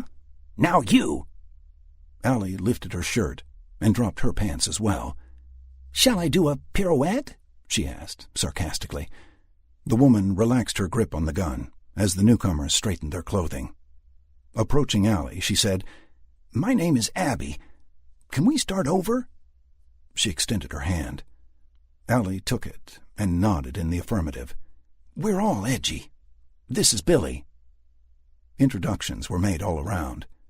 In addition to Abby, there was Tony in the PG&E coveralls, Melanie with her sons, Caleb and Noah, and Martin, the apparent homeless man. The group clustered around the far end of the room, some sitting against the walls, some leaning on the unoccupied bench. Allie noted that there was no other way out of the room except the door they had come through. This was both comforting and scary.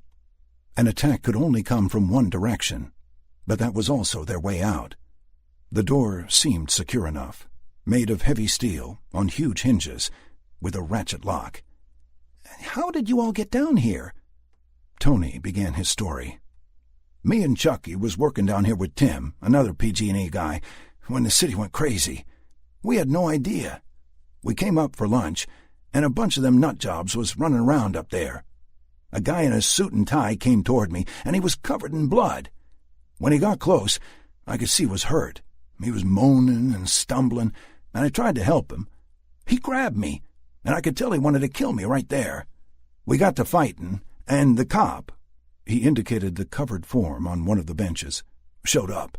He was leading Melanie and the boys away from a group of the crazy people, shooting into the crowd of them. He smacked the guy who was grappling with me on the head, and the guy fell down on his face. More people was coming from all over, so we got the kids down into the manhole. We was yelling for Tim to get down here, and then the cop jumped down. I heard his leg snap, but we helped him up. Tim must have dragged the manhole cover to close the opening, because it closed. I climbed the ladder, but those covers weighed 250 pounds. I couldn't budge it. I heard screaming up above. I hope it wasn't Tim." Tony's eyes glazed over in thought. Abby shook her head. "It was so fast. One minute I was ordering a coffee, and the next, this bloody guy burst into the coffee shop, screaming that they were coming. Me and a couple of others in the shop stepped outside, and there were about 20 of those people there, all covered in blood.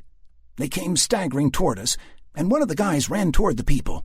He was yelling at me to call 911, when one of the bloody people grabbed him and bit his face. He started screaming, but the other people all gathered around and started biting him. I ran like hell. I saw a cop car with its blue lights on, and I ran to get them to help me, but there was nobody there." She swallowed hard and continued. "I got in the car and tried to use the cop radio. Suddenly, there were bloody people everywhere. I had no place to go. There were no keys in the car, so I got out to make a run for it, but there were too many of them. The cop must have been on the construction detail, because there was a manhole with a big yellow hose coming out of it a few feet from the cop car. I climbed down the ladder and ran as fast as I could in the dark. I almost had a heart attack when Martin shined his flashlight in my face. He brought me here, and we met everybody else on the way." "And what about you?" Billy asked the guy on the mattress. "Me? I live here." "Oh. Wait," Allie asked. "Abby, why didn't the infected follow you down the manhole?" "They did. I only barely got away." "But then, where are they? Why aren't there any in the sewer tunnels?" "What are you talking about? You mean you haven't seen any? The tunnels are crawling with them." Allie and Billy began to exchange a confused look, but were interrupted by a sudden scream from one of the little boys. Everyone spun to look at Caleb, fear gripping his small features. His tiny index finger pointed at something behind them. As one, the group turned. Chuck had gotten off the bench, his eyes blood red. He gave a snarling hiss, lurching toward them with his first steps as one of the undead. 21. A pin drop would have sounded like a thunderclap on the rock. Then the phone rang a second time, and Rick tore it from Sam's grasp, fumbling with the device before being able to answer it. "Hello? Who is this? Brenda? My God, are you safe?" "Yes, we're in a safe place for now. Sam is fine, and I got my dad, too." "Wait, what?" The entire group was hanging on Rick's every word. There hadn't been any cell service since the nightmare started, and this was like magic. "Hang on. There are a bunch of military people here who will want to hear this. I'll put you on speaker." Rick, are you still there?" "Yeah, go ahead. We can all hear you." "Listen, I might not have a lot of time. How do you have a working phone?" Martingale shouted. "Damn it, don't interrupt. The phones are fine. It's all the networks that are down. I got a tech here who was able to reroute the data stream. Rick, you said there were military there. Who are they?" McInerney stepped up. Commander Kevin McInerney of the USS Florida, a ballistic missile submarine. My full crew minus 14 and a team of SEALs. Excellent. What's your clearance level, Commander? SCI. Have you heard of Stuxnet? Of course. It's a computer worm that targets industrial systems. A nuclear reactor in Iran was targeted last year, and it almost shut completely down. There were... No time, Commander. This phone could cut out any second. We've isolated the source of the plague. We are working on a preventative measure, but we're running out of resources. The dead are constantly outmaneuvering our outer defenses through sheer numbers alone. We're safe here, but we can't leave for supplies. We've lost 9 people trying. There's maybe 2 months left of rations, and we need lab equipment and provisions. What do you need? We need you to come get us and set us up in a more secure location, the coordinates of which I will give you when you get here. The location we have in mind is extremely secure and has all the facilities we need: power, equipment, years of rations, and some weapons. And you think you can cure this disease? No. Anyone who is infected already is as good as dead. We are close to coming up with something to prevent infection from taking hold, a vaccine. That means anyone bitten or scratched won't get infected.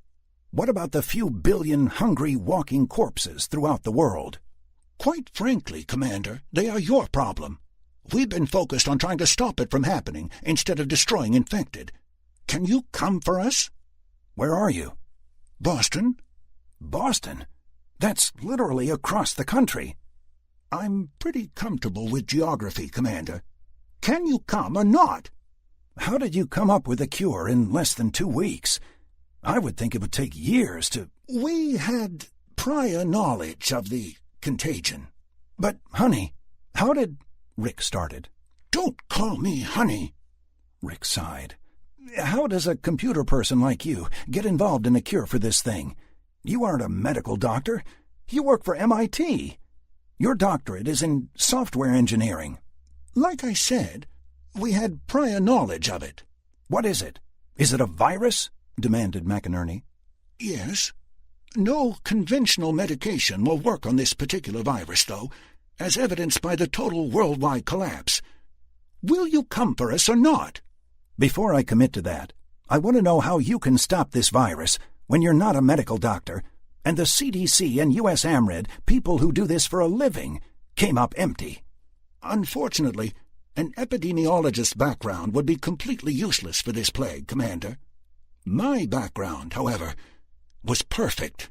But you just said it's a virus. I did.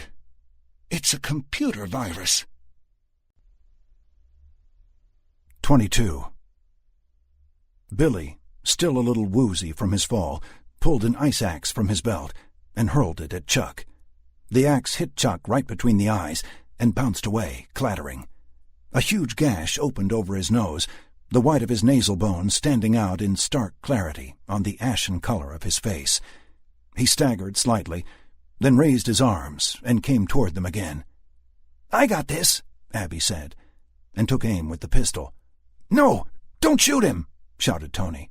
"We're in a metal room, for Christ's sake." He stepped forward and brought his axe up, waiting. Chuck was coming quickly, and the room wasn't huge. A twang sounded, and suddenly Chuck had an arrow sticking out of his left eye. He didn't jerk or twitch. He just collapsed backward. The tip of the arrow protruded a full inch out the back of his skull, forcing his head to twist toward them as he hit the floor. Tony started forward, but Allie grabbed his shirt. "Wait! Look at his eye!" Tony looked down, and Chuck was indeed watching them. His single, bloody eye was tracking movements. The eye was full of black malice and perverted need. "Jesus, how can he not be dead?" "Well, he is," said Billy. "He's just not dead." Tony walked wide around the prone form, and Chuck tracked him as he did so. The dead man's arm moved weakly toward Tony, but Tony was out of reach.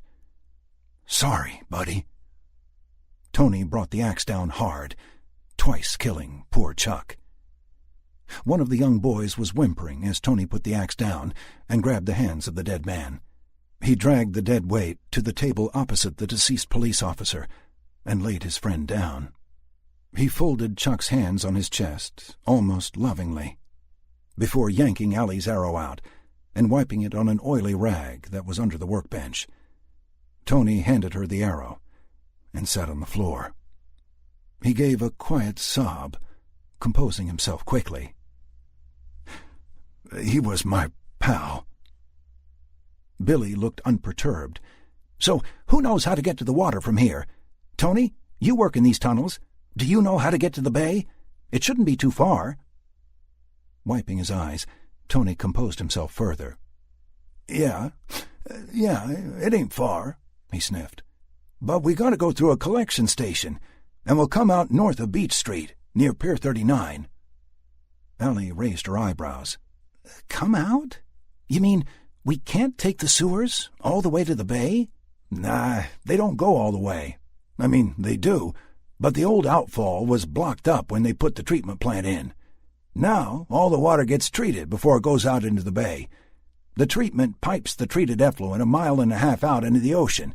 The only thing that goes into the bay now is a bunch of small pipes that we can't fit through. We'll have to come up in the treatment plant, or the street behind it. Beach Street. Wait, why do we want to go to the water anyway? Abby asked. He's got a boat, Allie thumbed at Billy, and there are people and supplies on Alcatraz. I'm in, Abby declared. Today is Saturday. Would the plant be open? Would there be a ton of people there? Could be, I don't know. We was working on some power cables about 1/2 mile away when all this happened. Billy and Allie exchanged glances. The plant could work, she told him. It would be secure, and if there was nobody there, then there wouldn't be any dead trying to get in. Unless there was a poop seminar today or something. I mean, these guys were working. He thumbed at Tony. Well, we can't stay here. We'll need to... I'm staying here, said Martin, who had been forgotten behind them.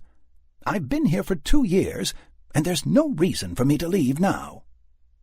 Tony started to say something, but Melanie stood and spoke to Martin. Martin, without you, we would have been walking down here in the dark for ages, probably bumping into those people left and right. You must come with us, or you'll die down here. Martin shook his head. Ma'am, do you really think anybody is going to live through this? If this is an epidemic, which it seems to be, then do the math. If one infected person spreads to 1 more, then those 2 spread to 2 more, and this happens only once in an hour. In a mere 24 hours, there are almost 17 million infected. This, of course, assumes only 1 person infects 1 other, and that it only happens once in an hour. The probability is that with the population the way it is, clustered together in large, confined areas like cities, that the entire population, minus, say, 2%, is infected in less than 24 hours. Billy looked at Martin with one eyebrow raised. You don't look like a mathematician. Yeah, well, I was. Lost my job at SFU due to budget cuts. Couldn't get another job, and I don't have any family. After 3 years of no income, I wound up here. That was 2 years ago. And you know what? This is a better life. Or it was, until everything went to hell. I thought you were... Yeah, so does everybody else. Books and covers and all that. Billy sat next to Martin on the mattress and held out his hand. Martin passed him the dirty milk jug, and he took a big pull on it. He came away sputtering and coughing. He wiped his mouth and handed the jug back to Martin. It's water, choked Billy. I thought... Martin stopped him again. So does everybody else. Mr. Martin, said a tiny voice, please come with us. Please? Everyone looked at Caleb. Please? The boy began to sniffle. Martin sighed. Fine, but we go my way. I can get us to the plant, but it won't be fun. Shouldn't see any of the infected, though. Tony smiled. Martin, I believe I got a pretty good handle on these tunnels. I've been coming down here for years. Yeah, and I've been living down here for years. You're going to take them through the collection cistern, past the macerators, right?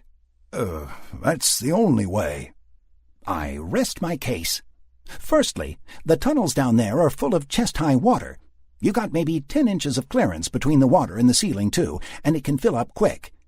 What's your plan for the kids? Second, I can get us past all of the water and the cistern and the macerators and the infected that are most assuredly in that section.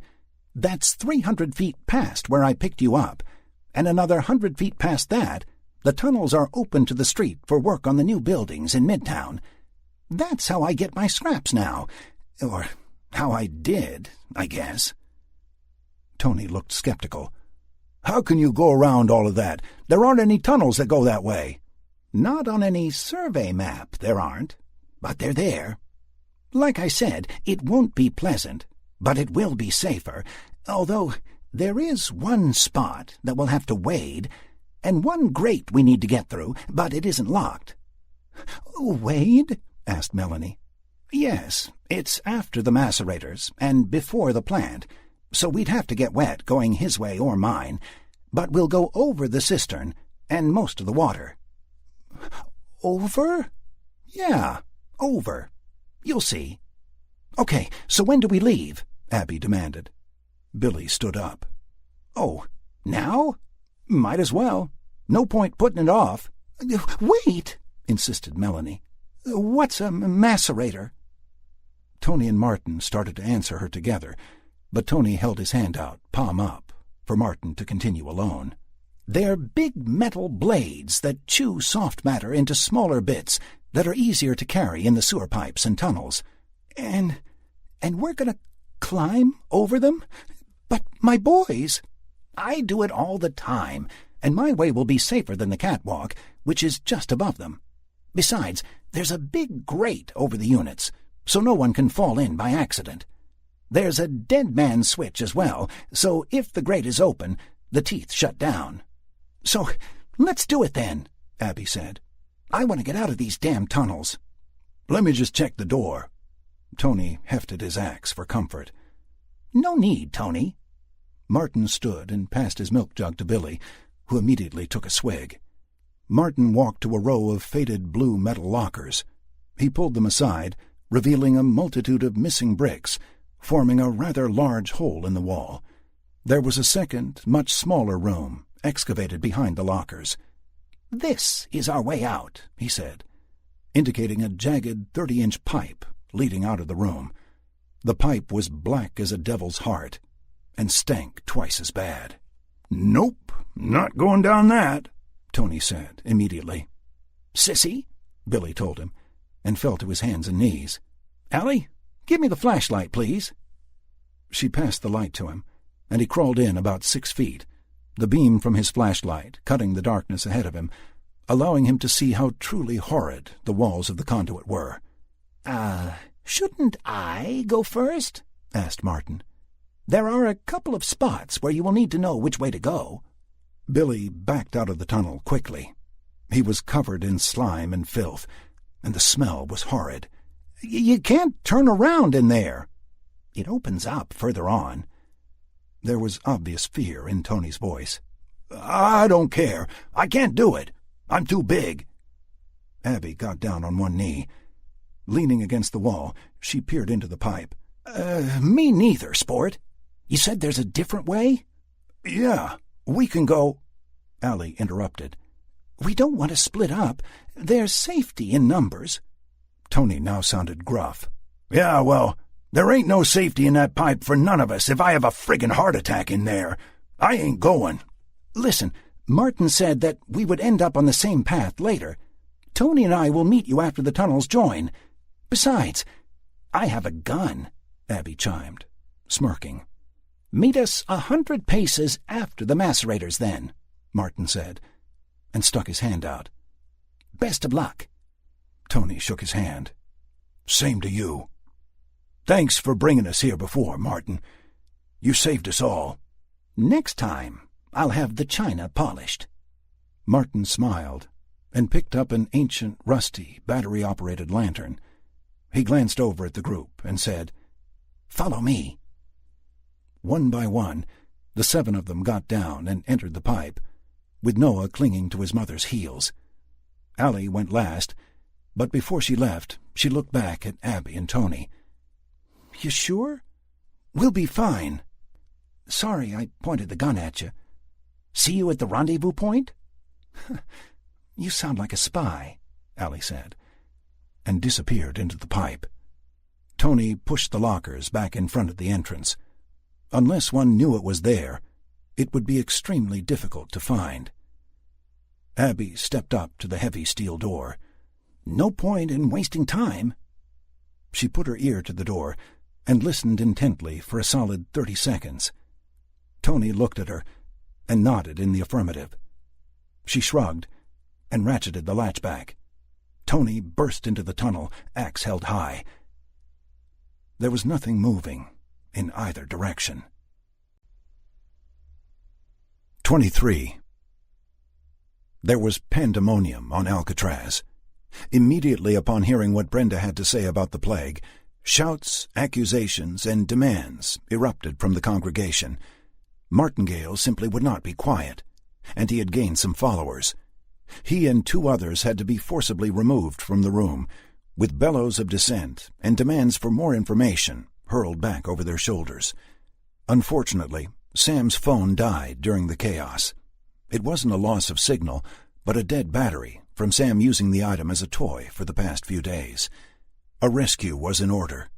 Brenda and her crew needed extraction post-haste, as a means of stopping the spread of infection was within their grasp. After the commander had Martingale and his stooges escorted away, he quickly spoke to Mira, Pitt, and Rick. Then McInerney himself exited with an element of 3 SEALs. Mira and Barnes attempted to quiet the folks gathered in the cafeteria, and eventually the noise subsided. The policemen answered questions as best they could, but the bottom line was that they knew little more than the people asking the questions. 2 tense hours after his hasty departure, McInerney returned with poor tidings. There was still no contact with the President and Joint Chiefs at Barrow, Colorado, or the carrier group steaming east from Asia. SINCPAC, the Pacific Naval Command, was also not answering the phone.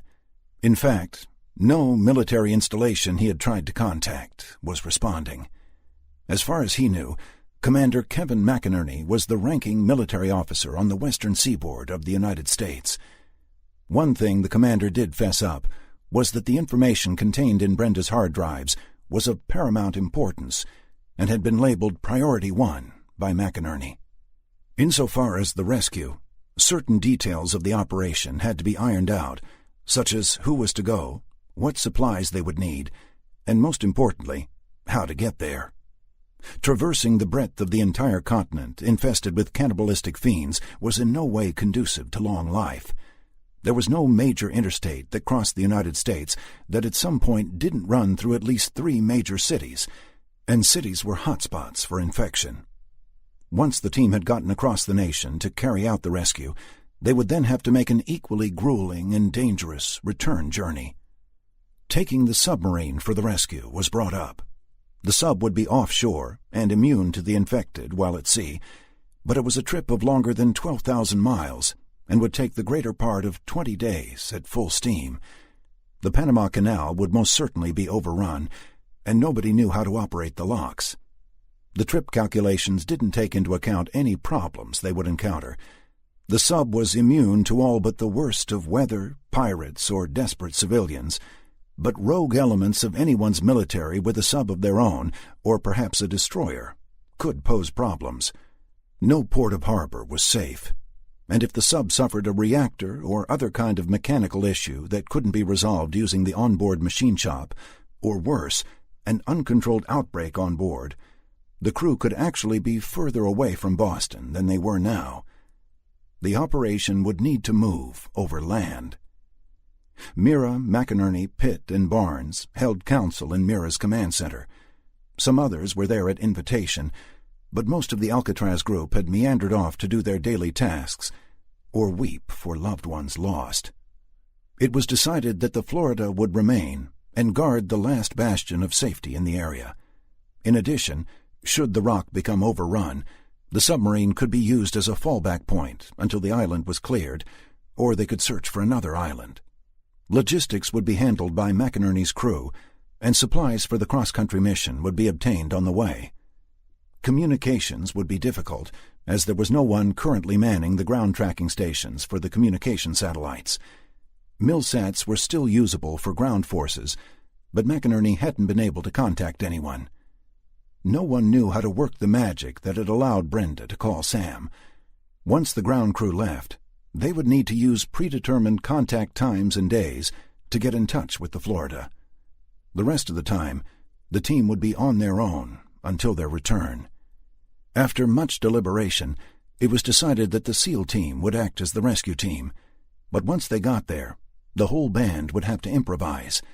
There was just no way of knowing what they were up against. Rick Barnes insisted on going, and both Mira and McInerney thought it was a good idea for him to go, as he had first-hand knowledge of the facility they would be entering. He had been there dozens of times when he was a policeman in Boston, and his ex-wife had been working at the facility. As soon as the OK came down from the commanders, Dallas, Anna Hargis, and Chris Rodding demanded to accompany Barnes to Boston.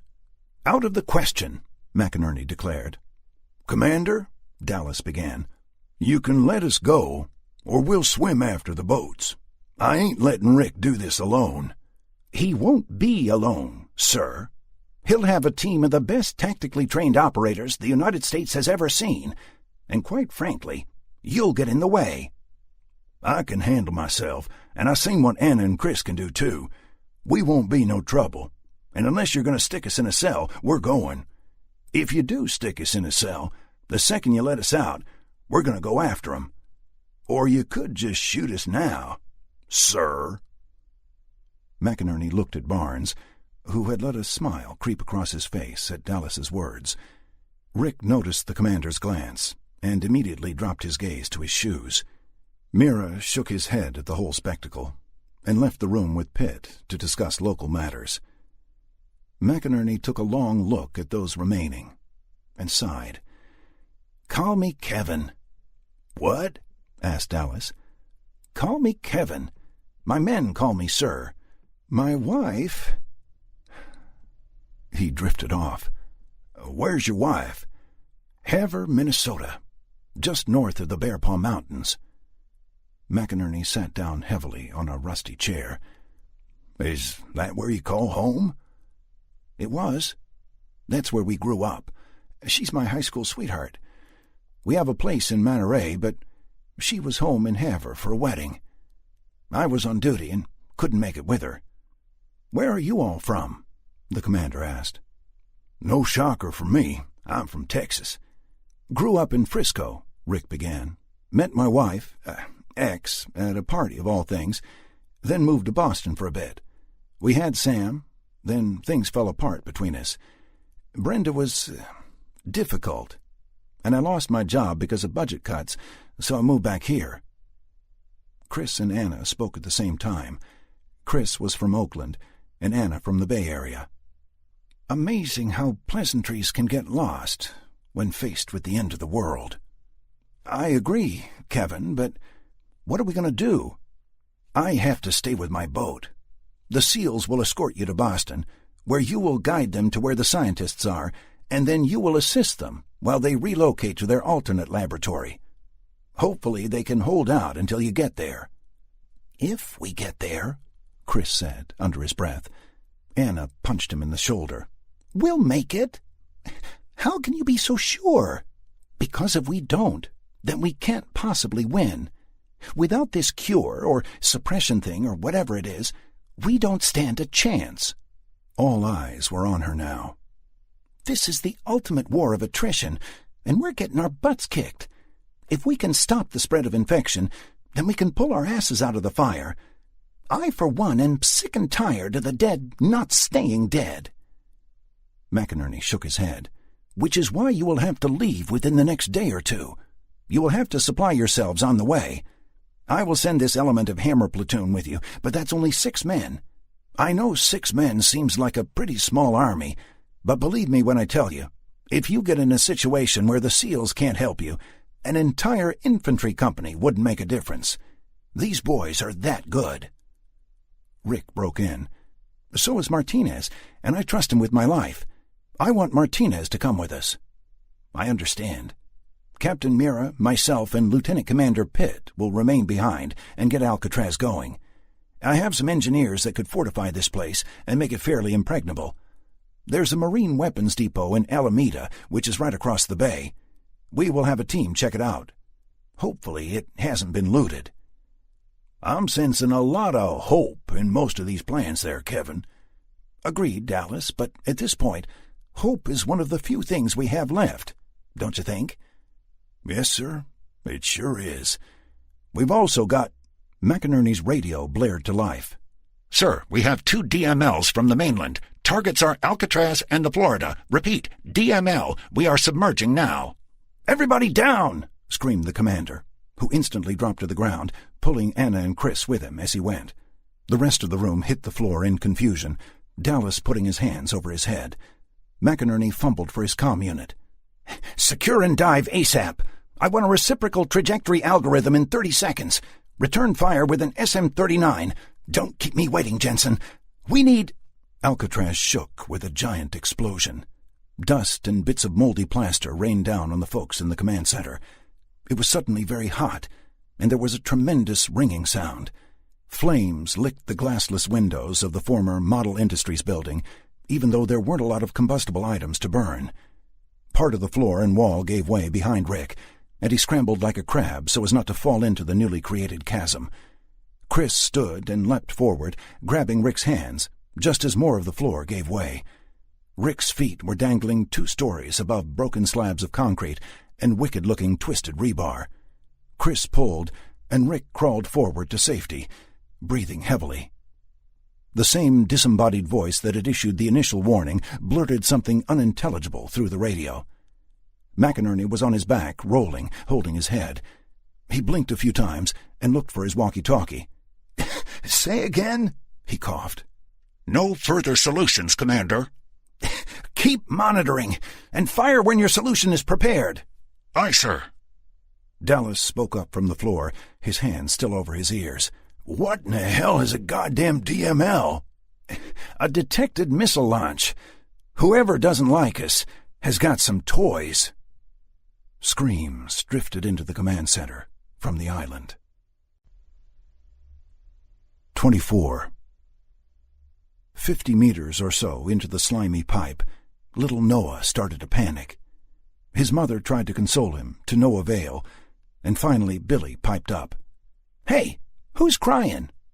"Not me," Caleb yelled up forward. Billy shined the light back behind him. "So, it's Noah? Hey, Noah, did you ever watch Bugs Bunny?" The crying stopped instantly, but Noah said nothing. Caleb crawled forward a little more. "Mommy wouldn't let us watch Bugs. She said it was too violent." "It was purple?" "No, violet. Like people get hurt and stuff." "Oh, violent. Yeah, it's what I said. Violet." Billy chuckled. "Well, anyway, Bugs was always tunneling someplace, but he never ended up where he was supposed to go. He always missed the left at Albuquerque. I'm pretending that I'm Bugs, tunneling through the earth. We won't miss that left, though, because Noah is going to be our guide. We'll make it to where we're going." "What about me?" asked Caleb, his blond hair filthy and matted with whatever was in the pipe. "You're—" "Shh," whispered Martin from up front. "We're coming to a break in the pipe. Be very careful, and somebody help the kids. It's a 15-foot fall if anybody slips through, but it's easily avoided if you pay attention. This is one of 2 places where the pipe we're in spans a wide gap." Martin crawled forward and looked through the hole, a rusted-out piece of the pipe perhaps a yard long. It was passable, as the hole wasn't large enough for even one of the kids to fall through. Martin wanted everyone to be safe regardless, hence the warning. Light streamed below from an unknown source, illuminating the 2 legs of someone sitting down. Another shadowy form stumbled past the light source, followed by another. The forms didn't seem to be going any place, but just meandering around. Martin moved past the break and kept going, Billy right behind him. Billy looked back at Caleb, putting a finger to his lips. Caleb nodded in the affirmative and made the same gesture to his little brother behind him. Noah and Melanie made it past without issue, But as Allie tried to negotiate the chasm, her bow, which she had slung on her back, got stuck on one of the pipe's rusty edges. She couldn't call for help, or she would alert the creatures below her. And while they couldn't reach, she didn't want to let the things know that there was a smorgasbord in a tube above them. She tried to back out of the bow, but was stuck fast. After a mighty heave, the bow popped off over her head, and it made a clattering noise as it skittered forward.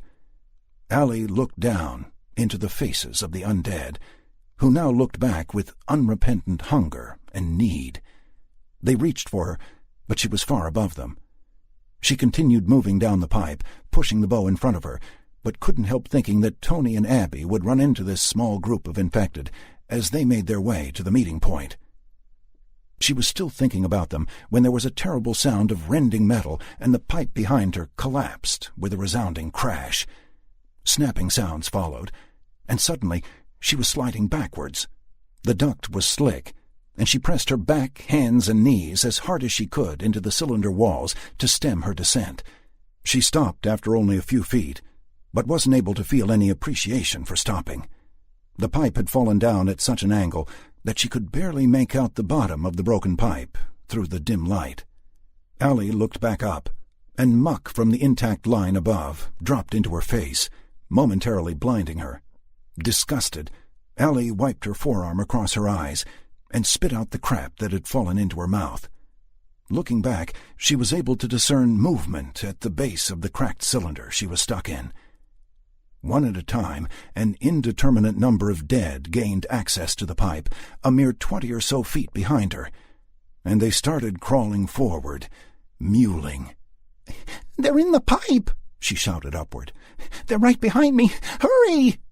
She scrambled forward, grabbing the bow as she did, her feet kicking on the slime and getting little purchase. The group of survivors moved faster. Fast was a relative term anyway, in a slimy 2.5-foot diameter sewer pipe, but they sped up some.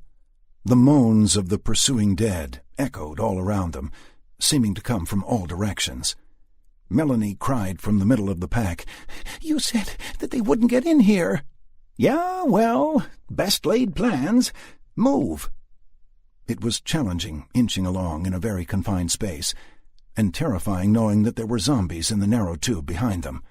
Eventually, they came to an access grate in the pipe, which looked down on a large room. This must have been the macerator pit, as the room was lighted and a steel mesh framework covered the floor. The space looked clean and neat as compared with the other rooms and tunnels they had seen. No undead seemed to be in the area below them, but there was no mistaking the cries of the ones in the pipe behind the gunk-covered party. Billy ran into Martin's shoes. "You need to hurry up there, Chief." Martin said nothing. "Knock, knock, Martin. We have company behind us." Billy heard several meaty thumps in front of him, and Martin grunted heavily. "Martin? Martin!" Martin replied with something unintelligible. "What? Speak up, and hurry! They're getting closer." "The pipe is crushed." From behind. "What's happening? Why aren't we moving?"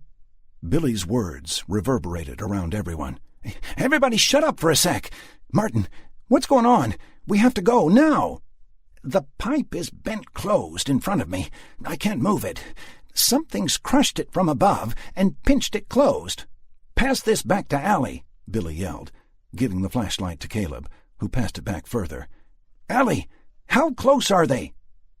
Melanie began to cry as she passed the light back. Allie got the flashlight and shined it back the way they had come. A small dip in the pipe 30 feet back obscured anything further from view. "I can't see 'em." "Flip on your back and kick that grate. We have to get out." She did as she was told, feeling the cold goo on her back. But the cylinder they were in was too skinny for her to raise her leg high enough to get any good kicks in. She started kicking furiously, but the lattice wouldn't budge. Panic set in for Melanie first. "Jesus, we're going to die in here. My kids. God, no. Not like this. Not—" "Mel, shut up!" Billy yelled. "You're scaring the kids. Allie, kick!" A cacophony of sounds assaulted Allie, yelling, crying, and pleading from in front, and the ever-present noise of the dead from behind. Her kicks rang against the grate, echoing throughout the area, and she started to get mad. She yelled as she kept struggling. She shined the light back and saw a pasty hand come up over the dip in the pipe. She kicked even harder, but realized it was useless. The bow was too long to turn in the confined space, so she was unable to shoot the creature, whose head and shoulders were now in view. The thing saw her and doubled its efforts, some of its cohorts right behind. "They're almost on us!" she yelled. As the creatures inched their way forward, Allie came to the realization that she was about to die, and a calm sereneness came over her. Smashing both feet down at once, she thought that it would have been nice to start over on Alcatraz with Billy and this Sam girl he kept talking about. "Get the kids past me!" Billy shouted. "Hurry!" Billy turned on his back and shimmied a little back towards the way they came. He passed Caleb and Noah over his chest toward Martin, and as he did so, he looked into Caleb's eyes through the gloom illuminated by Martin's lantern ahead of them. "They will never touch you, kiddo." "Okay," was the small, terrified reply. "Mel, can you get by me?" Melanie was weeping and didn't respond. Billy used his toe to nudge her roughly. "Melanie, snap out of it!" He gave her a full-on smack with his foot, but not enough to hurt her. She looked surprised, but started to climb over him. Her formerly white shorts caught on his chin, and muck and goo fell into his mouth. He spit it out and tried to inch backwards while she went forwards. They made it, and Billy kept inching toward Allie. Allie stopped kicking, raised the flashlight, and screamed. The lead zombie was 3 feet away and reaching for her feet.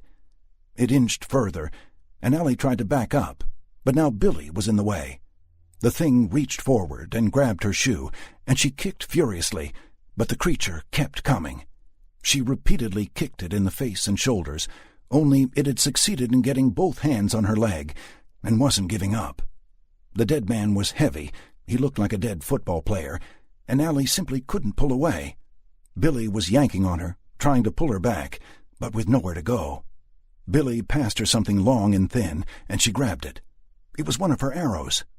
She spun it so the broad head was facing the enemy and jabbed it into the thing's eye, but not far enough. The dead man kept pulling at her, trying to bite her legs. She gave another desperate kick and sent the graphite projectile home, the zombie dropping its head to the floor of the pipe instantly. The ones behind piled up against the dead one, unable to proceed. Pap, pap, pap. Gunshots, close, definitely in the sewers. Allie kept kicking the grate for all she was worth, but it wouldn't budge. The infected behind the first one were tugging at him and trying to move forward at the same time, fortunately not making any progress. Suddenly, Tony and Abby rushed into view below them. Abby raised her pistol and fired once back through the opening they had come from. Tony, up here! We're stuck!" Tony looked around the room, confused. "Up here!" she screamed. "They're in the pipe with us, and we can't get out." Tony and Abby both looked up and saw the grate. Allie stuck her fingers down through it, and Tony understood. He grabbed an aluminum stepladder which was hanging on the wall and got as close to the pipe as possible. "How'd you get stuck?" "Don't ask stupid questions. Just get us out, and they're on top of us." Pap. "Trust me, it isn't any better down here," he muttered, as he stepped back a rung on the ladder.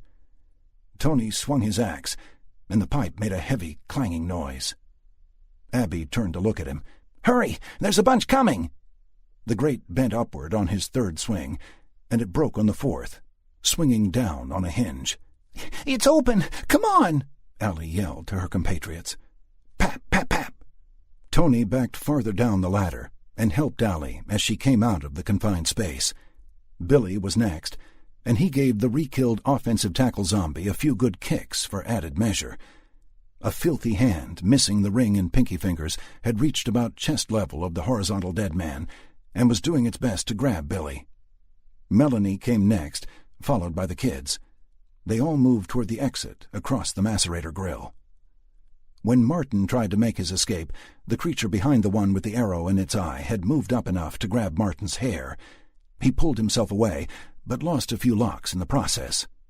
Tony, who was now as covered in pipe scum as the crawlers were, helped him down. The twice-dead zombie had moved forward considerably, pushed by his dead brethren. His head and shoulders hung down out of the grate. "Tony, we have to go!" Abby shouted, and ran to the group. Dead people flooded into the macerator room after Abby. At least a dozen shambling figures, covered in blood, some missing limbs. Caleb screamed and pointed at them. Some came at Tony, but the majority went for the larger group of survivors who had moved some distance away. Pap! Click! "Shit!" Abby yelled, fumbling with a second magazine. Twang! An arrow was suddenly sticking out of the skinless forehead of the closest undead, who collapsed lifeless. Allie fired a second arrow, but missed her target and got the chest of the creature behind. "Come on! We need to move!" She knocked another arrow and fired again. Abby drew the slide on the pistol after she had slammed a second magazine home. She aimed carefully and fired into the oncoming horde. Tony kicked the ladder out of the way and was about to run down the corridor when the dead man and the undead young woman that had grabbed Martin fell from above. It was a glancing blow, but it still knocked Tony down. He struggled away from the bodies and got up quickly. The young woman had grabbed his pant leg, so he brought his axe down on her wrist, nearly severing her hand. He dispatched one zombie with his axe and avoided two others as he caught up to Abby. Together they followed the rest of the group of survivors through the connecting tunnel and moved on. The living humans were much faster than the dead ones, but the dead just didn't give up. Billy and Martin were up front, followed by Melanie and the kids, Allie and Abby, with Tony bringing up the rear as they moved quickly down the tunnel. They lost sight of the pursuing dead as they sped down the old sewer, shoes slapping on the bricks. They stopped for a moment to catch their breath when the tunnel opened up into a much wider passageway. This part of the system was partially submerged. "We have to go through there?" demanded Allie. Martin looked at her and spoke in a gruff tone. "Yeah, it's only about 60 feet or so, and it never gets more than chest deep on me. Billy, pick up Caleb, and Melanie will have to take Noah. It's over their heads in the middle. We would have come out right there." He indicated a pipe entrance about 3 feet higher than the water level, "if the pipe wasn't crushed. Let's go. I can hear them coming." Martin was indeed correct. Moans could be heard behind the group, even though the undead couldn't yet be seen through the gloom. "Come here, pal." Billy grabbed Caleb and followed Martin into the water. "It's warm." "That's all poop and pee," Caleb shouted, and made a face. "Ew." "Actually, it's because it heats up when the— Ah!" Martin disappeared beneath the tepid water. He was struggling and splashing, and when he resurfaced, he wasn't alone. A dead woman had come from under the water and latched onto his clothes. She was trying to bite him in the face. Billy had to back away to keep Caleb from the new attacker. "Help him, quick!" Allie and Abby couldn't fire their weapons for fear of hitting Martin, so Tony strode forward and used the butt end of the axe handle to thump the creature on the temple. Unfazed, the thing seemed to redouble its efforts to chew on Martin's nose. Tony grabbed the zombie's left arm and pulled it away while Martin pushed. Abby waded to the struggling trio, put the barrel of the pistol to the creature's head, and fired point blank. The deafening shot took the side of the thing's head off, and it released its grip on Martin and slid beneath the water. The entire episode had taken less than 30 seconds, but it was enough time for the small pursuing horde to almost catch up. Allie shined the flashlight to the rear and announced, "They're right behind us. There's a lot." The group had started forward when Caleb, looking behind them over Billy's shoulder, pointed and said, "They won't come in the water. Look." The boy was right. The creatures had stopped where the water started. Unfortunately, the ones in the back continued crowding forward, pushing the ones in the front into the water with small splashes. The first creature stood and stared at the cluster of humans. Already wet, the thing must have decided it wasn't going to be a problem to move forward, and it did just that. 3 steps in, it fell forward and disappeared. Its friends still would not progress on their own, but they kept getting pushed by the ones behind them. There were many more than the dozen or so that had come into the macerator room. "Where are they all coming from?" Melanie asked. "There's so many." "Enough! Let's go before we get bitten on the ankles," Allie yelled. "But there could be 10 of them in front of us under the water." "Yeah, there could be," countered Allie.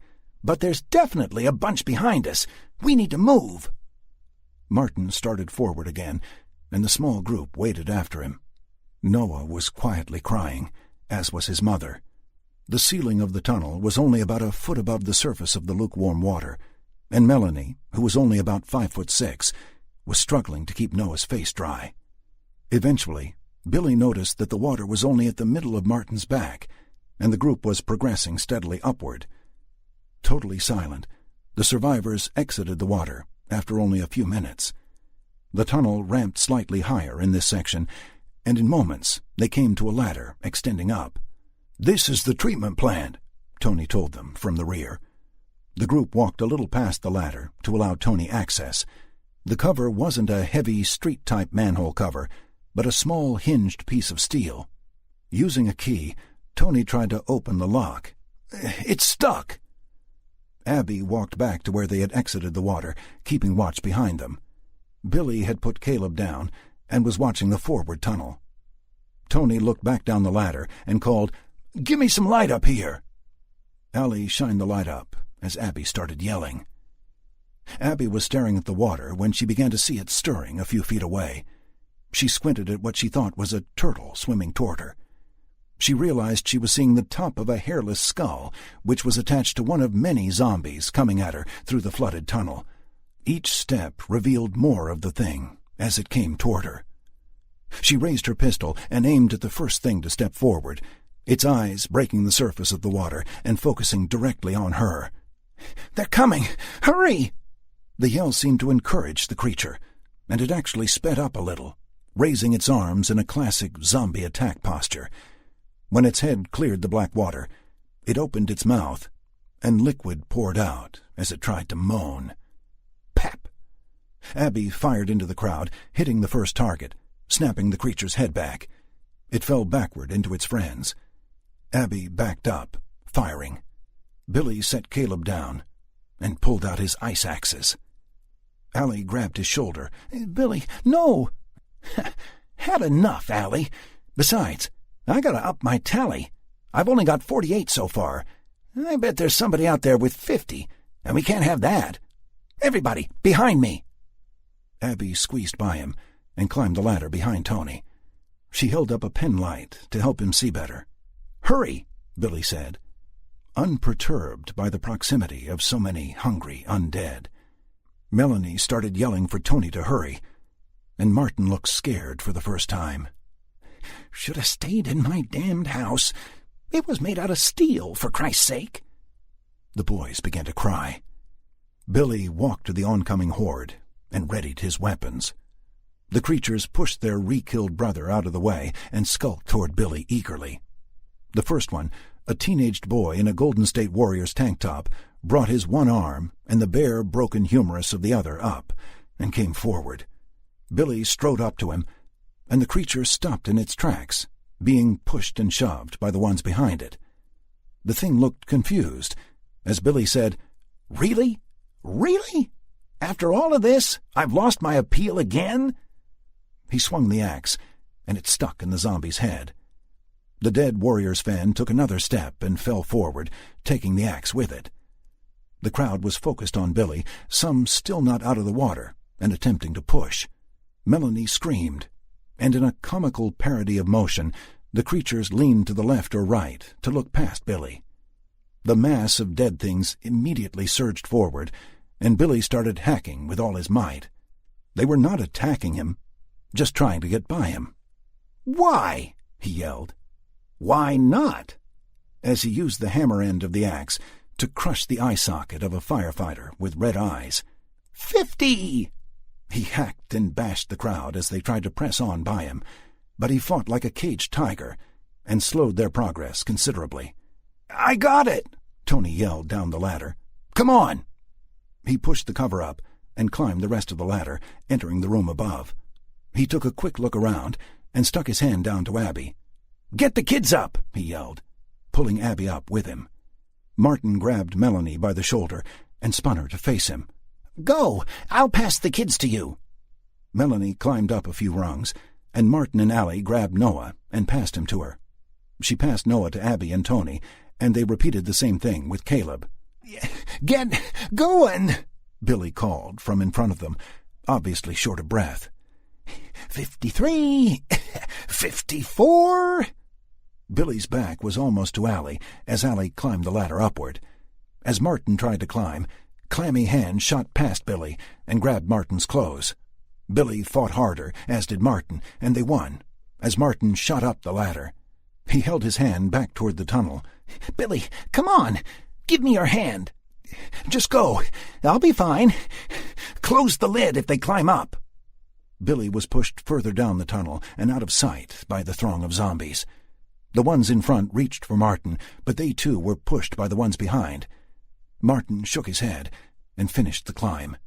The things didn't seem to know how to follow, and reached up at him longingly as he sat atop the access hole, looking down on them. Mr. Martin, where's Billy? Asked a wide-eyed Caleb. He's gone. He was a hero right there, Tony said, and stood. We have to figure out if we're alone or not. Abby, you stay here with Martin, Mel, and the kids. Allie, you come with me. But, Billy... He's gone. There's no coming back from that. You saw how many there was. Tony gave one look back at the reaching sea of dead, hawked a giant loogie, and spit down into the crowd, before shutting the hinged cover and locking it with a twist of a T-handle. 25. Captain McInerney had ordered double deck watch as soon as the Florida had surfaced and revealed itself to Alcatraz. Passive radar sweeps were also ordered for each quarter hour, and it was one of these sweeps that had shown 2 blips heading from the mainland at speed toward the survivors' new bastion. Shortly after the missile had struck Alcatraz, while those in the command center were still getting to their feet, one of the submarine's missile tubes flew open, and a huge white projectile streaked toward the mainland in retaliation. It was loud. Rick scrambled up and ran for the stairs. Dallas helped McInerney to his feet, wincing a little as his ears still rung from the deafening roar that had shaken the building. "What the hell is that?" he asked, looking up. Most of the building was still intact, so those in the command center couldn't see the missile contrail. Dallas continued to view the ceiling in confusion. "A tomahawk fired from my boat." "A what?" "A big damn missile." "Who's shooting at us?" "Don't know yet. Might have been land-based, but if Jensen's reverse trajectory is accurate, anything within 50 feet of that missile impact is already vapor." The commander sparked up his radio. "Jensen, report. Give me a sitrep on my boat." "Sub's fine, sir. They might have the toys, but they don't have the talent. Looks like it might have been a tow, and it impacted on the water behind us. Piss-poor assault heading on the missile operator's part, sir." "Are you under?" "Yes, sir, but just. Billing says there's not enough depth here to go deeper than 30 feet under. We're above periscope depth, but submerged." "Excellent. Where did that ML originate?"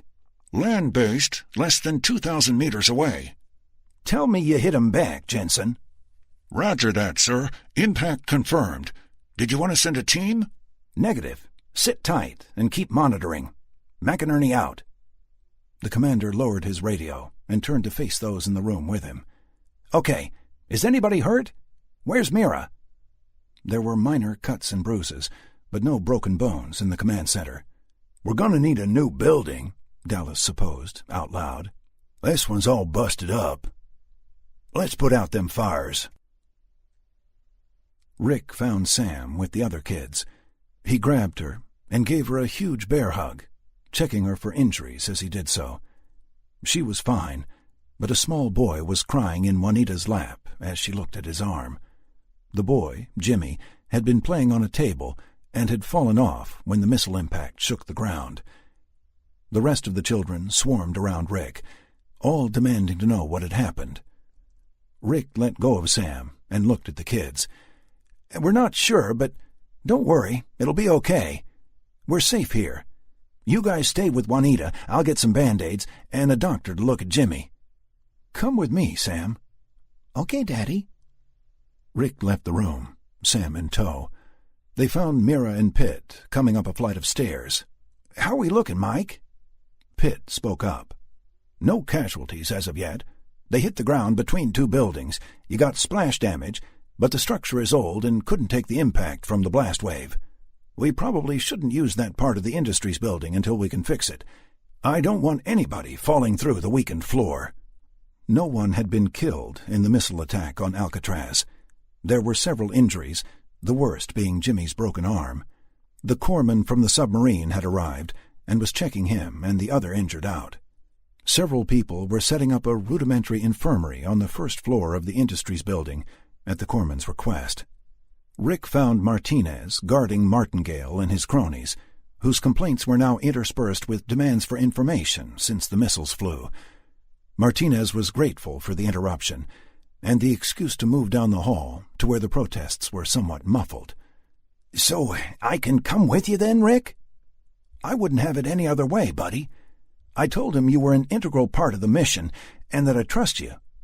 So you lied, twice. Rick laughed. Yeah, the trust thing. Probably be drunk before we get off the island, damn bum. Daddy, language. Oh, sorry, kid. That was grown-up talk. You're right, though. I need to take it easy.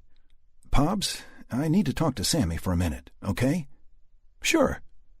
Martinez pointed at Sam with mock menace. Don't you beat up my pal now.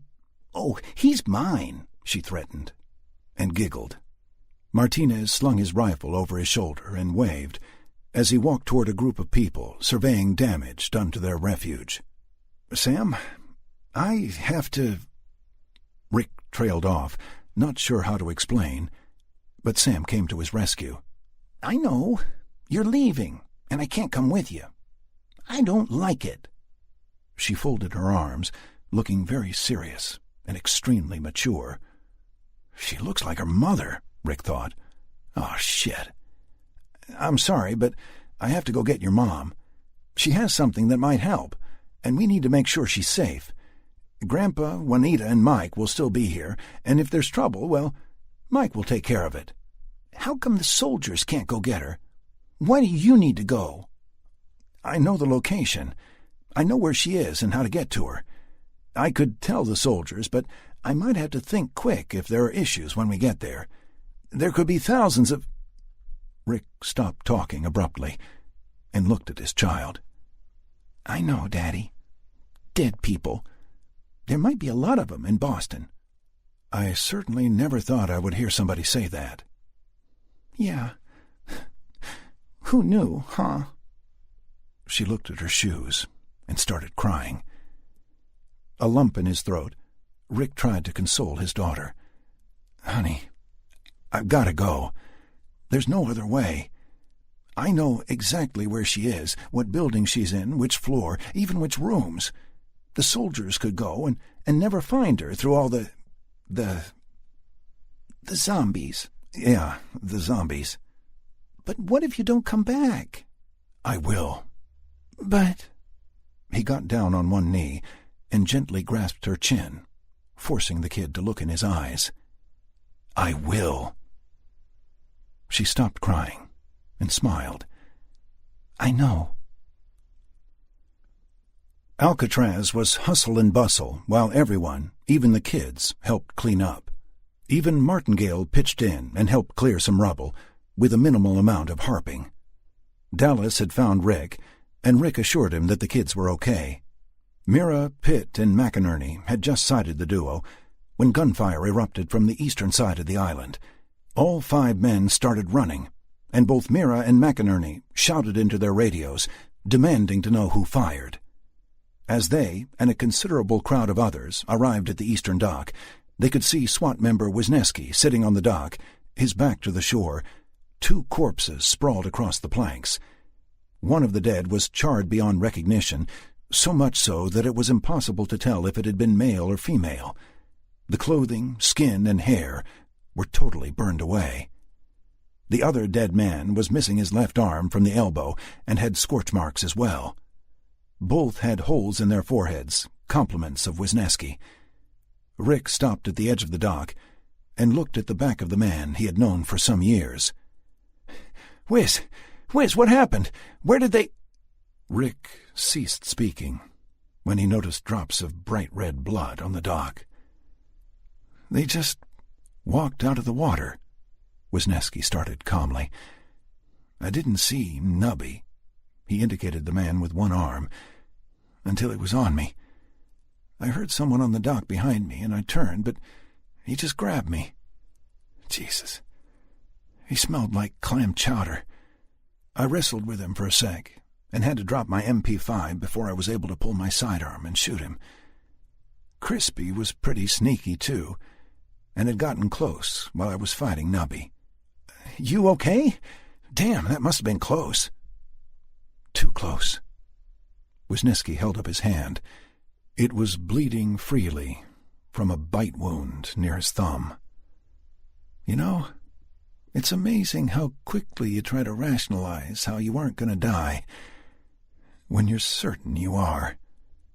"Oh, Wiz." "Oh, forget it. There's nothing to say." "Fucking thing doesn't even hurt." Rick looked at Mira. Pitt stepped up, his pistol drawn, but pointing down. "We have to isolate you. I'm sorry." Wisniewski nodded. Yeah, okay. It must have been some of those dicks from the boat you sunk, huh?" "Probably. Let's get you isolated, and then we can talk." "Sure. Here." He passed his pistol, butt first, to Pitt. "I love that damn Glock, too." "Shit. Do we have any booze?" "We'll find some," Mira said, and held his hand down to Wisniewski. "Let's get you up." Wisniewski stood and regarded the crowd that had gathered at the dock. With a heavy sigh, he began walking toward the cafeteria, with 2 SEALs for company. "We'll get you patched up in a minute," one of the SEALs told him on the way. "Save the bandages for somebody who'll live." The SEALs exchanged a glance as they escorted Wisniewski up the hill. "All right, everyone, let's get moving," Wiz heard Pitt tell the group. "Nobody alone anymore, anywhere, at any time. At least 2 people per post, starting now. All areas where—" Wisniewski couldn't hear Pitt over his own pounding heart as he got further up the hill. 26. Cyrus had been successfully avoiding the undead for a long while when he arrived at the piers east of San Francisco proper. He was exiting a small bakery with a ham sandwich and a bottle of water when he heard a sound like a jet plane whooshing over his head. He ducked instinctively at the intensity of the noise, throwing his hands over his head, but maintaining a firm grip on the sandwich. A few seconds later, another object zoomed over, leaving a smoky contrail behind it. The source of the parallel white lines in the sky was the roof of a shipping company warehouse immediately behind the bakery. The destination for whatever had been fired was lost over the larger buildings, obscuring the horizon.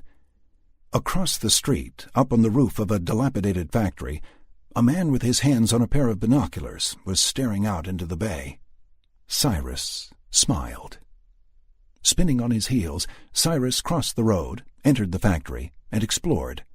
There were numerous dead people littering the floor, all covered in blood. Some sported vicious wounds, but all had serious head trauma. "Dispatched undead," he muttered to himself. Locking the door behind him, he followed the sound of voices. The voices came down the stairs and had 4 people attached to them. Cyrus sidestepped between a large stack of pallets and a forklift, the people coming straight for him. "Didn't expect that, did they, Pee-wee?" Some more steps, boots on a concrete floor. Cyrus smiled, recognizing the lead voice immediately. "Pee-wee, my friend, you talk too much." Cyrus heard chuckling laughter and saw a friendly punch to the arm from an unassuming man to a giant specimen of a human being as they walked past Cyrus's hiding place, briefly crossing his field of vision. "I was wondering, Master G, if you wouldn't like to—" Cyrus stepped out behind them. "Malik?" All 4 men spun at the sound of the newcomer, weapons raised. Cyrus smiled wider at the look of extraordinary shock on the faces of 3 of them. Cyrus stepped forward. "Hello, David. Hello, Leon. I see you've been keeping safe. Congratulations." Doc Murda was stunned. How did... where... "Come, boy, spit it out. What are you trying to say?" "Who the fuck is this dude, Doc?" the 4th man asked. "Please, don't curse. He doesn't like that," Murda answered. "He doesn't like that at all." "How have you been, Malik?" "It's Doc Murda now." "Is it? Well, I'm sure that's fitting, but the question remains." "I've been well, sir. And you?" Murda looked nervous. "Incarcerated. Not so well. Although the strawberries and cream at Morningside was exquisite." "When did you get out?" "Yesterday. An old acquaintance of mine released me. Have you nothing else to say?" Murda looked embarrassed. "It's good to see you." Cyrus raised his left eyebrow. "Good to see me?" "Yes. It's good to see you, Dad." "Thank you, Malik. It's good to see you as well. Perhaps you and I could have a long talk. I would certainly like to know where you appropriated such—" An explosion of monumental proportions threw 4 of the 5 men to the floor of the dingy factory. Bricks and glass showered down throughout the building. The eastern wall gave way and tumbled outward into the street, showing that the building 4 doors down was gone. Not simply destroyed, but gone. Nothing was left but a smoking crater and some small fires. Pee-wee brushed dirt and rubble off of his shoulders. After a few seconds, Cyrus looked up to see a massive hand reaching down to help him to his feet. Cyrus accepted and stood, brushing himself off. "Thank you, Leon. We should go. Half the city will be here in moments, and apparently you aren't the only ones with expensive hardware." Pee-wee made to assist Murda, but Cyrus intervened. "Allow me, please, Leon. I haven't seen my son in a while." Cyrus lowered his hand to Murda and helped him up. Murda was dazed and bleeding from a small gash over his right eye. This may need stitches. We'll get you fixed up when we get someplace with 4 intact walls. I must say that firing your weapons whilst on a different roof was a stroke of genius." "I didn't want to get killed by any possible retaliation, and I had some soldiers that were expendable." Pee-wee helped up Master G and the other man, and the 5 of them strode from the broken building. San Francisco in the summertime," said Cyrus, breathing the salt air deeply and squinting in the sunshine. "Absolutely breathtaking." 3. Rick woke groggily to a commotion outside his apartment building. The clock on the nightstand read 3:12 in green digital numbers. Someone was shouting, and Rick groggily trudged to his second-story balcony to investigate. He could see the rotating emergency lights of an ambulance, and when he looked down at the street, he could see a paramedic pushing what looked like a homeless man away from him. A second paramedic was cradling his own arm and yelling at the homeless guy. Rick could see the paramedic was bleeding. The first paramedic gave the attacker a mighty shove, and the guy went ass down with a half-twist, landing hard on his arm. Rick could hear the guy's arm snap from the balcony, and shouted at the paramedic. Hey! What the hell are you doing?" The paramedic looked up and said, "Go back inside, sir. We got this." The guy with the broken arm started to get up, seemingly unfazed. Rick yelled down again, pointing at the paramedic. "I'm a cop. You stay right there." He ducked back in the door and went to check on Sam, who was sleeping soundly. He grabbed the Taurus and, as an afterthought, a pair of handcuffs. He removed the trigger lock on the pistol as he ran to his apartment door. Rick was a cop in the city, So he had a steel apartment door, with a 2-inch steel tube fitted from the center of the door to a recess in the floor. Nobody could break this door down easily.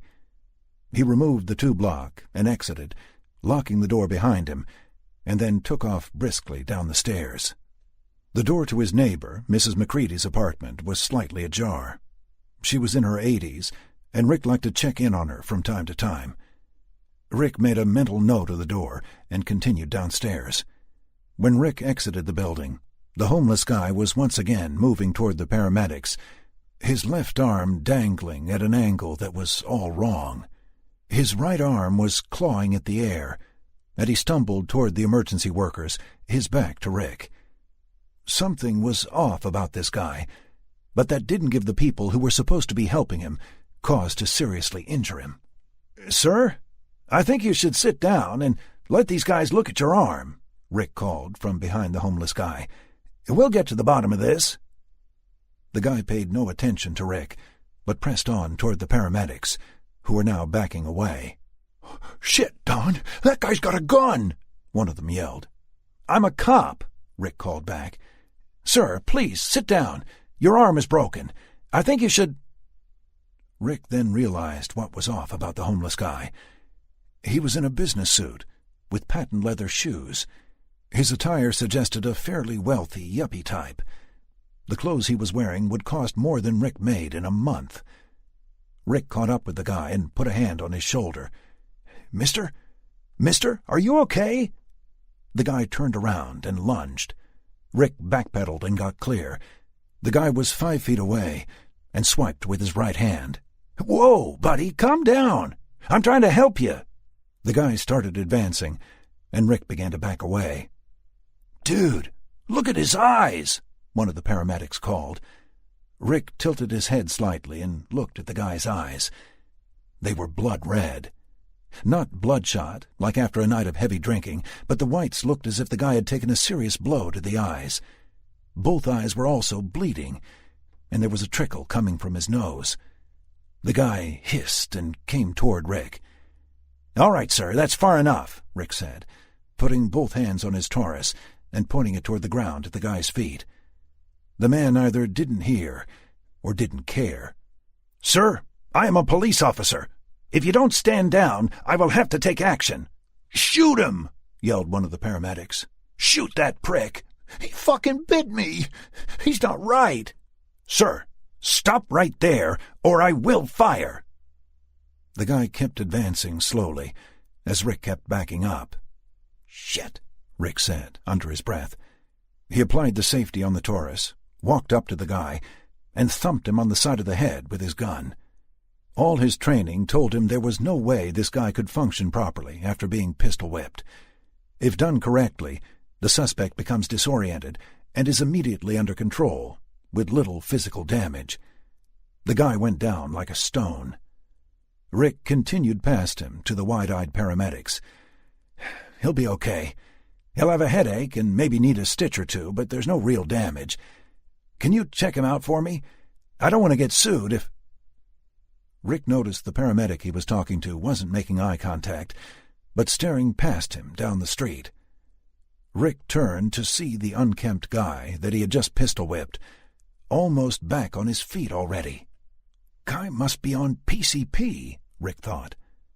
The man advanced toward the paramedics and police officer, right arm reaching.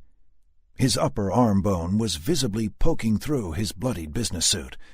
The guy had to be in horrible pain, even on PCP.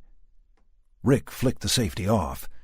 "Sir, I've been as nice as I'm going to be. Stop, or I will fire." The guy advanced. Rick took up a firing stance and aimed at the guy. "Sir!" he yelled. The guy kept coming. "God damn it!" Rick said, and fired a shot into the guy's right thigh. "Jesus!" breathed one of the paramedics. Not only did the guy not stop, he didn't even look at his wound. It didn't slow him. He kept coming, 20 feet away now. Rick was unsure of what to do. The guy had no weapon, but he wasn't listening to commands. He obviously wasn't rational. The guy had already injured one paramedic. "You guys will back me up on this, right?" Rick said, with a dry mouth. "Fucking A! Drill him!" shouted Randy, the paramedic with the bite. "Sir, please!" Rick pleaded. The guy showed no signs of slowing. All Rick could think about was the video feed of the cops in Boston firing on civvies. Rick shot the guy center mass in the chest. The guy went down on one knee, putting his right hand down on the street to catch himself. But he started to get up almost immediately. "This gets a 15 out of 10 on my fucked-up shit-o-meter," one of the paramedics said. The guy stumbled toward Rick, who shot him again in the stomach. This time the guy didn't even slow. At 10 feet, Rick shot him in the forehead, and the guy fell on his back. "Fuck me," was all Rick could say. He had just shot a one-armed man 4 times.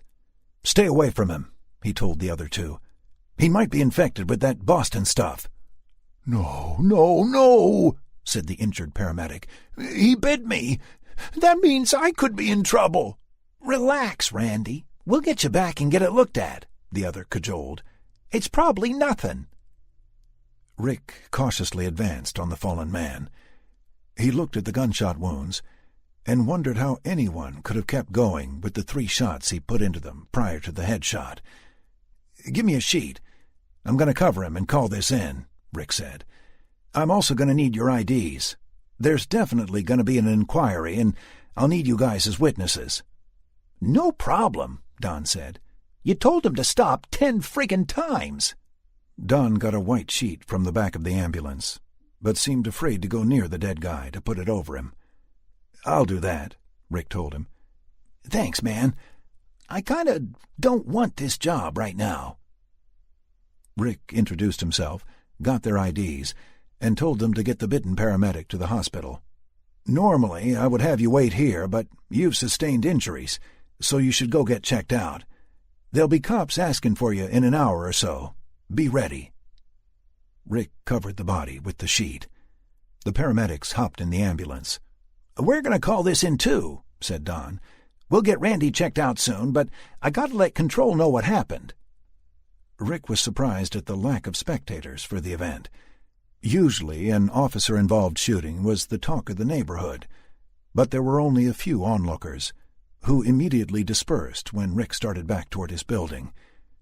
There were sirens aplenty, in fact, more than usual for this early in the morning, but no emergency vehicles seemed to be coming in his direction. He went back into his apartment building to call in the shooting. Mrs. McCready was in the hall, in a floral print nightgown, leaning against the corridor wall. She had her face turned away from Rick. He walked up behind her and put his hand on her shoulder. "It's okay, Mrs. McCready. You can go back to bed. There was a disturbed guy out front." Mrs. McCready turned very quickly and grabbed Rick's hand, bringing it to her mouth. She bit down hard on the outside of his palm, under his pinky finger. It hurt like holy hell, and Rick howled in pain. He ripped his hand away from her and backed up. There was no blood. The older woman growled low in her throat and lunged at Rick, slashing with claw-like fingers. Her eyes were blood red. She managed to grab his shirt and attempted to bite his face. He pushed her away, but her grip was like iron. Pretty damn strong for an old lady, was Rick's first thought. His second thought was, holy shit, she bit me. Rick shoved his neighbor hard, and she went down on her backside. He inspected his hand, palm up, cradling it between the thumb and fingers of his other hand, turning it over a few times.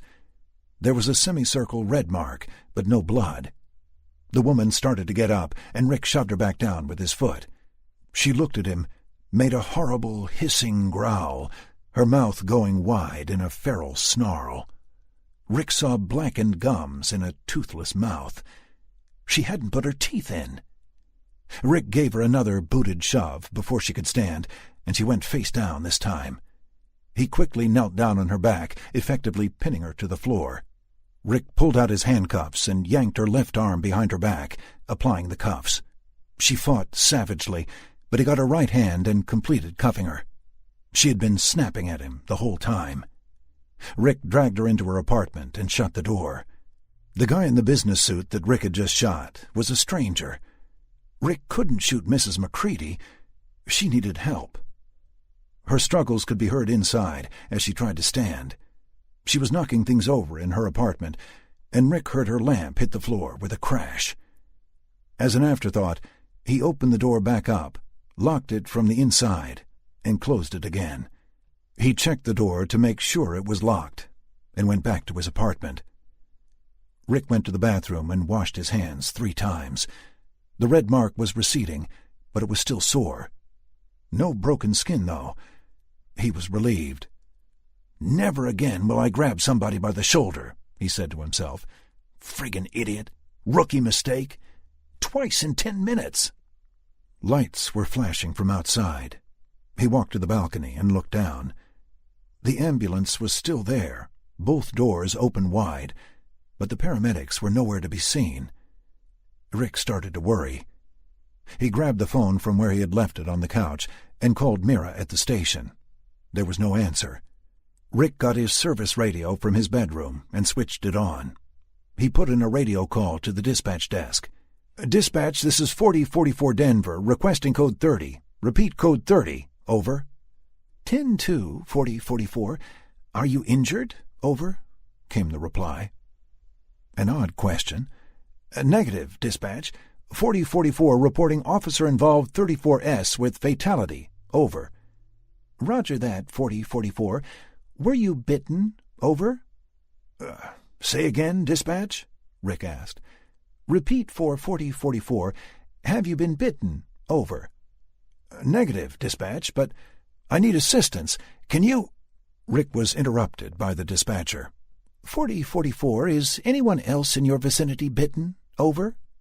With an impatient voice, Rick answered, "Roger, dispatch. An EMT was bitten by—" The dispatcher cut him off again. "What is the bite victim's 20? Over." Rick walked from the bedroom to the balcony window, looking out into the night as he spoke to the dispatcher. A staggering figure was making its way down the street away from him. "Unknown. Over." The phone rang, and Rick asked the dispatcher to hang on for a second. "Negative, 4044. Too much traffic. Cannot comply with request. Recommend you RTB or find secure location and wait for assistance. Out." What the hell was this? He just told the dispatcher that he had fatally shot someone, and she acted as if it were no big deal. Find a secure location? What was she talking about? Rick answered the phone. "Hello? Rick, it's Mike." "Mike? What the fuck is happening? I just got off the radio with dispatch. I told her I just killed a guy, and she went on like I was asking for directions." Rick ran his fingers through his hair, and they came back damp. He realized he had been sweating. "Dispatch has been told to inform all calling officers to either come in or hunker down," said Mike. "Rick, listen, you're not coming in tomorrow. Get Sam and your dad and get the fuck out of Dodge." "Jesus, what are you talking about?" "You told me yesterday you were having trouble getting in touch with Brenda in Boston. The reason you couldn't get through is because Boston is gone." Rick tried to cut in. "Mike, what?" "Shut up and listen," continued Mike. "This disease that's hitting the East Coast isn't just on the East Coast. It's everywhere. Here, too. It's been absolute chaos for the past few hours. Everyone in the damn city has been calling 911. The board is lit up like a Christmas tree. A buddy of mine from USAMRID called me an hour ago. He said that the infected people are incredibly violent and extremely resistant to pain and trauma. There is no effective way to incapacitate them other than to destroy the brain. Boston is gone, Rick. I'm sorry." "What does that mean?" Rick demanded. "It means that the situation in Boston is completely out of control. The infected outnumber the uninfected by numbers that scare the shit out of me. The city is burning, and the army, who've been there for a few days, are pulling out. It's so bad. Now it's here. There have been dozens of calls all night from scared folks claiming their neighbors are attacking them. I sent 8 units to check out a small riot, and of the 16 cops I sent, 1 came back alive."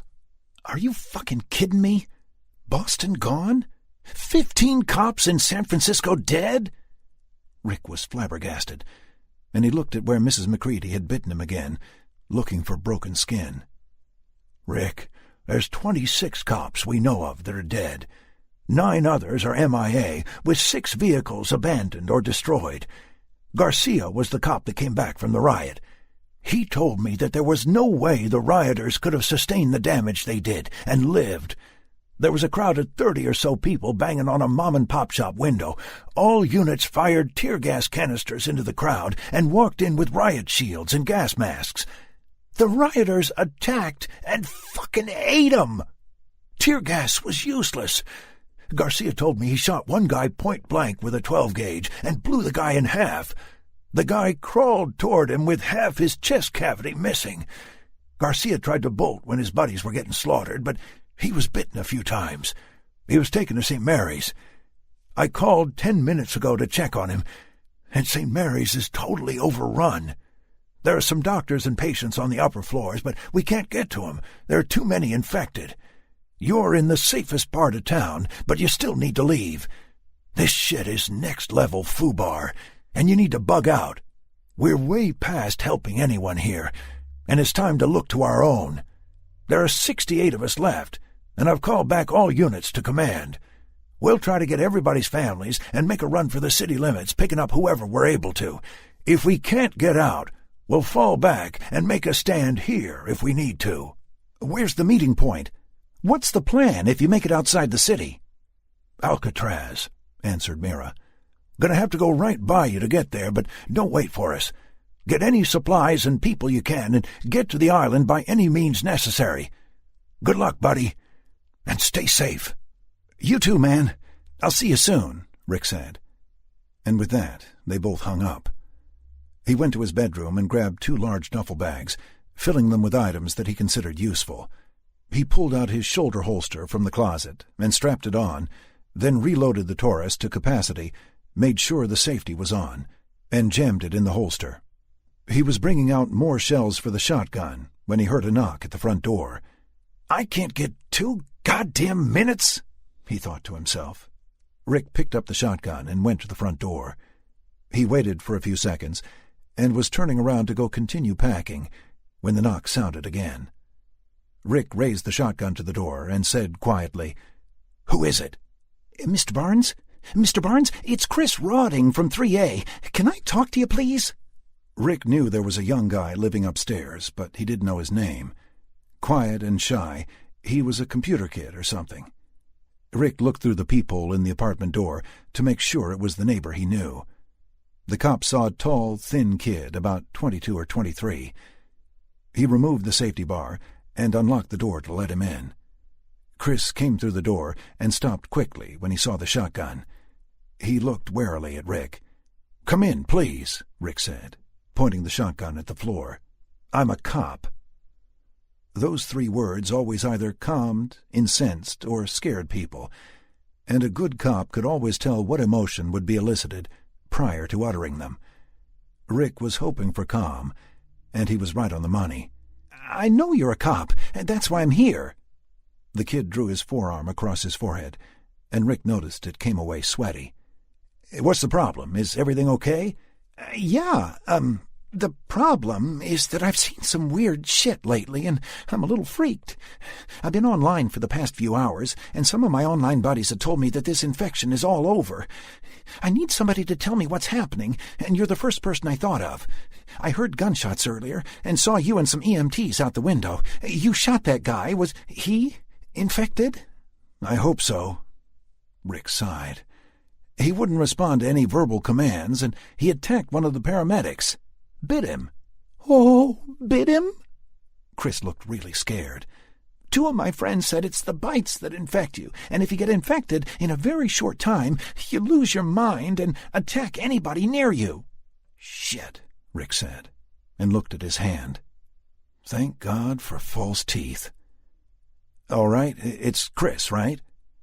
Chris looked almost sad when Rick wasn't sure of his name. Chris nodded. "What is it I can do for you, exactly?" Well, you have a gun." Rick raised his eyebrows.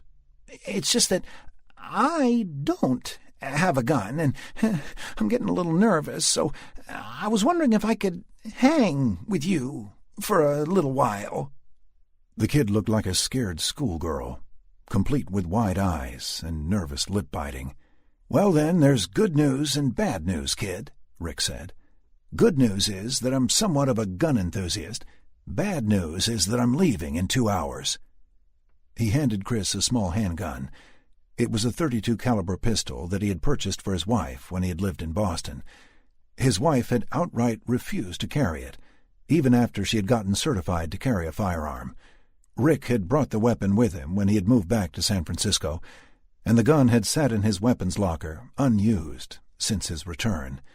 "Normally, I wouldn't give you a firearm," he said to Chris, "but these circumstances are anything but normal." He looked at the young man as Chris accepted the weapon.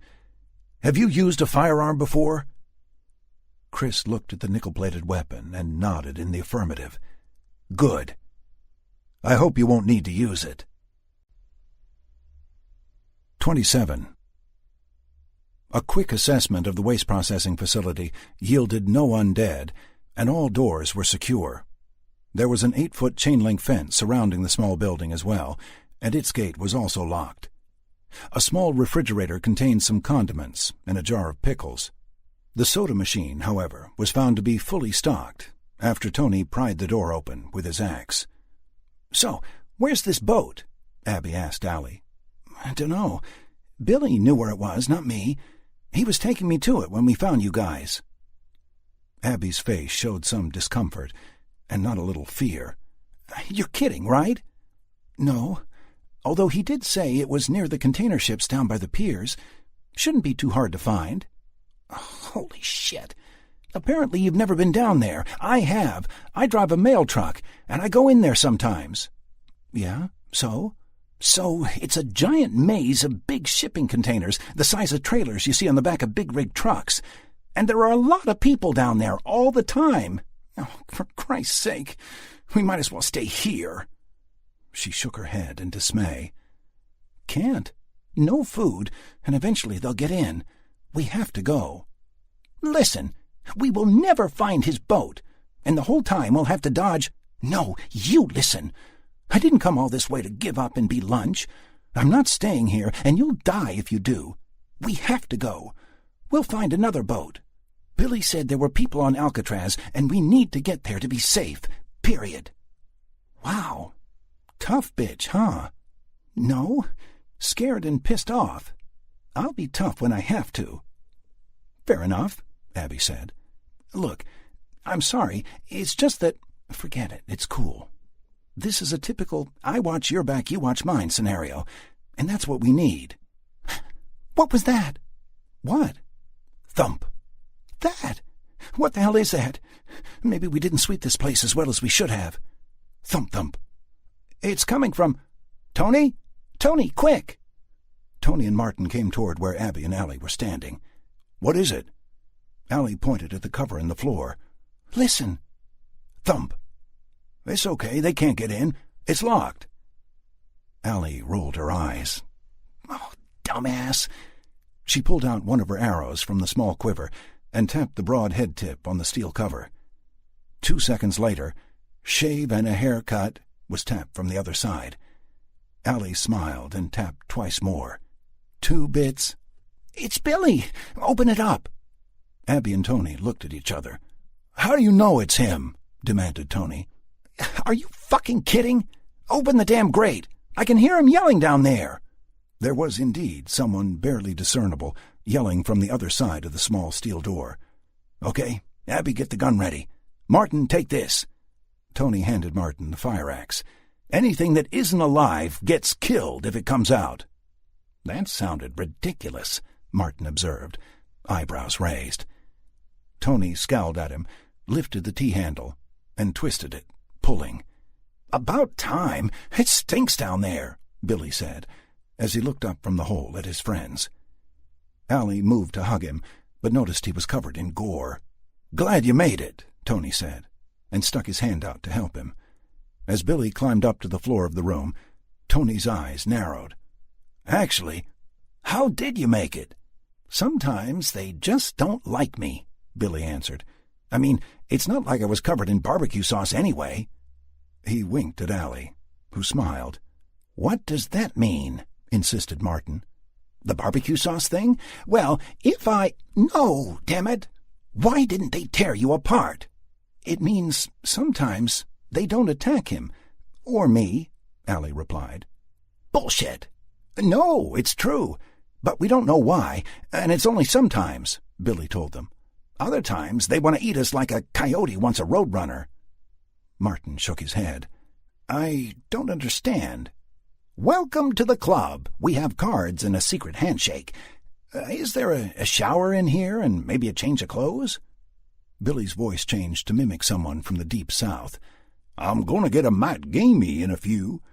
"Yeah," Tony told him. "Shower's in the back over there." He indicated a door behind Billy. "And there'll be some of these coveralls in there, too." "Thanks." Billy moved off toward the door. Tony spun and faced Allie. "Well?"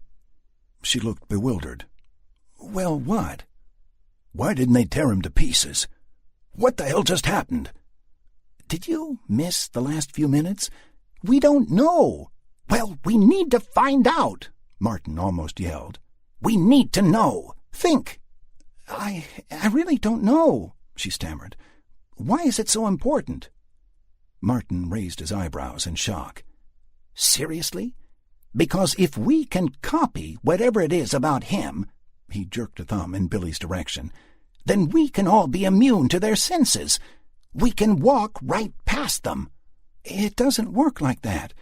If you don't imitate them, they will still come at you. They just walk away after a second. You can't talk or look different." "Allie, I don't give a shit. If they don't attack, then we are infinitely safer. Now think hard. What did he do prior to each episode of them not attacking?" "I only saw it a couple of times, so I have no idea. I was in a hospital, and at first none of them would come near me. Then, all of a sudden, they thought I was dinner. I can't think of anything I did differently from one minute to the next. I'm sorry." "Allie, we must know. Whatever it is, we should what? Dissect me? Stick me in a room with a bunch of them to see if they want to eat me at that particular time? Fuck you, Professor. I'm not your goddamn guinea pig. I've told you I don't know what it is. Neither does Billy. For all we know, it happens to everybody. Or maybe it isn't us at all, but them." She pointed out the window. "How about we throw you out there to see if they take a chunk out of you? Or you," she indicated Tony, "or one of the kids. Allie, no one is saying we are going to test anything. We just— Not yet, you're not. But I've been in this situation before, and I know what happens. All shock and awe at something new. Then come the tests. Then comes the imprisonment, because the subject is too important to lose." Allie lowered her chin and pointed at Martin. "Tell one person about this, and I will kill you."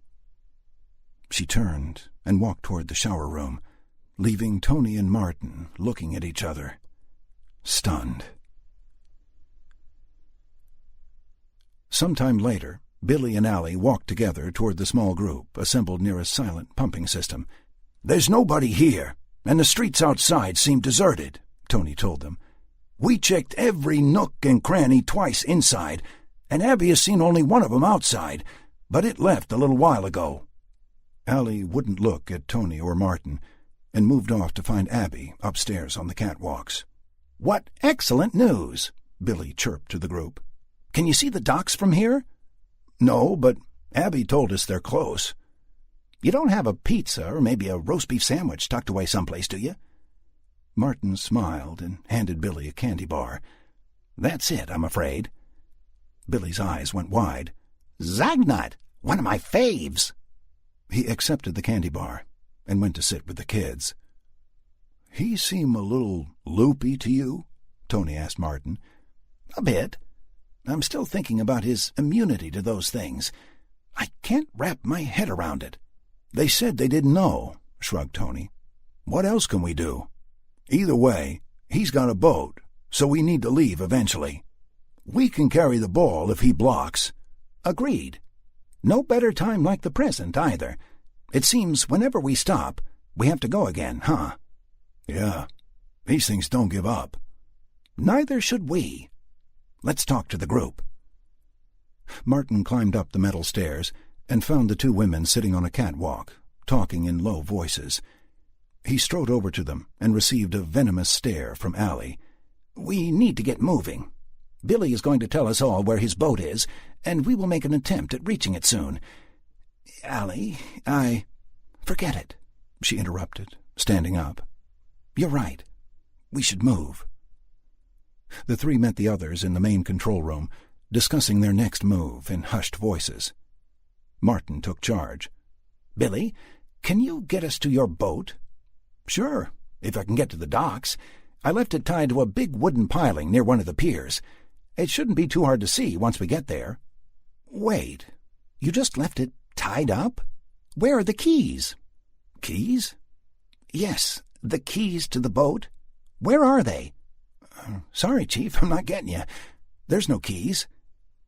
Martin closed his eyes and started pinching his nose with his thumb and forefinger. "How big is this boat, Billy?" "I don't know, maybe 15 feet?" "Let me guess. It has a pull-start outboard engine?" "Yeah. What are you, psychic or something?" His smile turned into a frown. "You sound like there's an issue with the boat. Did you want to hang out here while everybody else goes to Alcatraz?" "No, but the entire non-undead population of San Francisco has been trying to escape the city. The damn boat is probably gone. You might have brought us here for nothing." "I didn't say it wasn't a gamble." "Jesus, Billy, we thought you had a powerboat." "Duh. Outboard engine? Powerboat." Tony looked at the ceiling of the building, and Martin shook his head. "Oh, man, we should have stayed at my place." Allie stepped behind the access hatch that they had entered through and pointed at it. "Knock your socks off, Teach. When they're banging at your door down there, what's the master plan? Best weight loss idea ever. Gonna lose a few pounds by starvation or them chewing on you. Either way, you're over." "Fair enough. What's the plan, then?" "I was thinking something like this," Billy piped up. "We, leave here, run to the docks, get in the boat, and, go to the island." He raised his eyebrows, nodding for approval, and giving a double thumbs up. Abby smiled. "Good plan. Let's go." Caleb pulled on his mother's shirt. "Mama, I don't want to go back outside." Melanie had a firm grip on her kids, but it was obvious that she had checked out momentarily. "Mama?" Billy strode to the kids and their mom, getting down on his haunches to be at eye level with the kids. "We can't stay here, Caleb. Eventually the bad people will get in, then we're in big trouble. There are good people on that island, even a little girl named Sam. Don't worry. I promise you and your mom and brother will get there okay." "Sam's a boy's name." "It's also short for Samantha." "'Kay." Billy pulled Melanie's hands off the kids, and she seemed to snap out of her fugue. She looked up at him, blinking. "We're leaving," he said. "Come on." She stood without saying a word and pulled the boys to her again. Abby and Allie raced up the metal stairs and checked the perimeter of the building from the catwalks one more time. It seemed clear. Coming back down, they indicated so and made for the doors to the facility. "Stay low, move quickly, and above all, be quiet," Martin told them. "Any noise at all, and they could swarm us in seconds." "Roger Wilco, over and out," Billy said, and saluted. "I'll go first there, Captain Kirk. I'm not wearing a red shirt." Martin looked at him, confused. Yeah. Kids, can you walk, or do you want one of us to carry you?" "I can walk good," Caleb replied, but Noah buried his face in his mother's hip. Melanie nodded and picked Noah up. Martin opened the door, and they filed out, one at a time, into the hot afternoon air. Billy squinted in the sun. "It's quiet, too quiet. Stop it," Martin hissed. They made their way quietly to the chain-link enclosed docks. The huge gate was wide open, and the tiny guardhouse was empty. Inside the gates, numerous huge, multicolored shipping containers were everywhere, some stacked 5 high, creating an effective visual barrier for the entire dock system. Moving quickly past the guardhouse, the survivors let Billy lead them by about 40 feet. There was power here, as the lights were on in the warehouse, but since the doors were wide open, it could be full of carnivorous former humans. The group stopped at the nearest container, catching up with Billy, who was waiting for them. "This is where I first learned to drive," he leaned over and whispered to Martin. "It was really easy." He pointed to a blood-stained pile of clothes on the asphalt. Movement in the small pile was barely perceptible, as there wasn't much left. "That used to be a gangbanger. He wasn't very nice. He sang in the end." "Billy, the boat?" "Yeah, it's this-a-way." "Be very quiet," Abby told Caleb. "Yeah, we're hunting wabbits," added Billy. The group moved on. As they approached a particularly tall stack of blue containers with Maersk in bold white letters on the side, they heard the telltale sounds of the dead. Moaning and shuffling sounds were close by, immediately on the other side of the stack. "Stay," Billy whispered to his friends. He stuck his head around the corner and quickly ducked back. "You guys can't go this way yet. I'll lead 'em away. The boat is at the end of this dock. You have to climb down a crappy wooden ladder to a smaller dock, but it's that way." He pointed down the dock for them. "There's an open blue container. When you see that, take a left, and in 10 steps you'll be at the edge of the big dock. You should see the ladder, and the boat is just below. Give me 1 minute, and then go. Oh, and Martin, stop taking life so seriously. You'll never get out alive." Without waiting for anyone to say anything, he drew his ice axes and casually strode around the shipping container, whistling. The moans and cries got exponentially louder the second the whistling began. "My, I'll bet you monsters lead interesting lives," he shouted, and ran forward.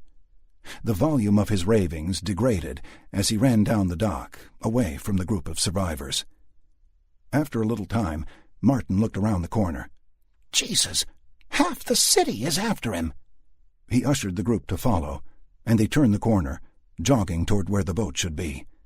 The surroundings were tight, barely 2 meters between metal walls, as they negotiated the maze of shipping containers. A feral scream split the air, and the hackles raised on Martin's neck. "What the hell was that?" demanded Tony, quietly. "They don't scream." "It's a speedy one," Allie told them. "Everybody hush." "Wait, what? A speedy what?" "A runner. A zombie that runs." "What are you—" "Shh." They all heard thumping on the metal containers. Not the thumping of many hands, rather a sound like someone was bumping into the walls of their maze as they tore around. Something whizzed past them 2 containers up, and they all froze. Allie raised her bow, arrow knocked. A man walked around the corner where the thing had just run and stopped, his hands on his knees and looking down, heaving. He was out of breath. His clothing was torn, and there was blood on his arm. Before Allie could stop him, Tony called out to the newcomer in a harsh whisper, "Hey, are you okay? Come!" The man whipped his head up, staring at the group.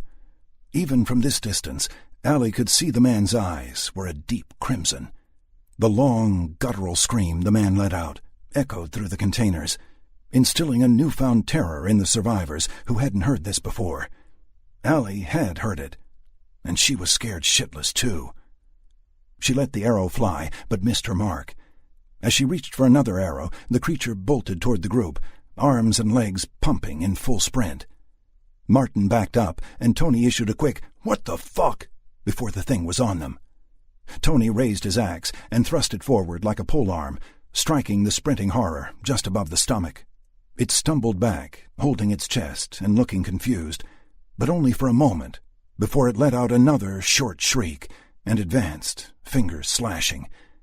Allie realized that she would never get a chance to shoot this thing before it got in amongst them, but tried to raise the bow anyway. Pap, pap, pap! If the thing's screech was loud, then the gunshots from Abby's pistol were ear-splitting, especially as they reverberated throughout the metal canyons of shipping containers. Abby had hit the man in the chest twice and the right arm once.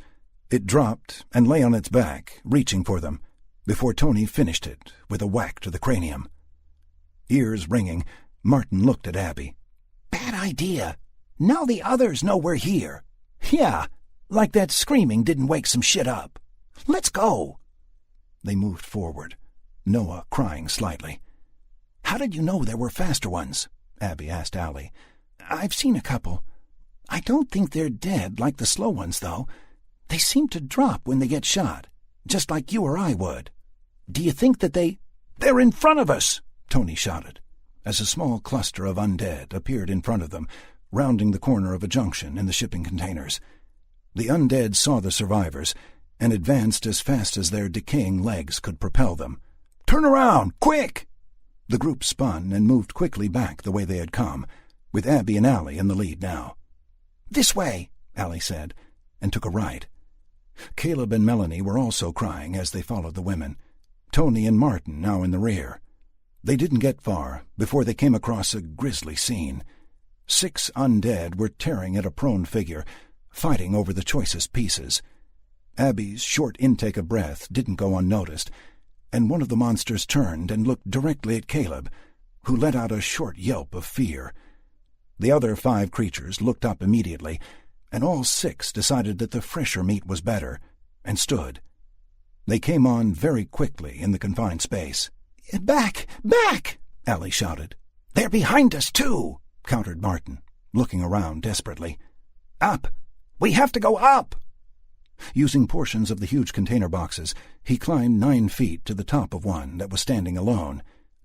"Give me the kids! Hurry!" Melanie passed Noah up, and Martin grabbed the little boy's hands. Caleb followed, being passed by Tony and Allie. "Go, Melanie!" Tony shouted, the undead less than a container's length away. Melanie clumsily climbed, taking quite a long time to reach the top. Tony and Allie realized at the same time that there was no way they were all going to get up before the pack of dead reached them. Abby made it to the top as Allie ran across to the other side of the corridor, climbing a different container. Tony covered 15 feet in 2 steps and threw his axe into the small crowd of 6 creatures. A normal human being would have been seriously injured by a flying axe striking them in the abdomen, but this ex-socialite shrugged it off with a slight backward stumble, and the axe clattered away harmlessly. Weaponless, Tony began to panic. He jumped at the container next to the one the rest of his friends were on and began to climb as well. Unfortunately, the container section he chose to climb was stacked too high, and he had to go up almost 20 feet. Between the 2 huge metal boxes, there was little to grab to assist in his climb, and he was stopped only 5 feet up, with nothing to grasp in reach. The first rancid hand grabbed his pant leg, and he screamed, redoubling his efforts. An arrow hit the creature that had grabbed him in the neck, causing it to stumble slightly. The thing let go of Tony, and he shot upward, finding a handhold at last. Abby also fired into the crowd, actually destroying another undead that was closing on Tony's exposed legs. "Get up! Get up!" screamed Allie, as she fired another arrow into the mass of dead. Tony reached the midway point of the second box and looked down. The dead could no longer reach him, but that didn't deter the sea of dead faces from trying, looking at him with longing and hunger. More creatures came from every available access point, filling the 6-foot metal corridor with bodies, all reaching for the living. Caleb spit on them. Tony scuttled over the top of the container like a spider and sat for a moment, heaving. Martin, the boys, and Melanie climbed up the second container, and Tony reached down his hand to help them. Allie was on the other side of the chasm, alone. "I can see the water," Abby pointed. "It's not far at all." "May as well be on the moon," Martin groused. "How can we get there?" Tony walked to the edge of his high vantage point and looked down on the dead, reaching for him. He backed up 2 steps and leapt the distance, the dead following his jump like fans at a tennis match. He made it with ease and jumped back. "That's how," was all he said. "But the kids," I got it. Come here, little dude." He picked up Noah, and before Melanie could protest, he jumped again, spanning the chasm with no problems. "Now, you just wait. I'll be back in a jiffy. You okay?" Noah nodded his tiny head.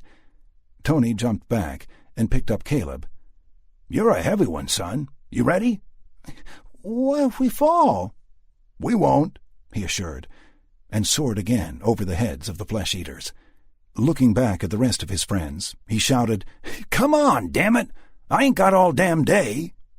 One by one, Melanie, Martin, and Abby jumped over the gap between double-stacked Maersk containers. Allie was on a box that was too far from the others to jump in the same direction as the rest of the group. Tony could see that she would never make the jump. She was only 30 feet away from her friends, but there were countless dead below them, and no way across. "I can't get to you," he told her flatly, over the mournful wails of the dead. "I know. I'll have to go back the way we came until I can make it to your side." "Give yourself plenty of room, 2 steps at least, then just jump over. But make sure you don't go too far or you'll—" "Thanks, I'll be fine. Just go, and I'll meet you at the boat." "Okay. We won't leave without you." "Yes, you will. If I'm not there in an hour or you get swarmed, get out. At least get deep enough where they can't get to you, and wait. If I'm not there soon, I'm not coming." Tony nodded and waved. Allie waved back and walked to the opposite edge of her metal refuge.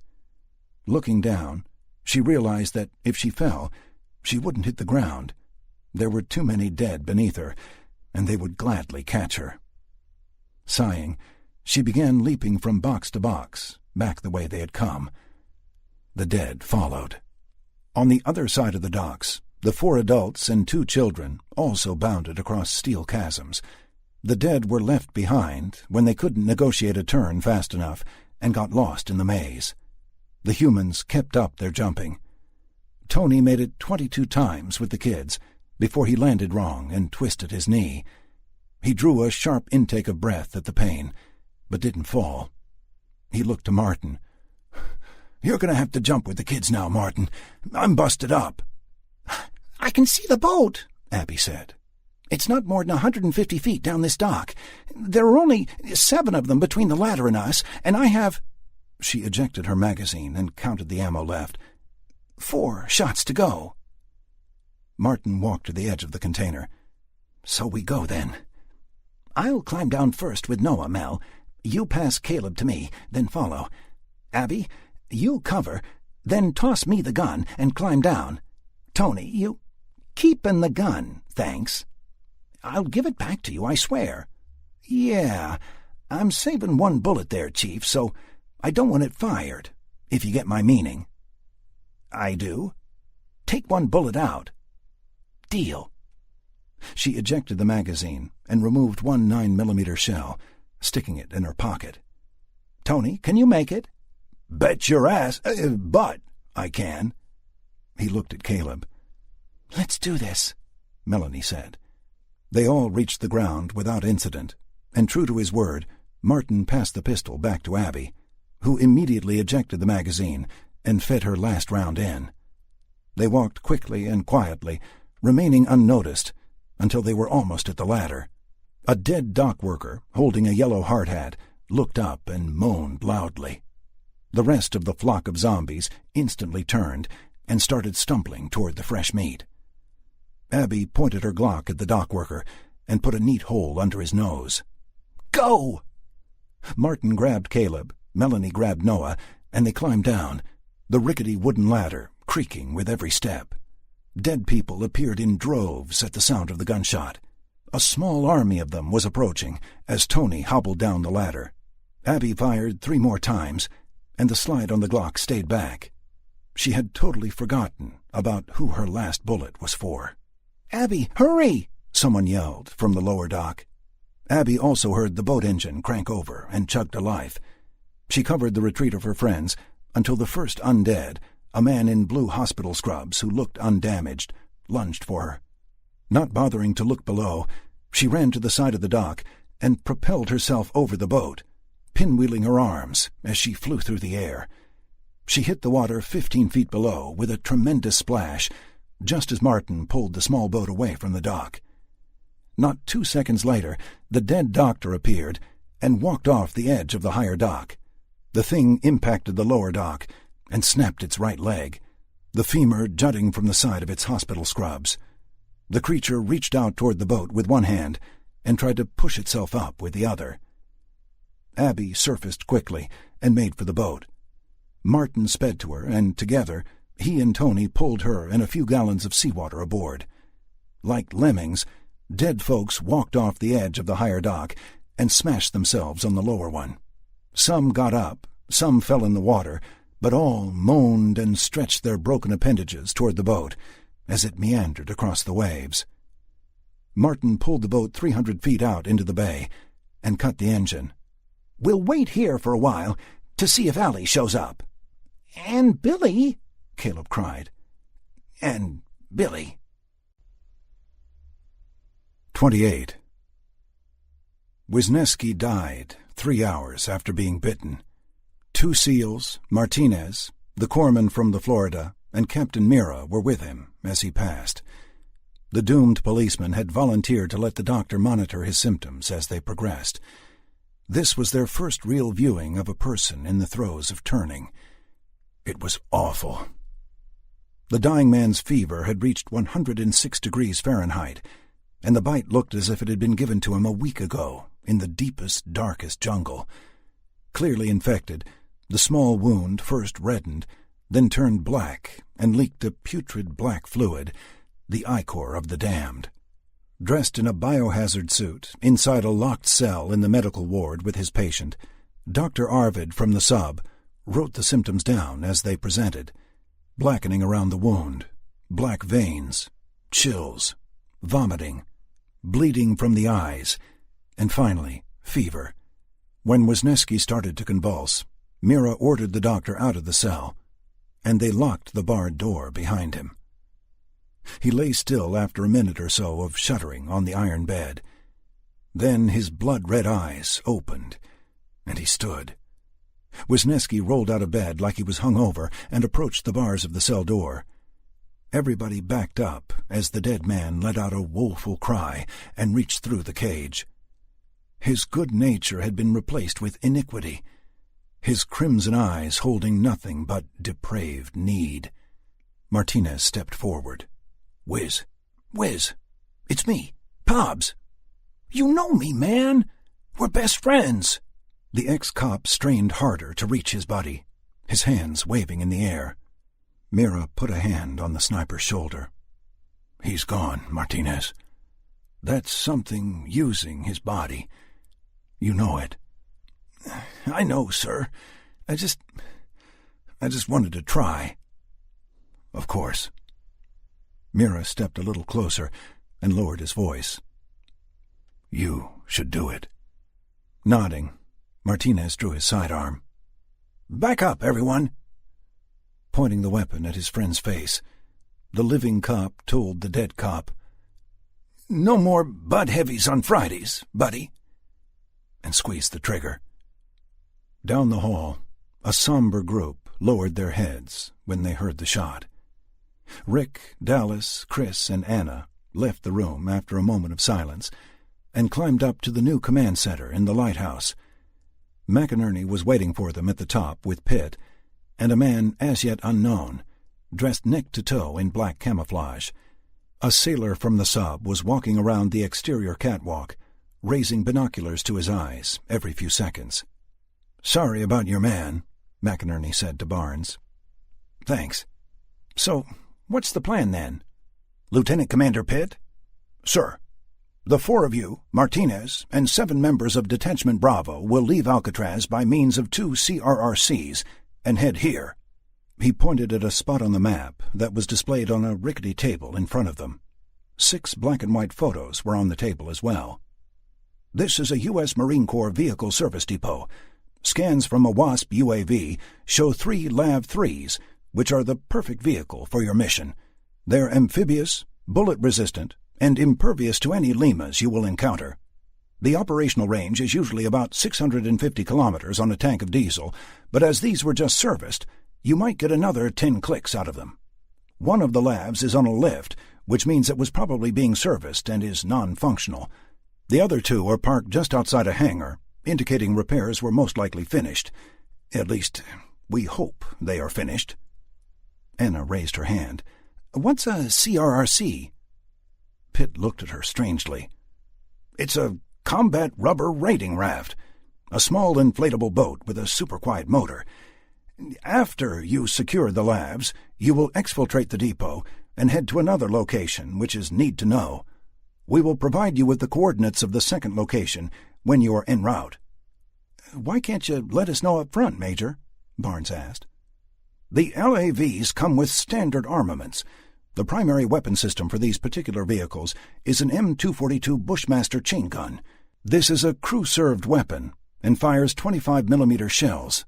The secondary armaments are either twin FN mag machine guns, one mounted on the roof, and one coax-mounted, or an 81mm mortar assembly. Unfortunately, as these vehicles were being serviced by civilian mechanics, the armaments were removed and stored at a separate facility. Pitt looked at the 4 civilians carefully, one at a time. Should you be captured by rogue elements and tortured, we don't want you to know where the weapons and ammo are being stored. Sorry. Are there any intelligent questions? Martinez walked in on the last of Pitt's briefing. Yeah. When do we leave? In the morning, McInerney told them. 0400.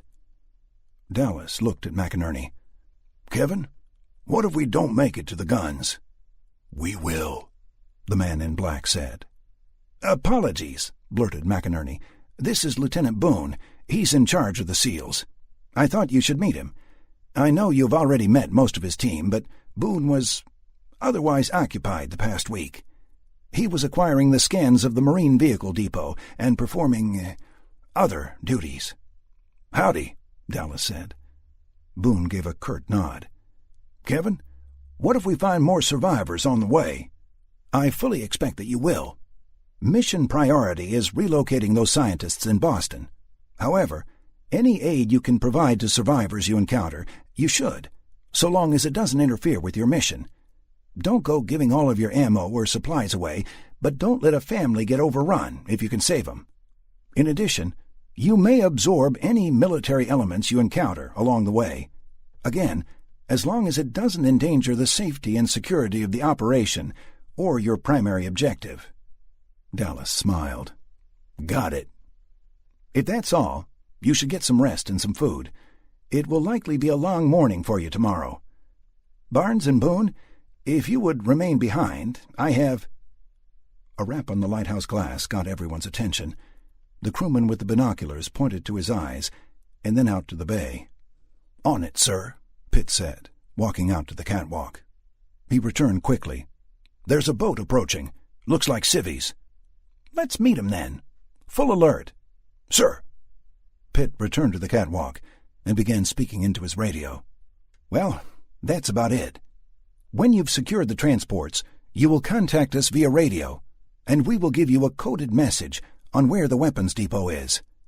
Best of luck. McInerney shook hands with Dallas, Anna, and Chris. I have some logistical information to share with Detective Barnes, but you 3 are free to go. Thanks, Kevin. I'm going to get me some chow. Yes. Thank you, sir, Anna told him. The 3 civilians exited the room and began trekking down the spiral staircase of the lighthouse. Lieutenant Boone? McInerney took a step back and folded his hands behind him. Sir? Mr. Barnes, may I speak frankly to you? Of course. Due respect, I think it's inane to have civilians on this mission, you included. Civilians complicate things and usually turn missions into giant clusterfucks. You could easily provide the intel we need to exfil the scientists from their lab. This having been said, the commander seems to want you and yours on this mission. I won't bring my opinions on this matter up again, but you needed to know. I appreciate that. Fair enough. Here comes the bombshell, though. No matter what the commander says, now or in the future, I have operational command." Boone looked at McInerney, who nodded back to him. "This is a military mission, and as such, the civilian element, you included, will abide by any orders given you, or you will be detained. If anyone becomes a consistent problem, they will be left behind. If anyone willfully or intentionally fucks with the mission or any parameters thereof, I will shoot them myself. As of right now, I'm holding you personally responsible for the actions of your people. I'm not a prick, but I won't be put in a situation where a civilian will get my team killed through dumbassery. I will not." "I think you and I will get along just fine, Lieutenant," Rick said, and stuck his hand out. Boone shook it. He had a good grip. Commander McInerney spoke up. "I believe we have some folks to greet." 29. Allie had nowhere to go. Jumping across the gaps between the giant shipping boxes had brought her to a dead end. She lay down on the hot roof of her red container, put her hands behind her head, and stared at the cloudless sky. The moans and wails of the dead were nerve-wracking, and they were close, barely 5 feet away. She couldn't see them, and they couldn't see her, but each knew the other was there, and the dead were patient. She couldn't wrap her head around why there were so many here, though. These were docks, so there should have been some people here before the plague hit, dock workers, ship personnel, but not this many. There were hundreds, maybe even 1,000 or more. If not for the cramped quarters between the shipping containers, the sheer mass of the tide of undead could have tipped over the box she was on, spilling her into the open mouths of the infected. Allie could see the end of the dock she needed to go to, but getting there was impossible. In her way were gaps of 30 feet or more, and those gaps were filled with milling cannibals. Making a break for it was tantamount to suicide, with so many creatures about. It was hot on the metal box, and Allie brought her hands to her ears to loosen the grip that the cries of the undead had on her already limited sanity. She thought of Billy, and how he had continually saved her life, and about how dangerous he could be if he was really a level 4 schizophrenic. Irony, pure and simple, repeatedly saved by a man who was crazy as a shithouse rat. She thought of her father, who was a businessman in San Francisco, and came to see her every other day while she had been incarcerated at Morningside.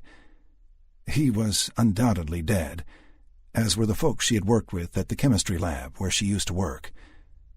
The thoughts of her father, and of how alone she was now, got her to sobbing, and she burst into tears. She cried quietly. With her ears covered and the noise of her own weeping, she was unable to hear the beeping sound that approached her. She stopped crying and opened her eyes when she finally felt the rumble of machinery. Looking up, she saw a gigantic blue crane arm swinging toward her. It took several tries for the crane hooks to get in the proper position, but after some minutes of bemused observation on Allie's part, the hooks were lowered until they touched the center of the container she was on. Allie stared at the cable-laced chains as if they were totally alien to her. She followed the chains to the crane arm and the arm to an operator's box high on the crane. The windows were tinted, and it was very far away, so she was unable to see who was operating the giant machine. A tinny voice came over an intercom attached to a big metal ball above the hooks. "There's a reason they call that a headache ball, you know. Watch your noggin." She smiled, a different type of tears spilling forth. Billy to the rescue again. "You gotta attach the hooks to the rings on the top of the container. There should be 4 of them. When they're hooked up, wave your arms, then lay down in the middle. I'm gonna lift you up." The chains were extremely heavy, but she was able to pull them to their destinations, 4 large, pear-shaped rings attached to the top of the box. The hooks had spring-loaded snaps on them, so as soon as she hooked them in, they sprung closed, preventing them from slipping off. She waved her arms frantically for a second, and then lay down in the center of the box, as she had done before. It was still hot. Very slowly the chains began to lift, and there was a beeping sound. When the chains became taut, there was a great creaking noise, and the container began to lift. In seconds, she felt the box swing slightly left, and she knew she was airborne.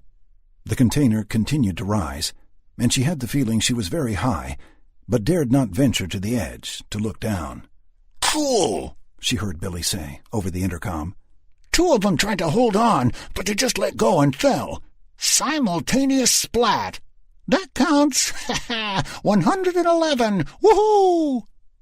Billy's tinny voice got serious through the intercom. "Allie, listen, there's something I didn't tell you about Alcatraz. There's a bunch of cops there. Don't freak. They won't know you're from Morningside unless you tell them. My plan was to get you to the boat and then on the island, but Martin and Tony can get you there just as well. I can't come with you. The cops will lock me up. I'm sorry. Please tell Sam that I'm sorry, too. I found something in the sports guy's house, and I swiped it and stuck it in your backpack at the treatment plant. Give it to Sam. I'll see you again, kiddo. Bye." That was all he said, before he swung the giant storage repository out past the edge of the dock with unpracticed ease. The group of people in the boat didn't know what to make of this huge red cuboid coming out into the bay. The boat began to pull away when Allie crawled to the edge and, grabbing a chain for balance, began to yell at them. They waited as Allie's refuge lowered into the choppy water. She jumped off and swam to the boat as Martin piloted it closer to her. Abby and Tony pulled her in, and she sprawled on the bottom of the boat, coughing. "How the hell did you do that?" Tony demanded. Spitting out bay water, Allie grinned at the curious group. "Billy, he used the crane to lift me out of there." "Is Billy okay?" asked Caleb. "Where is he?" "He's not coming." Caleb started to cry. "But he told me to tell you and Noah that he would see you again soon." Allie unzipped her pack and looked inside. She lifted her head with a sad smile. Martin started the boat as Caleb continued to sniffle. Wordlessly, they traveled toward Alcatraz and, hopefully, salvation. As they came closer to the island, they could see figures moving about on shore. The movement of said figures was not the jerky or shuffling gait of the undead, but the sure-footed, capable strides of living humans. Approaching a small dock, Tony saw that the area where they would come ashore began to fill with people. Most were dressed in black, and all had wicked-looking automatic rifles. Although none of the rifles were aimed in the direction of the boat, Tony still had a feeling of unease as he threw a line to one of the men standing on the dock. One of the men spoke up loudly. "Please place your packs and weapons at your feet in the boat before stepping ashore, and whenever you do, don't jump in the water. We've had some undead stumble ashore, and they could be right under you now, for all we know. Please pass the children up first." Two more men reached hands down to grab Noah and Caleb. Noah wouldn't let go of his mother and started screeching. "It's okay, honey. I'm right behind you. And see, Caleb is already on the dock." Noah would have none of it, and Melanie had to be lifted from the boat, with Noah firmly attached to her neck. When the passengers were all safely on the dock, a tall man strode forward and extended his hand to Martin, who took it. "My name is Captain Michael Mira of the San Francisco Police Department. Welcome to Alcatraz." "Thank you, Captain. Thank you very much." "You're all welcome here, but there are protocols that must be adhered to. It won't take very long, and then we'll get some food into you." "Protocols?" asked Allie. "Yes. I'm very sorry, but each of you will need to be inspected for bites and scratches by our doctor. Also, a 24-hour segregation from our population is mandatory. If you are infected and don't know it, this will keep you from infecting anyone else. You may all stay together while quarantined, and you're absolutely not prisoners, but you must be confined for the allotted time. If you would follow me?"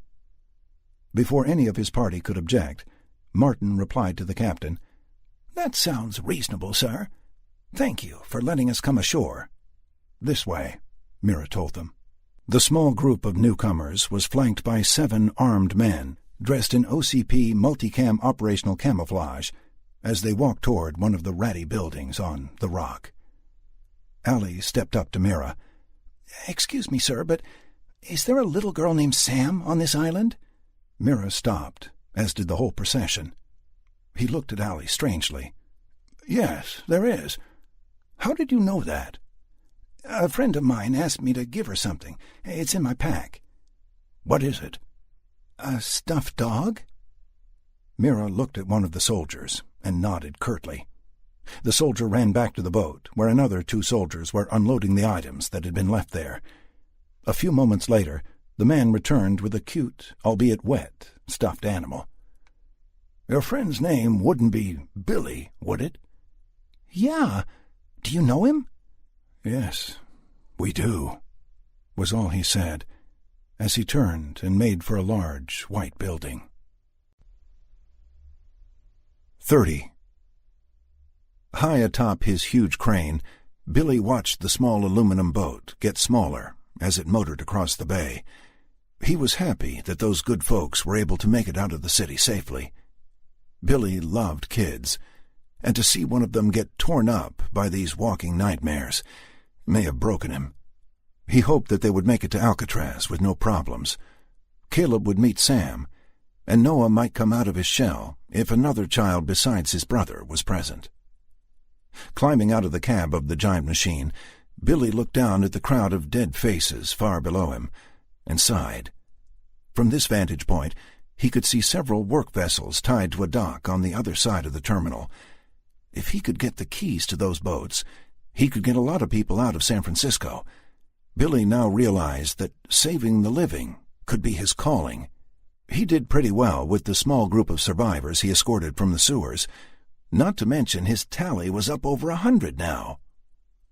He began the arduous climb down the welded steel rungs on the side of the crane. It was a good 6 stories down, and at the bottom he would have to face the dead again. The only problem this presented was that it would slow him down.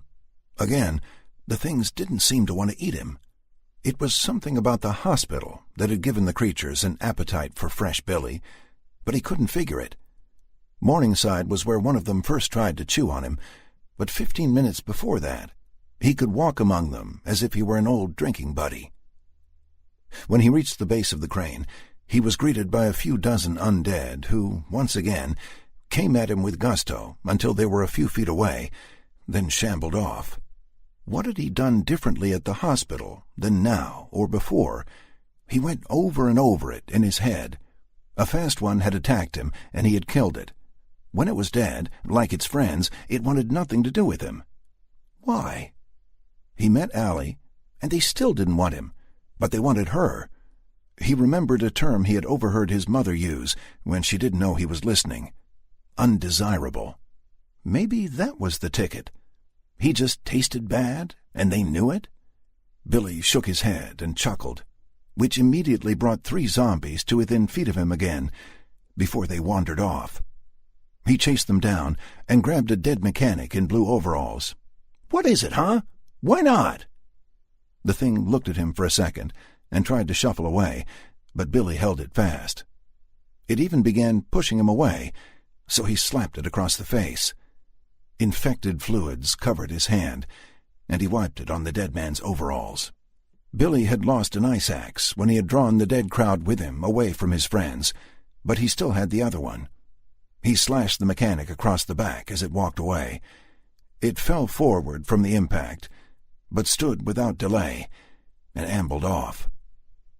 Sighing, Billy walked in the direction of what he thought was an office. If there were keys to the boats he had seen, they would be in there. He had seen the trailer with windows when he was atop the crane. He walked briskly through the container maze. Turning a corner around a Maersk container, he ran straight into a zombie, who grabbed him and growled, baring its filthy, broken teeth.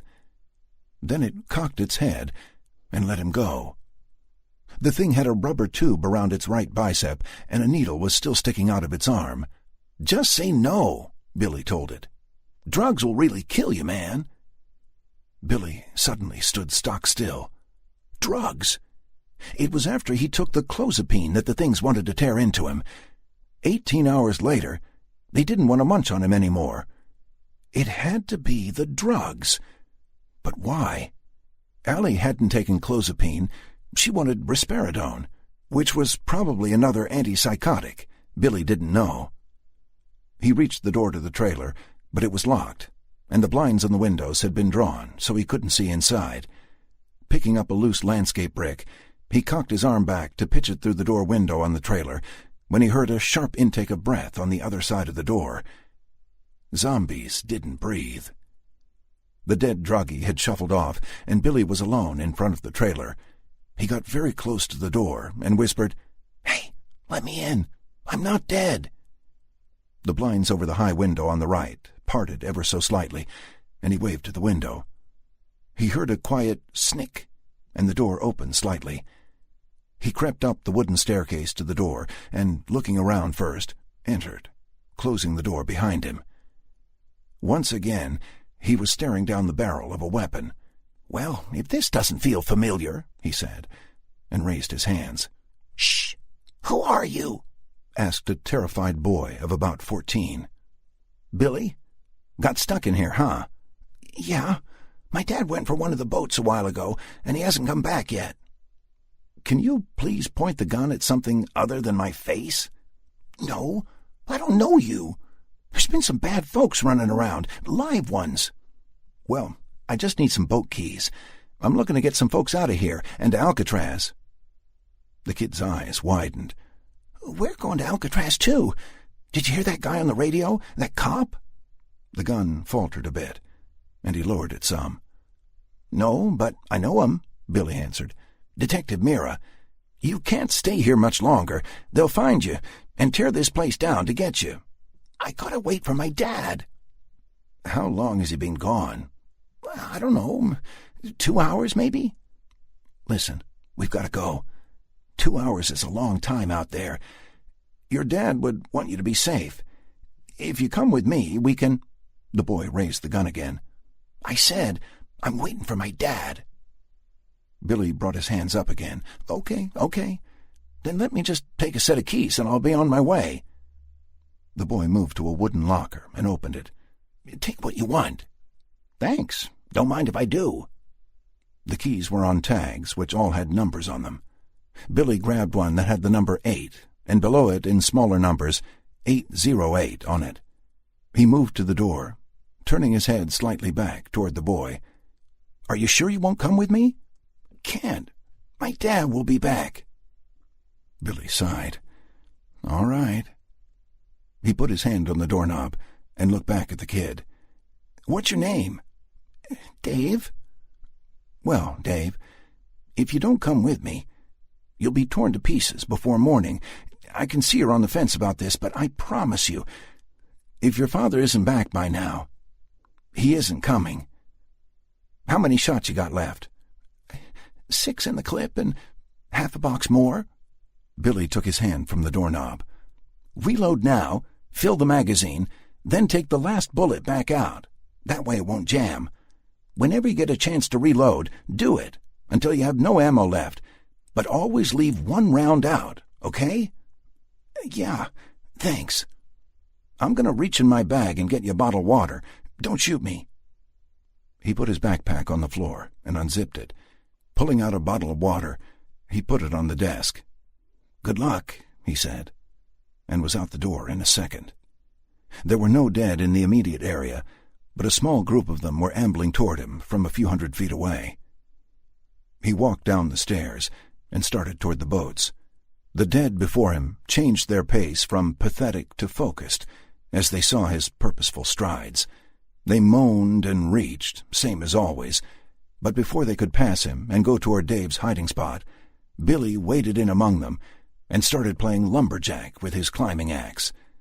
The second-to-last one turned to look at him almost pleadingly, but he buried 6 inches of titanium blade into its skull, where it promptly became lodged.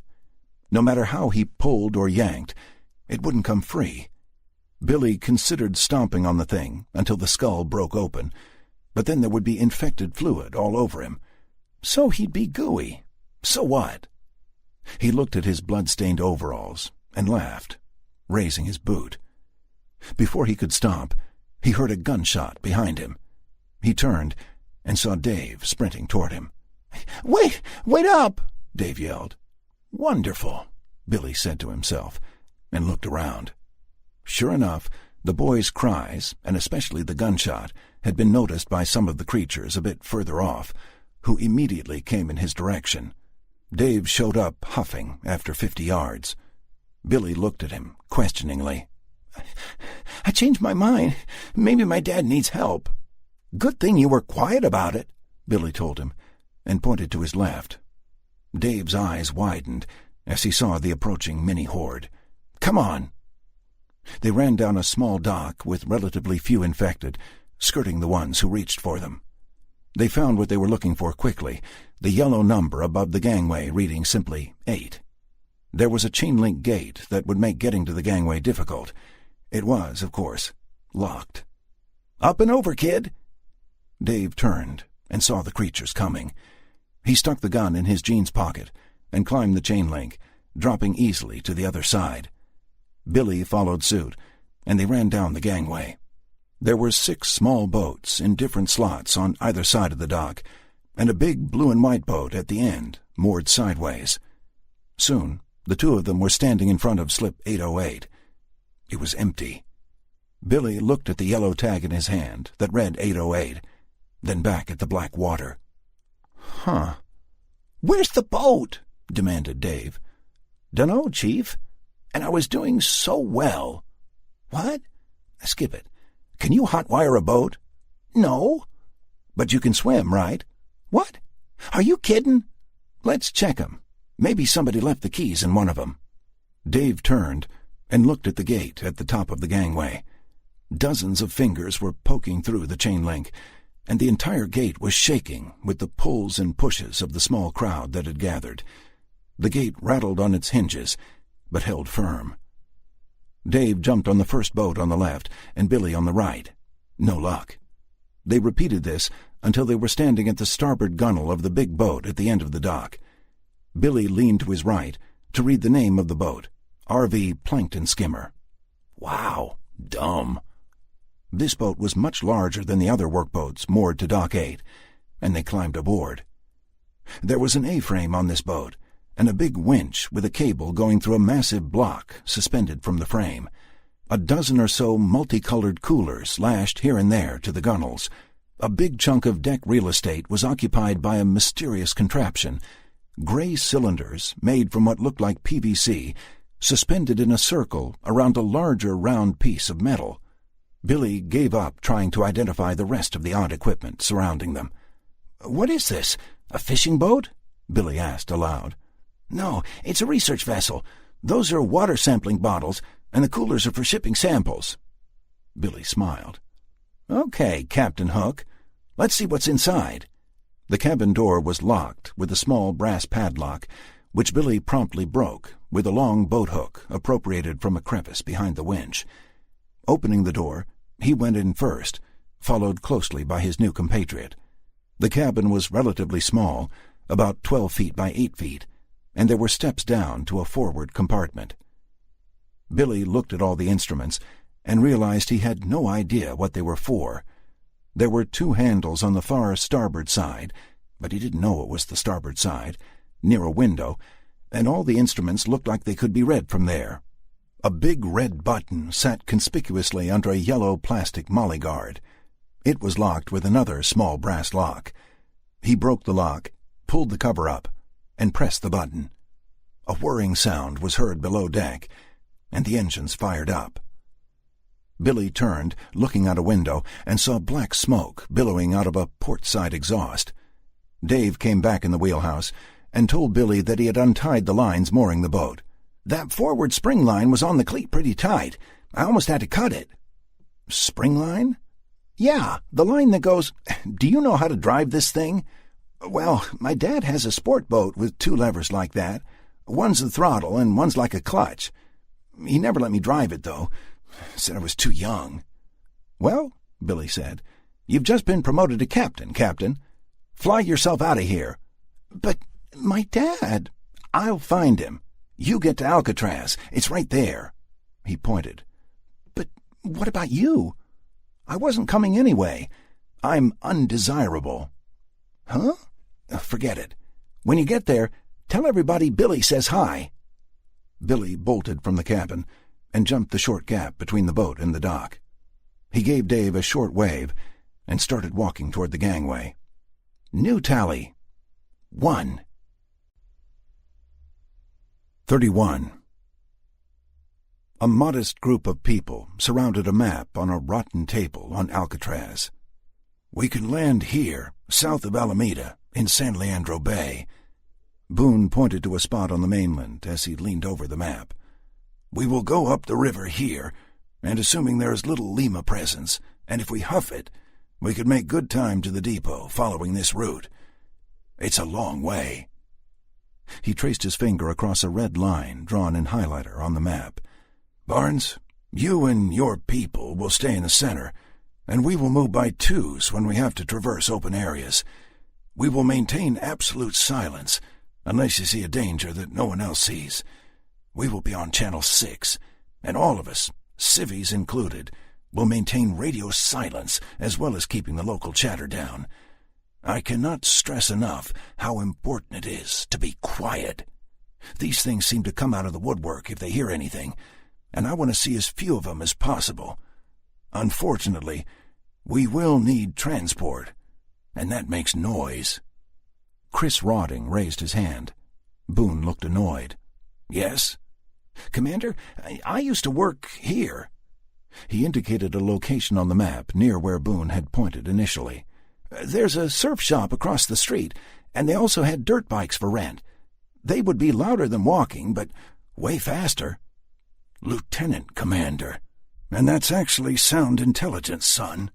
We might be able to use those bikes to quickly skirt any traffic jams or bug out quick if there are large concentrations of Limas. Good work. We'll head there first." "Okay.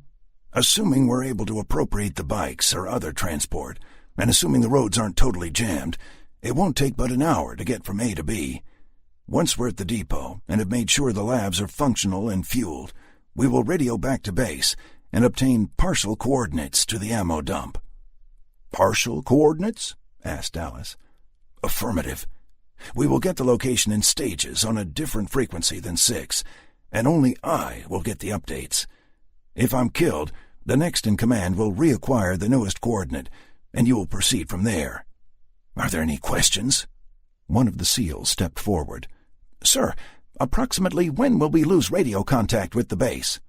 "Commander McInerney assures us that we will be able to maintain contact with SATCOM radio until we reach the mountains, here." He indicated another spot on the map. "As long as our radios are still in good condition. After that, the interference from the mountains could block transmission or receipt of signal. The skipper has also told me that the ammo is on this side of the mountains, so we should be good. Anything else? No? We leave in 3 hours. All preparations were made last night and this morning, and the boats and gear are ready. Weapons will be distributed to the civvies when we depart." Anna's eyes lit up. "Weapons?" "Yes.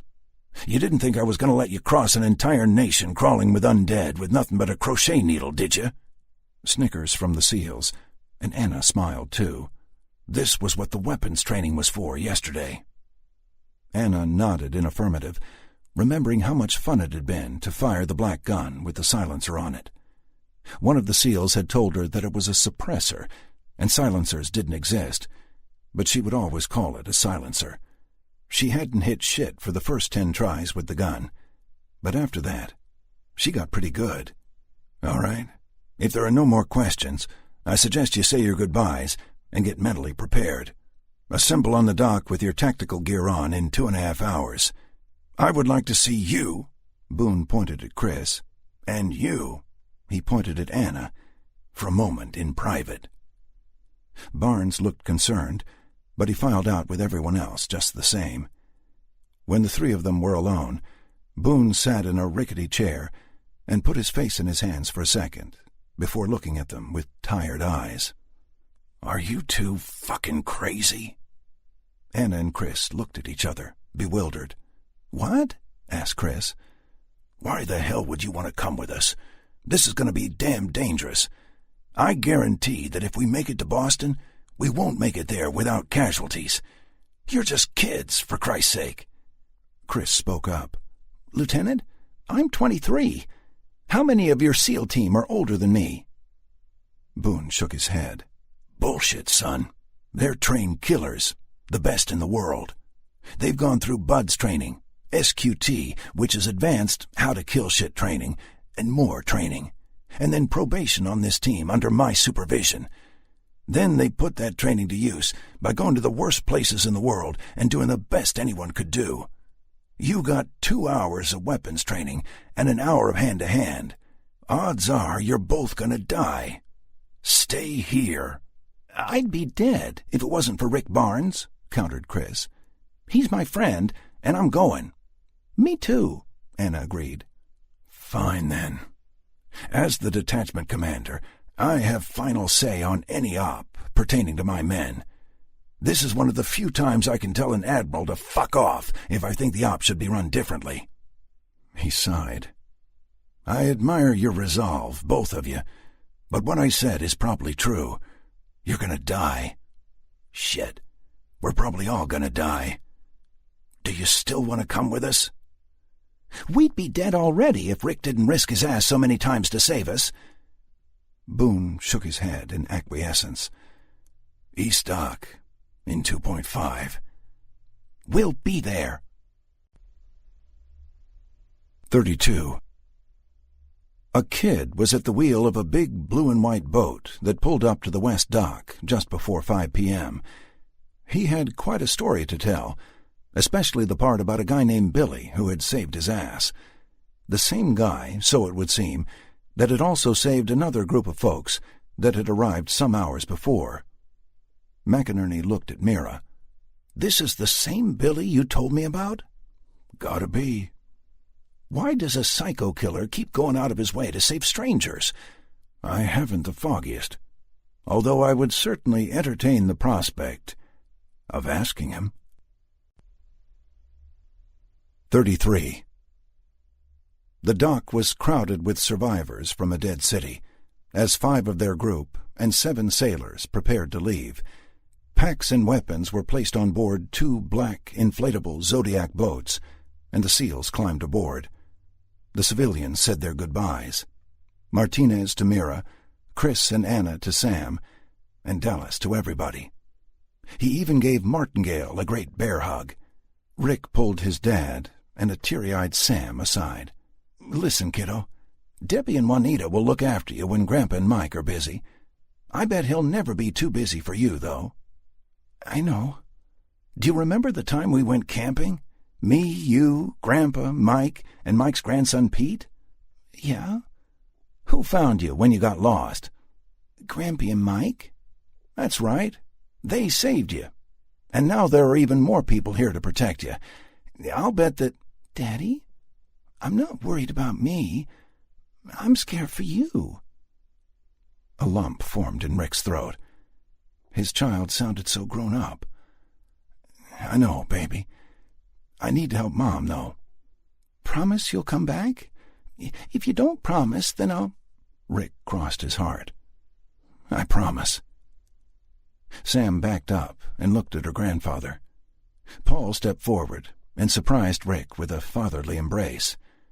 "You watch your ass out there, boy." "Will do, Pop.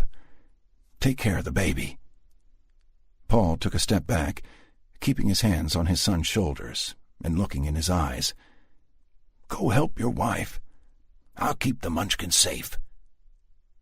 The motor on the first boat started, and the boat took off with Dallas, Anna, and 4 SEALs.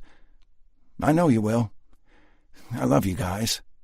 "I'm not a baby," Sam said, under her breath, her eyes full of tears. The motor on the second boat started, and Rick climbed in, waving to Mira as he did. "I'll be back in a couple of months," he shouted, as the small craft darted after the other.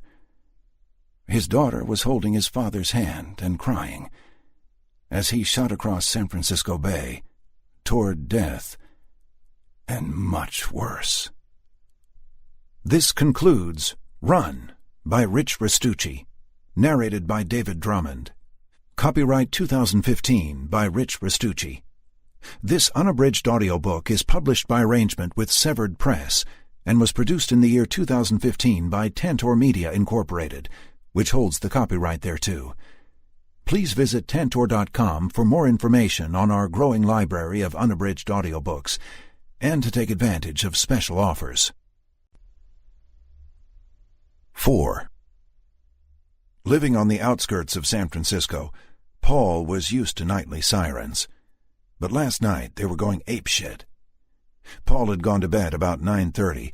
He was getting along in years, and he liked getting up early, so he went to bed early. Sometime during the night he woke up needing to pee.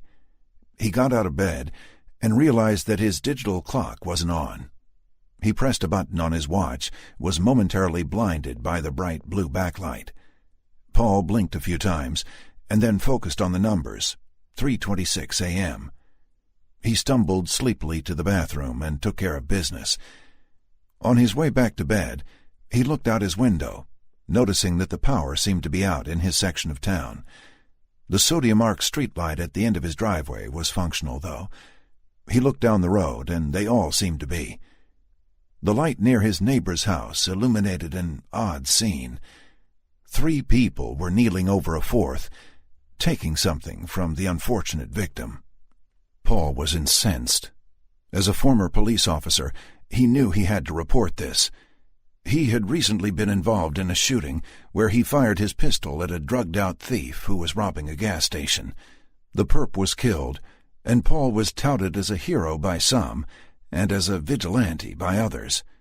The police had confiscated his firearm until the investigation was over, so he was unable to assist the guy getting mugged in the street now.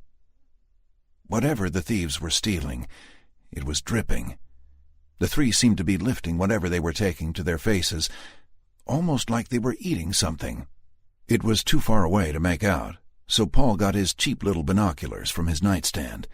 He used the binoculars to watch the kids play baseball at the park near the end of his street. He loved watching the kids play ball. He always had, especially since his son had moved out when he had grown. Paul focused the binoculars on the event unfolding a house away. The scene was one out of a nightmare. The 3 kneeling were eating a man. There was blood all over them, dripping down their faces. Pieces of the victim were being unceremoniously stuffed into the greedy mouths of the attackers. One stumbled off with what looked like the lower portion of a leg, but more were coming, stumbling toward the attack scene. Paul initially thought that maybe some of these new folks would help, but they knelt down and started helping themselves to portions of the hapless victim. Paul knew that this must be the same thing that was happening in Boston. Suddenly, the man on the ground, the one being eaten, convulsed. The attackers seemed to pause for a second, looking at their dinner. With the one stump of an arm the victim had left, he pushed one of his attackers away. He tried to get up, but there wasn't enough of him to do so. Both legs were torn away, and his one arm, which was handless, wasn't strong enough to push himself off the pavement. The people stood up and shuffled off, bumping into things and tripping as they went. Paul knew he could be next on the menu. There were screams coming from a few houses away now, and the street seemed to fill with the shuffling people, stumbling toward the source of the sound. Where did they all come from? There were at least 30 of them out there now, all heading for the house 3 away from Paul's on the other side of the street. He picked up the phone to call his son, but it was dead. He didn't own a cell phone, thinking they were a nuisance. There was no way he would make it past all of the people outside if he attempted to run for it. Where would he go, anyway? Rick's house was too far away. Rick would come for him. Paul figured he would hide in his basement and be quiet until his son arrived. He wasn't one to hide while others were in danger, but he had no weapons, and there were too many of the infected outside. That's what they must be. Infected. As the implications of that caught up with him, he felt the icy grip of terror. A thump on his farmer's porch furthered the emotion. If he hadn't taken a whiz 5 minutes before, he would have pissed himself. Some shuffling steps on the porch and a thud on his door sealed the deal. He hurried to the basement door, stopping on the top step. He shut the door behind him and put 2 shovel handles crosswise across the door, pinning them against the surface with the junk on the basement side of the door. The barricade would hold for a few minutes at most. Paul quietly walked down the stairs and peeked out his basement window. He couldn't see much because the window was small, not even 2 feet wide and half that in height. There was also a hedge dividing his side yard from his neighbor's. He could see the shuffling feet of the infected in the glow of the streetlight through the boughs of the hedge. There were many. Paul could hear a consistent pounding on the front door of his house. He looked up the 15 feet of stairs at the poorly barricaded door. It was weak at best, but it was all he had. The pounding stopped, and he breathed a sigh of relief. He sat on the bottom step and surveyed his surroundings. There were a few tools he could use as bludgeoning weapons, but that meant he would need to get close, possibly infecting himself if he got infected fluids on him. He really didn't want that, as he wasn't sure how this disease was transmitted, and it seemed incredibly contagious. Paul put his head in his hands to think. He looked up at the basement window and almost screamed. A pair of feet had appeared right outside the window. The feet trudged off to his backyard, and he was once again alone in the dark. Some hours later, he heard screaming from out front. He went to the window and saw that another unfortunate victim had been taken down under a streetlight. Why the hell was everyone standing under the damn streetlights when the shadows were so much safer? Idiots. Paul saw some movement in his hedge, but couldn't make out what it was. He backed away from the window, but not before something interesting came into view. 5. Chris, on your 6. What? Behind you! Chris turned in time to see a girl who looked to be in her late teens, with horrible lacerations on her throat, lurch at him with bloody arms, reaching. He brought up his .32 caliber pistol and fired, but she was on him before he could get it above her waist. Chris ineffectively shot her in the stomach. She plowed into him, and they both went down, with her on top. He dropped the gun and reached for her throat with both hands. She had a vice-like grip on his shirt and was growling and hissing, trying to bite him the whole time. He pushed her head up with a mighty shove, and the left side of her head exploded outward like a squeezed grape. A microsecond later, he heard a loud report. "Get up! There's more coming!" Rick shouted. Rick and Sam were beside Rick's unmarked police Crown Victoria, Sam covering her ears with both hands. Rick was still sighting targets through the ACOG of his semi-automatic AR-15A3. He plugged an elderly man, naked except for black socks. The man toppled backwards, with a hole in his forehead. The plan had been simple: load up what they could in duffel bags and get to the car. They weren't 10 steps out the door when Chris's duffel strap snagged on a wrought iron tree fence, and he fell backwards. He succeeded in freeing the strap, but not before a few infected had seen him. Rick didn't notice this until he was 50 feet away at the car and found Chris missing.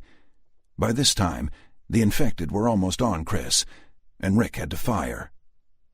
Chris struggled loose of the dead weight on top of him, picked up his gun and duffel, and ran to the Crown Vic. Rick put Sam in the front and the gear in the back, while Chris jumped in the passenger side and quickly slammed the door shut. "Mr. Barnes," he said, "we're drawing a crowd. Hurry!" Rick shut the back door and hopped in the driver's seat. He fumbled with the keys for a precious 2 seconds, and that was enough for the dead crowd. Rick started the car and put it in reverse. As he was turning his head to look behind him, a bloody palm smacked the driver's side window, leaving a red smear.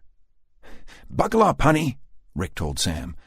Rick threw the car into reverse and accelerated quickly, catching an unfortunate undead behind the car and grinding it under the wheels. They left the apartment building behind and traveled south toward the freeway. "No plan survives contact with the enemy," Rick said, while shaking his head. "Moltke the Elder," Chris volunteered. "What?" asked Rick. "Moltke the Elder. He was the one who coined that phrase. He was a German field marshal. Wow. Bet you kicked butt on Jeopardy, huh? I was a poli-sci major. Rick was confused. Thought you were a computer guy.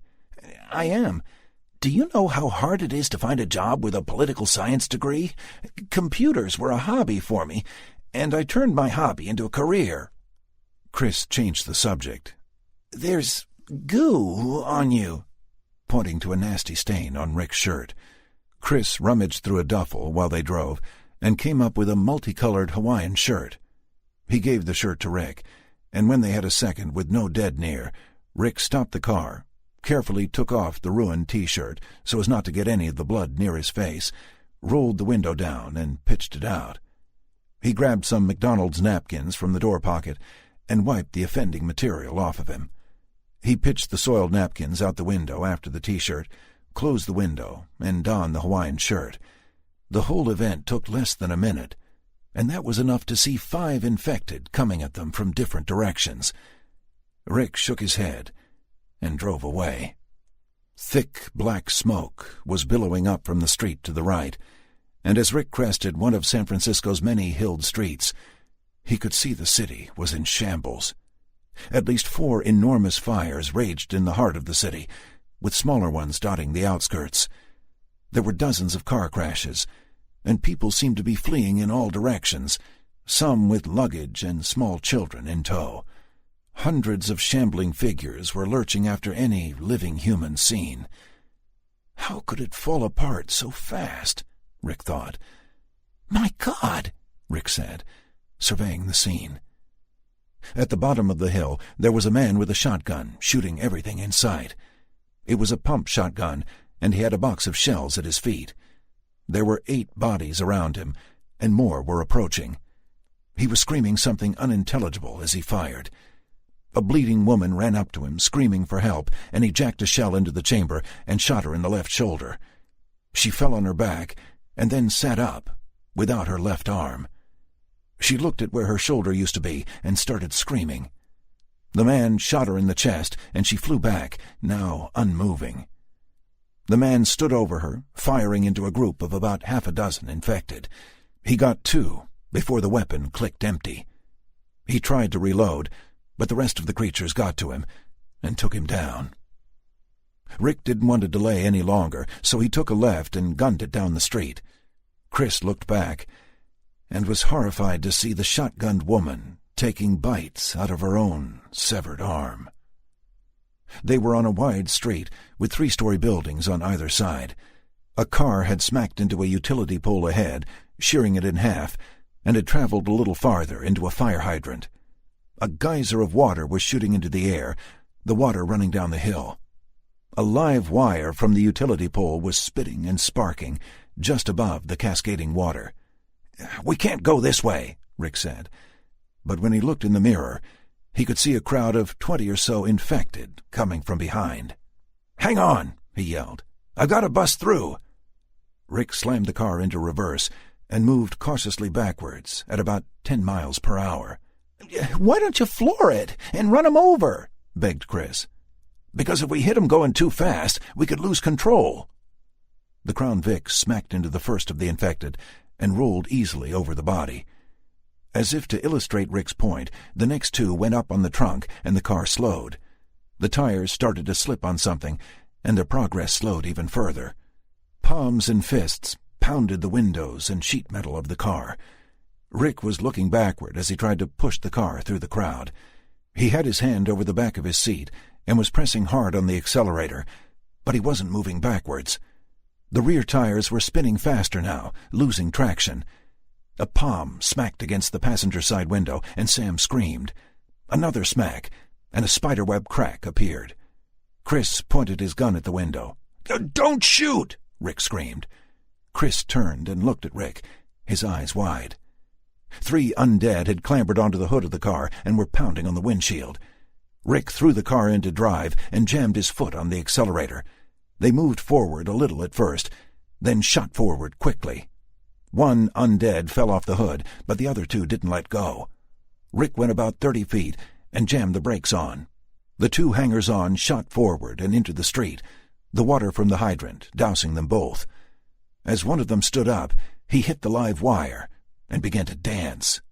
The other was halfway to his feet when his companion connected the wire in the puddle, electrifying the entire street.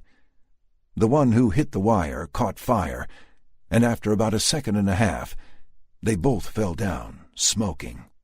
Rick threw the car into reverse again and floored it. He plowed through the group of undead, and they went flying in all directions. The car spun hard to the right, and Rick felt the wheel pull out of his hands. The Crown Vic completed its spin and ended up sideways against a storefront. Many stumbling forms approached from both directions. Rick was dazed from the impact. When he collected his wits, a group of 11 dead had surrounded the car, smacking the driver's side windows and the hood. One balled its fist and punched the rear window. On the second punch, the window cracked. Rick reached in the back to get his Spaz 12, and a filthy, bloody hand smashed a hole through the back window and grabbed his arm. Sam started crying, and Chris was hollering. Rick tried to shake off the attacker, pulling away as best he could, the undead woman's flesh coming away in long strips against the shards of broken safety glass. The rest of the window gave way, and the creature started climbing through. The front window cracked, and Chris leaned over and shot through the window into the face of an undead policeman, leaving a bullet hole in the glass. The shot was loud in the car, but Chris shifted and fired a round into the head of the woman pulling on Rick's arm. The front window caved in, and a former hospital worker in scrubs reached in and grabbed Rick. A young boy, missing the left side of his face, was climbing in the back window. Chris shot the kid in the eye, and it fell where it was, partially blocking the rear window. Rick was fighting with the hospital worker when a deep bass horn sounded behind them. Some of the dead looked up to see a green and white city garbage truck barreling toward them. The truck sideswiped the Crown Vic, breaking the dead orderly's grip on Rick and pushing it 30 feet down the road. A backup alarm sounded, and the garbage truck backed up, crushing all dead in its path. The truck moved forward again, obliterating anything left. A huge man hopped out of the vehicle with a 2-foot piece of rebar in his fist. He calmly walked across the street and brought the rebar around in a sideways arc, smacking the last undead in the immediate area in the head. There was a sickening crunch, and the former butcher dropped like a sack of potatoes. The man walked over to the Crown Vic and looked in. "Name's Dallas. You coming?" The man had an unmistakable southern drawl. Rick and Chris looked at each other and grabbed their stuff. "Come on, honey, we're getting out of here," Rick said, pushing the door open. Rick, Chris, and Sam got out of the car and ran to the truck. Rick climbed up and tossed his bag in, then grabbed Sam and helped her up.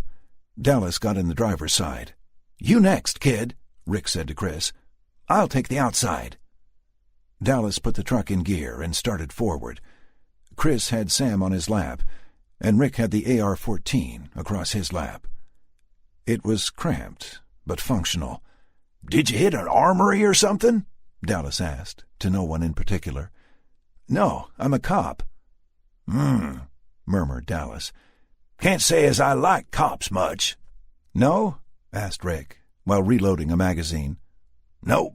My daddy was a Texas Ranger. Meanest SOB I ever did come across, and I've been around." Sam put her hand on Dallas's arm. "My daddy is nice, sir. I promise." Dallas looked at her thoughtfully. "Well, then, we'll get along fine, me and him." He put the truck in gear and started forward. "There's a power line down in some water ahead. You might want to avoid it," Chris told him. "I might just," Dallas returned. "You know, it's customary where I'm from to introduce yourself to a man who just pulled your fish out of the fire. I'm Chris, and this is Rick and Sam." "Pleasure," Dallas said, as he backed the truck up. He got the truck turned around and started back the way he came. "I need to get my father," Rick said. "Don't see him fitting in here," said Dallas, matter-of-factly. "We're all full up." "Doesn't matter. I've got to go get him," Rick said in an angry tone. "Keep your hair on, officer," returned Dallas with a sneer. "We'll find a way. Where is he?" He lives on 3rd Street, near UCSF. Dallas applied the brakes and looked Rick in the eyes. Near the college? Yeah. Rick's brow creased. Why? Dallas raised his eyebrows and let out a big sigh. Because that's where I came from. It's absolute hell. There's thousands of these violent folks down there, and the roads are pretty much impassable because of wrecks and abandoned vehicles. That's where all the damn hospitals are. And where do folks go when they're sick or hurt or bit? Don't care, Rick said. I'm getting him. Dallas shook his head. You gonna bring your little girl down there? Is that the plan? I'm telling you, we need something more concrete than I'm getting him, or we're all dead. Her too, Dallas said, jerking his thumb at Sam. You might want to save your pops, but are you willing to kill your daughter to do it? No, said Rick, looking distant. I'm not. Plus, my dad would get pissed off if I put Sam's life in danger to save his wrinkly ass. Good. And we're on the same page. There was a thump on the side of the truck, and Dallas looked out the window. 1 sec. He pushed the door open hard and knocked over a lone zombie. Ironically, the zombie wore a trash collector's uniform. Dallas grabbed his rebar and jumped out of the truck. As the creature was getting to its feet, Dallas swung the rebar and connected with its head. It fell and lay there unmoving. Dallas spat on it and said, Twice killed, asshole. He looked behind the truck and could see a small crowd of dead lumbering toward him about 50 feet away. Climbing back in the truck, he took one more backward glance at the oncoming mob. Damn, they're like cockroaches.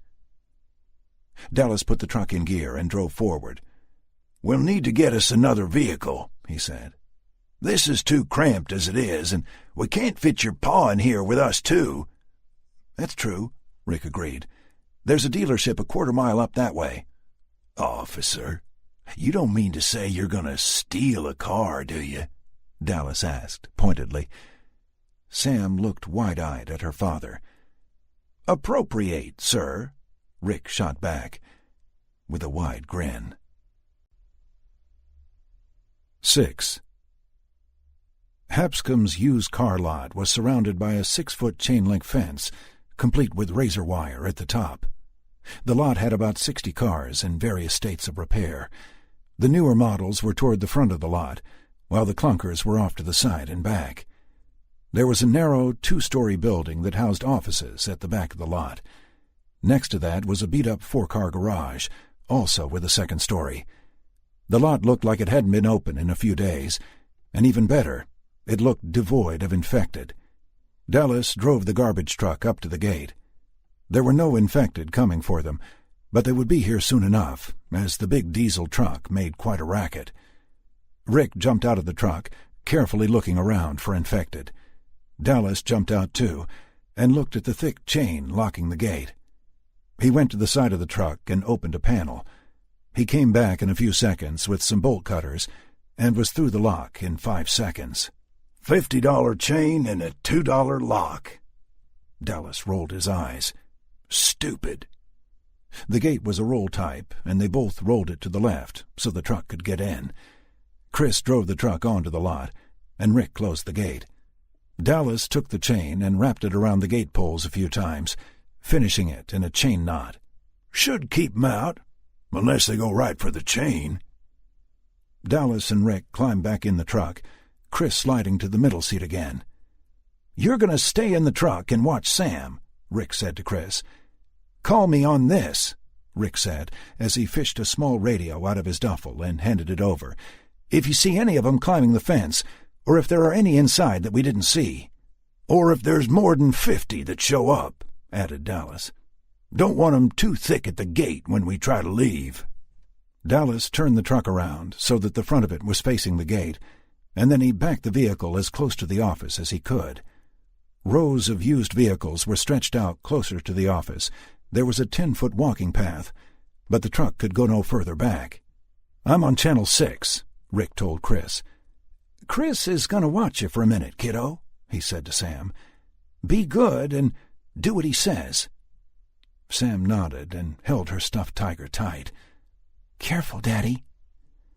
Rick handed Dallas the Spaz 12, and he grabbed the AR-15. They both hopped out of the truck, and Rick slung the rifle over his shoulder. He pulled out his Taurus, and they both walked the last 100 feet or so to the building, checking behind each row of crappy cars as they went. Rick looked right, and Dallas left. "I think that Durango will do nicely," said Rick, pointing to a blue Dodge. "I even like the color." The SUV had a Like New sign on it, and it was priced at $89.95. "Might want to grab the Hummer there, Chief," Dallas said, pointing back toward the front of the lot. A shiny yellow Hummer was sitting in the early morning sun. It had tinted windows, and the sun gleamed off the chrome on the rear bumper and mirrors. The vehicle was on one of those display ramps, with the nose of the SUV pointing at a 45-degree angle. "Didn't see that pulling in. Damn, that's nice." "Some cop there, Sherlock," chided Dallas. "Biggest damn thing out here next to my trash truck." Rick smiled, and they continued toward the office. "How old are they?" Dallas asked. "Who?" "Your kids. How old?" "Kids?" asked Rick, confused. "Oh, Chris isn't my son. I just met him last night. Sam is 8. Chris lives above me. He's a computer tech guy or something."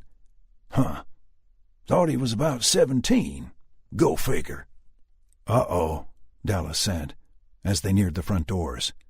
It was a double-door setup, and there was a blood smear across the left glass door. The right door was smashed in. The first 10 feet inside of the office was illuminated by the doors and a few windows, but towards the back, it was nothing but inky blackness. "Cover," Rick whispered. Dallas moved to the broken door and pulled it open, while Rick went on one knee in a firing stance. Dallas kept the door open, and Rick stood and walked through. Dallas stepped in after, shotgun at the ready. There was a wooden rack full of keys, and at the very top was one marked Display. Dallas grabbed the keys, and they had Hummer engraved on a metal tag. "Looks like this is—" he started to say, and immediately 3 zombies lurched out of 2 different doors down the hall, shambling straight toward the living men. They began to moan as they staggered toward the humans. Rick brought his rifle to his shoulder in a firing position, but Dallas put his hand on the rifle barrel and pushed down a little. "Let's take this outside, Bubba." Rick nodded, and they backed out the door with the undead following from about 15 feet. "Cover me, okay?" Dallas said. Rick nodded again. Dallas moved forward quickly for someone so big and used his shotgun butt to fell the first undead. The other 2 kept coming, and he did the same to both. They each started to get up again, so Dallas handed the shotty to Rick and brought out his rebar. It was over in less than 30 seconds, and Dallas wiped his dripping rebar on the shirt of one of the twice-dead creatures. They walked back to the garbage truck, discussing their plan. "Well, at least we'll be more comfortable in that huge yellow tank," Rick said, indicating the Hummer with a nod. "Yeah, about that," Dallas started. "I'm kind of partial to my garbage truck. It's high off the ground, and I'm pretty sure I could plow through most crowds of them folks." Dallas pointed to the gate, where 11 undead had congregated. "Think I might just keep her for a bit." "Okay. I'll take Chris and Sam with me in the Hummer, and you can follow," Rick said. "Or you could give me that radio, and I could plow the way for you, with you giving me directions while we drive." "Good idea," Rick agreed. "The final destination is Alcatraz, via the shipyard at the end of 3rd Street. If we get separated, meet us there." "Now that's a good idea," Dallas told him. "You got a boat?" "Working on it." "Wow, stealing a Hummer and a boat in the same day? Oh, gonna have to take this up with your superiors." "Hopefully we'll be doing some time together on the rock, you and me," Rick laughed. "And I always said hell would freeze over before I did anything dumb enough to go to prison." Chris stuck his head out the window. "Any time, fellas. Look at that." He pointed toward a huge crowd coming toward them from the south. "Can we go now?" "Chris, you and Sam are coming with me in the Hummer. Help Sam out and grab the bags." Rick hopped up into the Hummer's driver's side and started the engine. The vehicle had a quarter of a tank of gas, plenty to get the 3 miles to his dad's house and the few miles to the shipyard after that. He backed it off the display ramp and pulled up alongside the garbage truck. "Let's go," he told Sam and Chris. "What about Mr. Dallas?" asked Sam. "He's going to use the garbage truck to help us get through." Once everybody was in and buckled up, Rick called Dallas on the radio. "Let's move. Take a right and head north." Dallas didn't respond, but the garbage truck moved forward. The gate was just starting to sag from the combined weight of 16 undead. The larger crowd was lumbering toward them, 200 feet away. Dallas hit the gate at about 5 miles per hour and bent it outward, knocking the undead to the ground. He put it in second gear, and the truck jerked forward. He ran over 6 prone forms, their bodies breaking like twigs under the frame of the big truck. Rick followed closely behind. They sped down the road, with undead coming at them from every direction. Dallas started slowing down, and Rick told him to take the next right. Dallas stopped the truck and pointed out the window to the left. In the second-story window of a consignment shop was a woman, frantically waving her arms. The undead were thin in this area, so Rick stopped and got out of the vehicle with his AR-15. He dropped 2 infected with single shots to the head, moving toward the broken door of the shop. "No, don't!" the woman screamed. "There's a bunch of them inside." She threw a knapsack and 2 bags out the window. Rick caught the first heavy bag, and the other 2 landed on the street. "Come on, lady, we gotta go!" Rick yelled, shouldering one of the bags. An undead staggered out of the broken shop door, and he shot it in the throat. It stumbled backward, but didn't go down.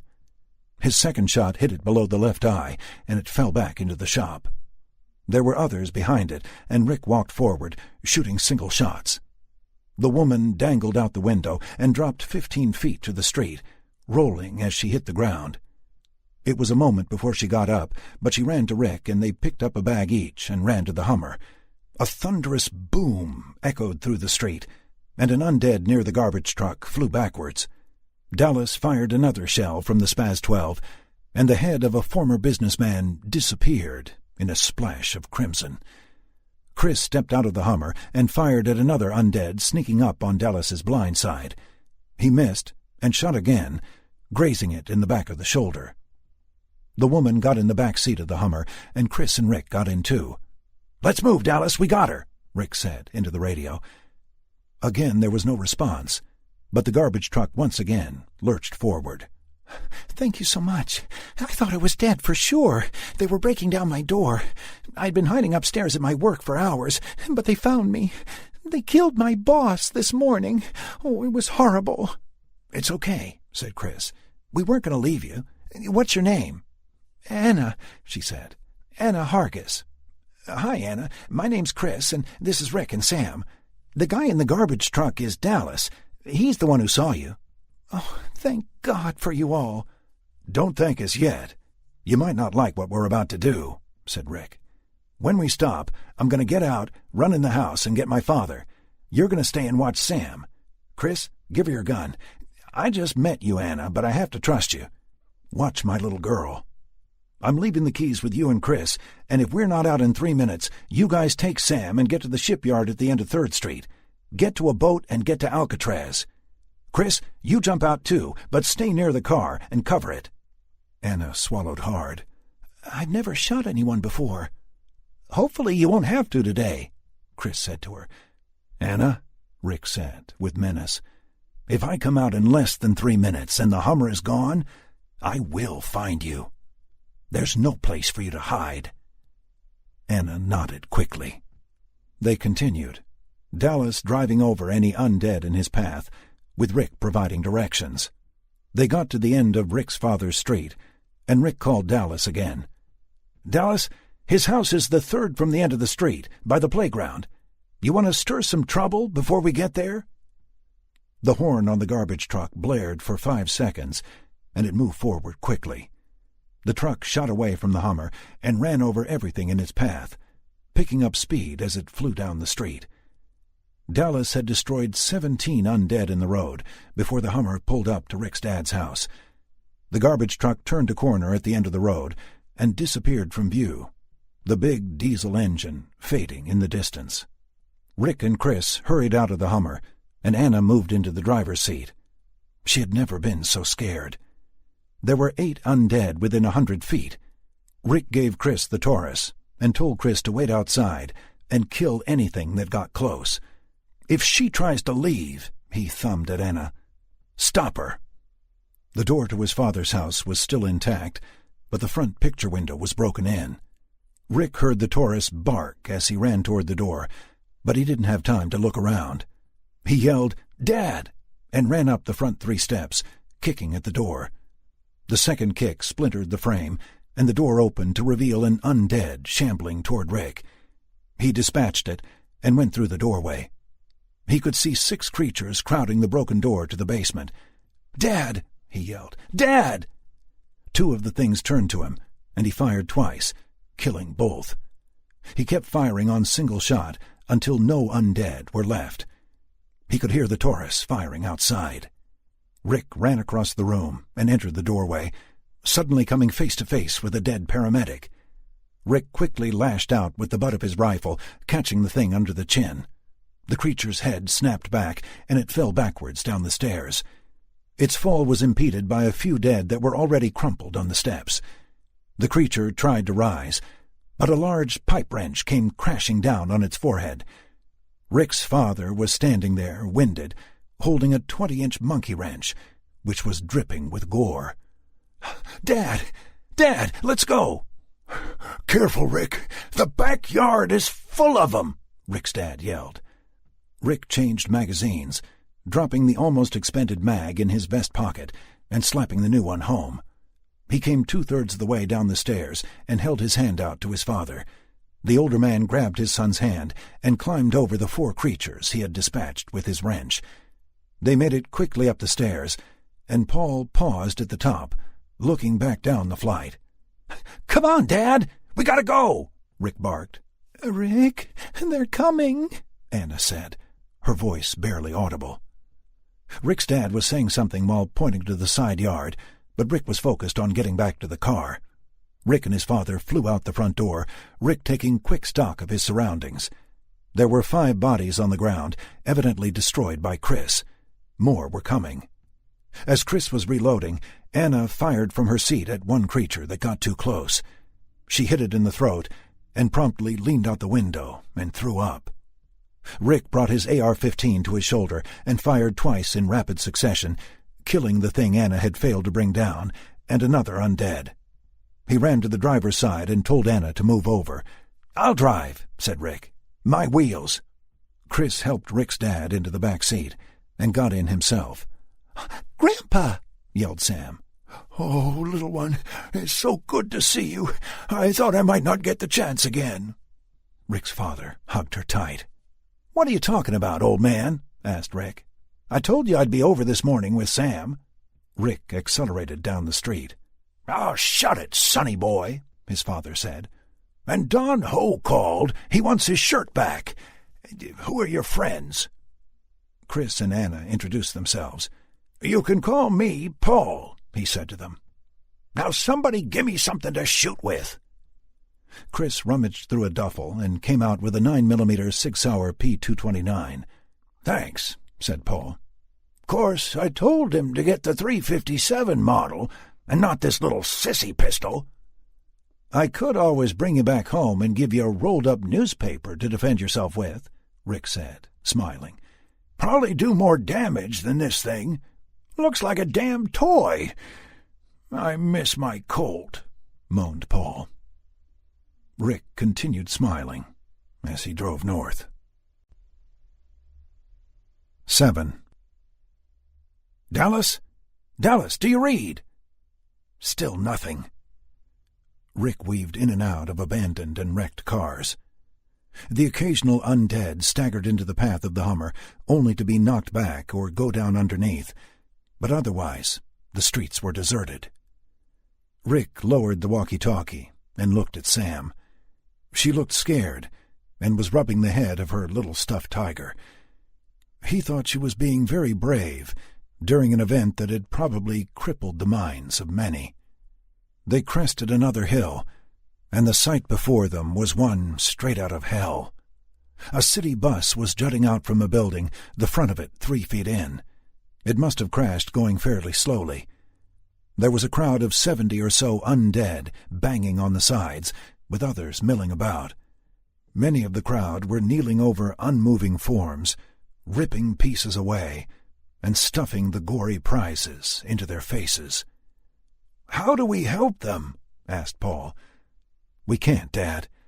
Look in the windows." There were numerous staggering forms in the bus. Blood splashed across a few of the windows, and the bus was smoking from under the hood. "They're gone," added Rick. The mob had apparently heard the Hummer's engine, because some of them turned around and began staggering toward the survivors. The creatures who noticed began their shrill cries and moans, alerting the whole group. In seconds, a huge mob of infected was shuffling their way to a late breakfast. "Time to go," Anna said. Rick did a 3-point turn and went back the way they had come. Several turns later, and they were again heading north. After less than 2 minutes of travel, they came upon a hastily assembled roadblock of police cars.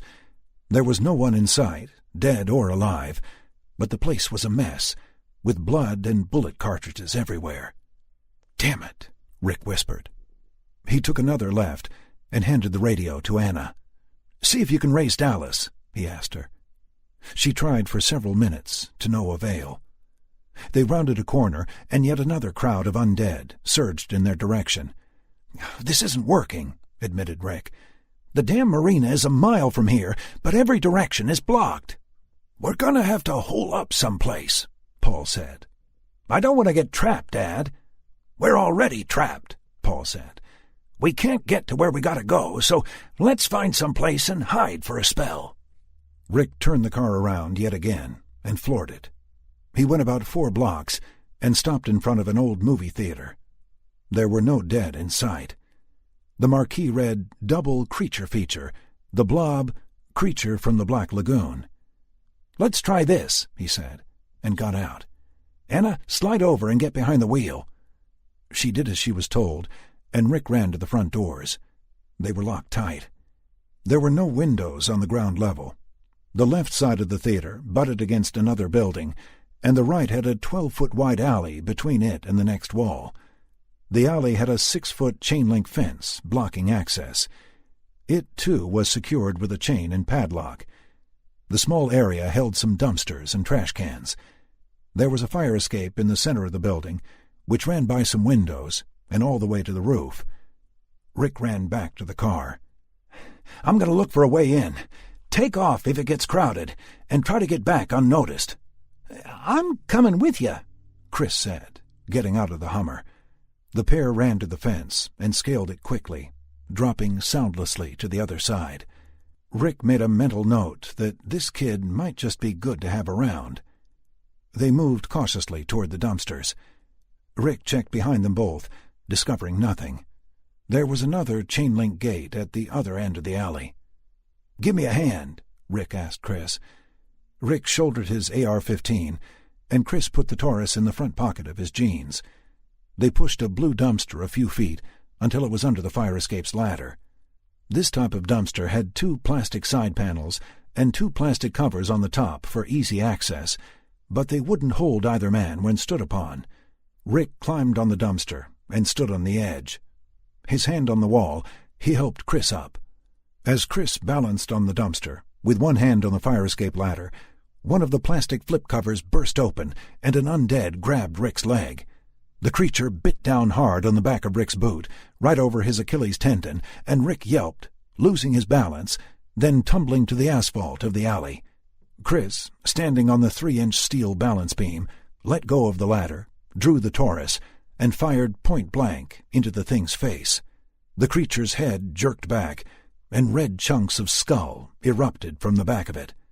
The kick of the gun threw Chris off the dumpster, and he landed on his back. Rick fell next to him, landing hard on his knee. A cloud of flies blossomed from the dumpster. "Ow!" said Chris. Rick held his knee and rocked on the ground for a second. "You okay?" he asked Chris. Chris rubbed the back of his head and sat up. "No, there are dead things trying to eat us. I am not okay." He stood up and held a hand out to Rick. Rick accepted the hand and winced as he stood up. "Oh, shit. I messed my knee up, but good." There was blood oozing from his pant leg, and it trickled down his boot. "Plan hasn't changed, though. We gotta get in there." Rick flicked the LED light on his AR-15. He slid the side panel of the dumpster open and shined the light inside. The twice-dead creature was the only occupant, save about 1,000 happy flies. The flies shot out of the panel in another black cloud, zooming away like F-14s on a sortie. Satisfied that the dumpster was clear of any more infected, Rick told Chris to go for the ladder. It was locked in the up position. Rick boosted Chris onto the dumpster, and Chris gained access. Standing on the first flight of the fire escape, he undid the slide lock at the top of the ladder. It came crashing down to the pavement, making a tremendous noise in the relative quiet of the alley.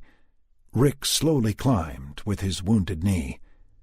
When he reached the first landing, Chris pulled the ladder into the locked position. 2 undead were at the far end of the alley now, looking at them with hungry eyes and clawing at the chain link. The bottom of 4 floors of windows was locked, so Rick broke it with the butt of his rifle, shining his light into the building. The light showed a short corridor that led to a stairway. The duo climbed in the window and cautiously moved to the stairs. The stairs went up and down and opened up into a balcony overlooking the theater. It looked deserted, but they couldn't see the back few rows. Both men moved quickly down the stairs, which ended in a blue double-swinging door with a rectangular window.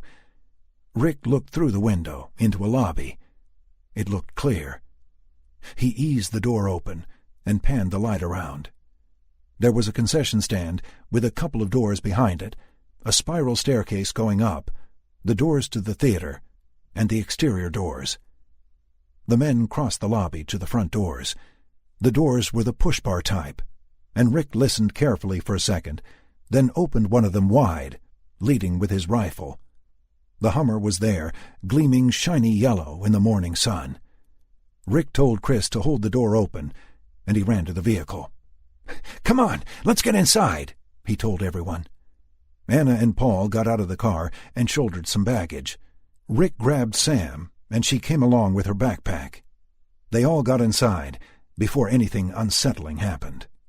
There were windows 10 feet up in the high-ceiling lobby, but none on the ground level. The doors were heavy steel fire doors, but Rick still didn't feel safe. "We need to make sure this place is secure," Rick said. "Stay on this floor and look for any doors that lead outside. Stick together and don't go anywhere alone, not even for a second." "Shouldn't we split up?" asked Chris. "How many horror movies have you seen?" Anna asked, incredulously. "Splitting up is tantamount to checking the basement alone, or running upstairs instead of out the door, or having sex," she added. "You just don't do it when you're in a horror movie." "Duh." Chris flushed red, and Rick chuckled. "We're sticking together," Rick said. "Safety in numbers." "Unless the bad guys have more numbers," muttered Chris, under his breath. The gang of 5 moved to the concession stand. Rick walked around the display and grabbed a package of gummy bears. He put it on the glass case, and Sam's eyes bugged. "Go ahead, kid. It's okay," he said. "But, Daddy, it's kind of early for sweets, isn't it?" "We'll let it slide this time," he answered. Rick and Paul moved to the first door behind the concession stand. Paul got into a firing stance with the Sig Sauer, and Rick pushed the door open. It was a janitor's closet, complete with mop and bucket. There were contractors' trash bags and smaller yellow plastic bags to store popped popcorn. They moved to the next door and repeated the action. Storage. Empty drink and popcorn cups wrapped in plastic sleeves, and candy on shelves. Both rooms were tiny rectangles, 5 by 8 feet. Nobody hiding here. The only other interior doors were the one they came from, the doors to the theater, and the one at the top of the spiral stairs. Rick hobbled up the spiral stairs with Paul, but the door was locked. Anna opened the cash register, and it made a very loud ding. She looked horrified and mouthed, "Sorry." Inside the register was a key ring. The keys fit the lock on the door that Rick and Chris had used to access the lobby. She locked it and checked it. Rick hobbled over to her, and she handed him the keys. "We'll check the upstairs later. Let's do the theater now," Rick said. Chris grabbed Rick by the arm. "Rick," he said, quietly, "that thing in the dumpster bit you. We need to check it out." "Soon," Rick replied. "Let's make sure we're good first." Rick opened the double doors to the theater. There was a tall divider so that when the doors were open during operating hours, the outside light wouldn't disturb the patrons while they enjoyed their movie. There were also 2 more doors, one to the left and one to the right of the divider. Bathrooms. Men left, women right. The men's room door was propped open with a wooden wedge, and a janitor's mop and bucket could be seen 3 feet into the room. The ladies' room door was closed. Rick and Paul moved in standard cover formation, with Rick in the lead and Paul covering. Guns pointed low, they cautiously entered the room. Nothing but 2 sinks, 2 stalls, a urinal, and a warm air hand dryer attached to the wall. Damn clean for an old theater bathroom, Paul thought. Rick pushed the first door in with his boot and saw a spotless toilet. He pushed the second door in and discovered the same. Relieved, the father and son duo moved to the ladies' room and repeated the process. This room was empty as well. "Let's do the theater," Rick said. He peered around the corner of the dividing wall and immediately saw a body sitting in an aisle seat 2 rows down, its head slumped forward, right arm hanging limply into the aisle. Rick put a finger to his lips, and the others followed him into the theater. Rick was walking toward the slumped figure when his boot connected with something glass in the aisle. The pint bottle went skittering down the concrete aisle, banging into 3 seats before it stopped. The figure in the chair immediately went into motion. It turned its head, and its eyes grew wide at the sight of people. Chris fired the Taurus at the figure, missing the target, and the figure threw its hands up, and, as an afterthought, dove to the floor. "I got no money," a man's voice shouted. "Place is closed and don't open till noon. I got no money." Rick looked at an ashen-faced Chris. Chris swallowed hard. "We're not here to rob you, Chief," Paul said. "We needed a place to hole up for a while, is all." The man looked bewildered. "So you broke in and shot at me?" "We thought you were one of them," Rick told him. "One of who?" the man asked, suspiciously. "One of the infected," Rick answered, incredulity on his face. "Huh? What the hell you talking about, infected? Infected with what?" 8. A green and white behemoth barreled down the debris-strewn streets of East San Francisco. Heads turned, and disheveled figures shambled after the garbage truck. Dallas had returned to the street where he had left the yellow Hummer and his new friends, but it was gone. Rick and the new girl, what was her name? Amy? Allie? Had tried to call him on the radio several times, and while he could hear him, he couldn't transmit. The damn transmit button didn't work on the radio Rick had given him. There had been no time to let Rick know once things began to progress, and now Dallas was searching for them. Things were beginning to get dicey, as around every turn, throngs of infected would shuffle into view. Dallas was just thinking that he should cut and run for the docks when the radio blared to life and scared the hell out of him. "Dallas! Dallas! Come in!" Rick's voice. "Dallas, if you can hear me, we're holed up in the—" The radio went silent for a few seconds. "In the Wilbur Theater. It's on Minna Street, about a mile southwest of the Bay Bridge on-ramp. The Hummer is parked out front." Dallas smiled. He knew where Minna Street was. Unfortunately, it was in the other direction. He slammed on the brakes, and the truck skidded to a halt. He proceeded to make a 3-point turn in the middle of the street he was on, backing into a white limousine with tinted windows in the process. The passenger door on the limo fell off, and as Dallas drove away, he looked in the side mirror of the truck and could make out a zombie dressed in an evening gown stumbling out of the ruined luxury vehicle. But the ghoul was undoubtedly male. "Must have been a hell of a party," he said to himself. The garbage truck continued to travel south, and the dead seemed to thin out a little. A blue Ford Escape zoomed by going north. There wasn't that much to the north, except the dead.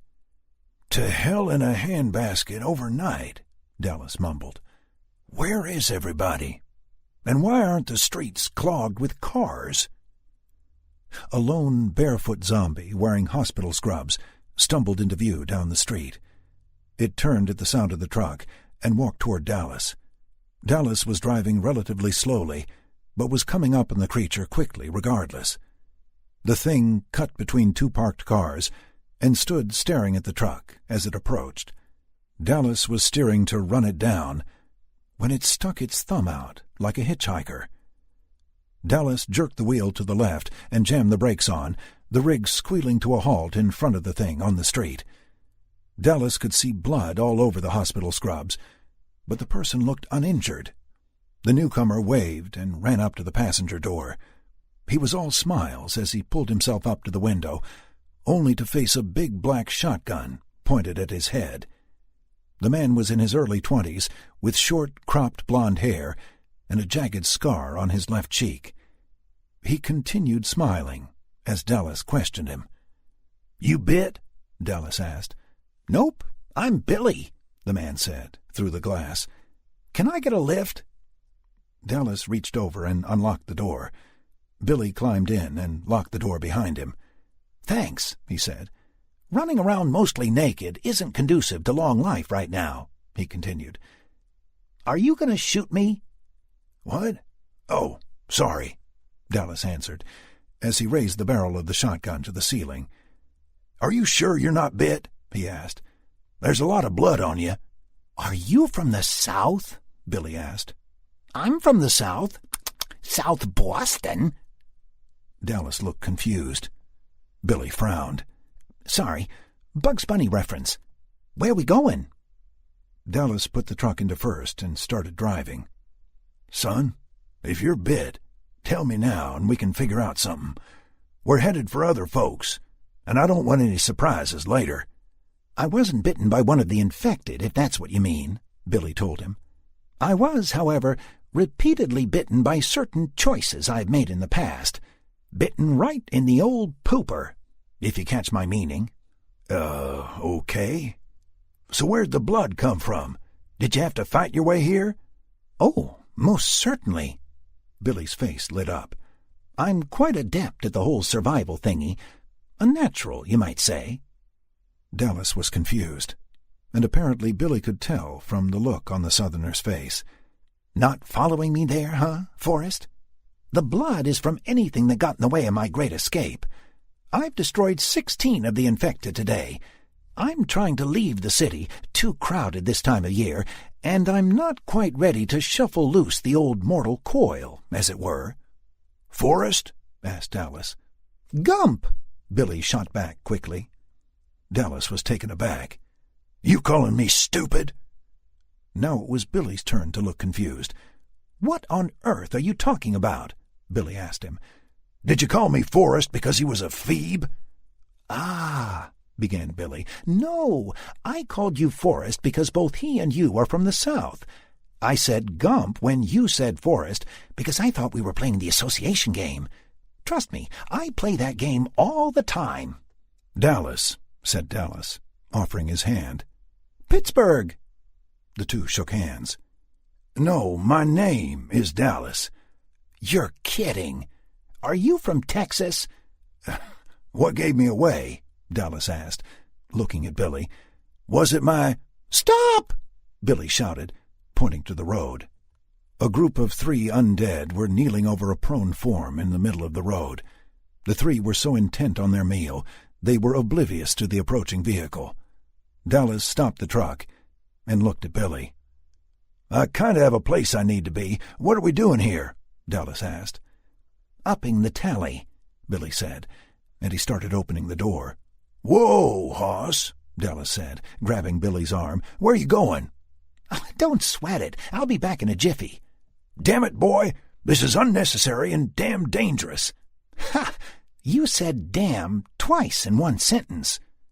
Billy jumped out of the truck and calmly approached the zombies. He strode nonchalantly up to the nearest one.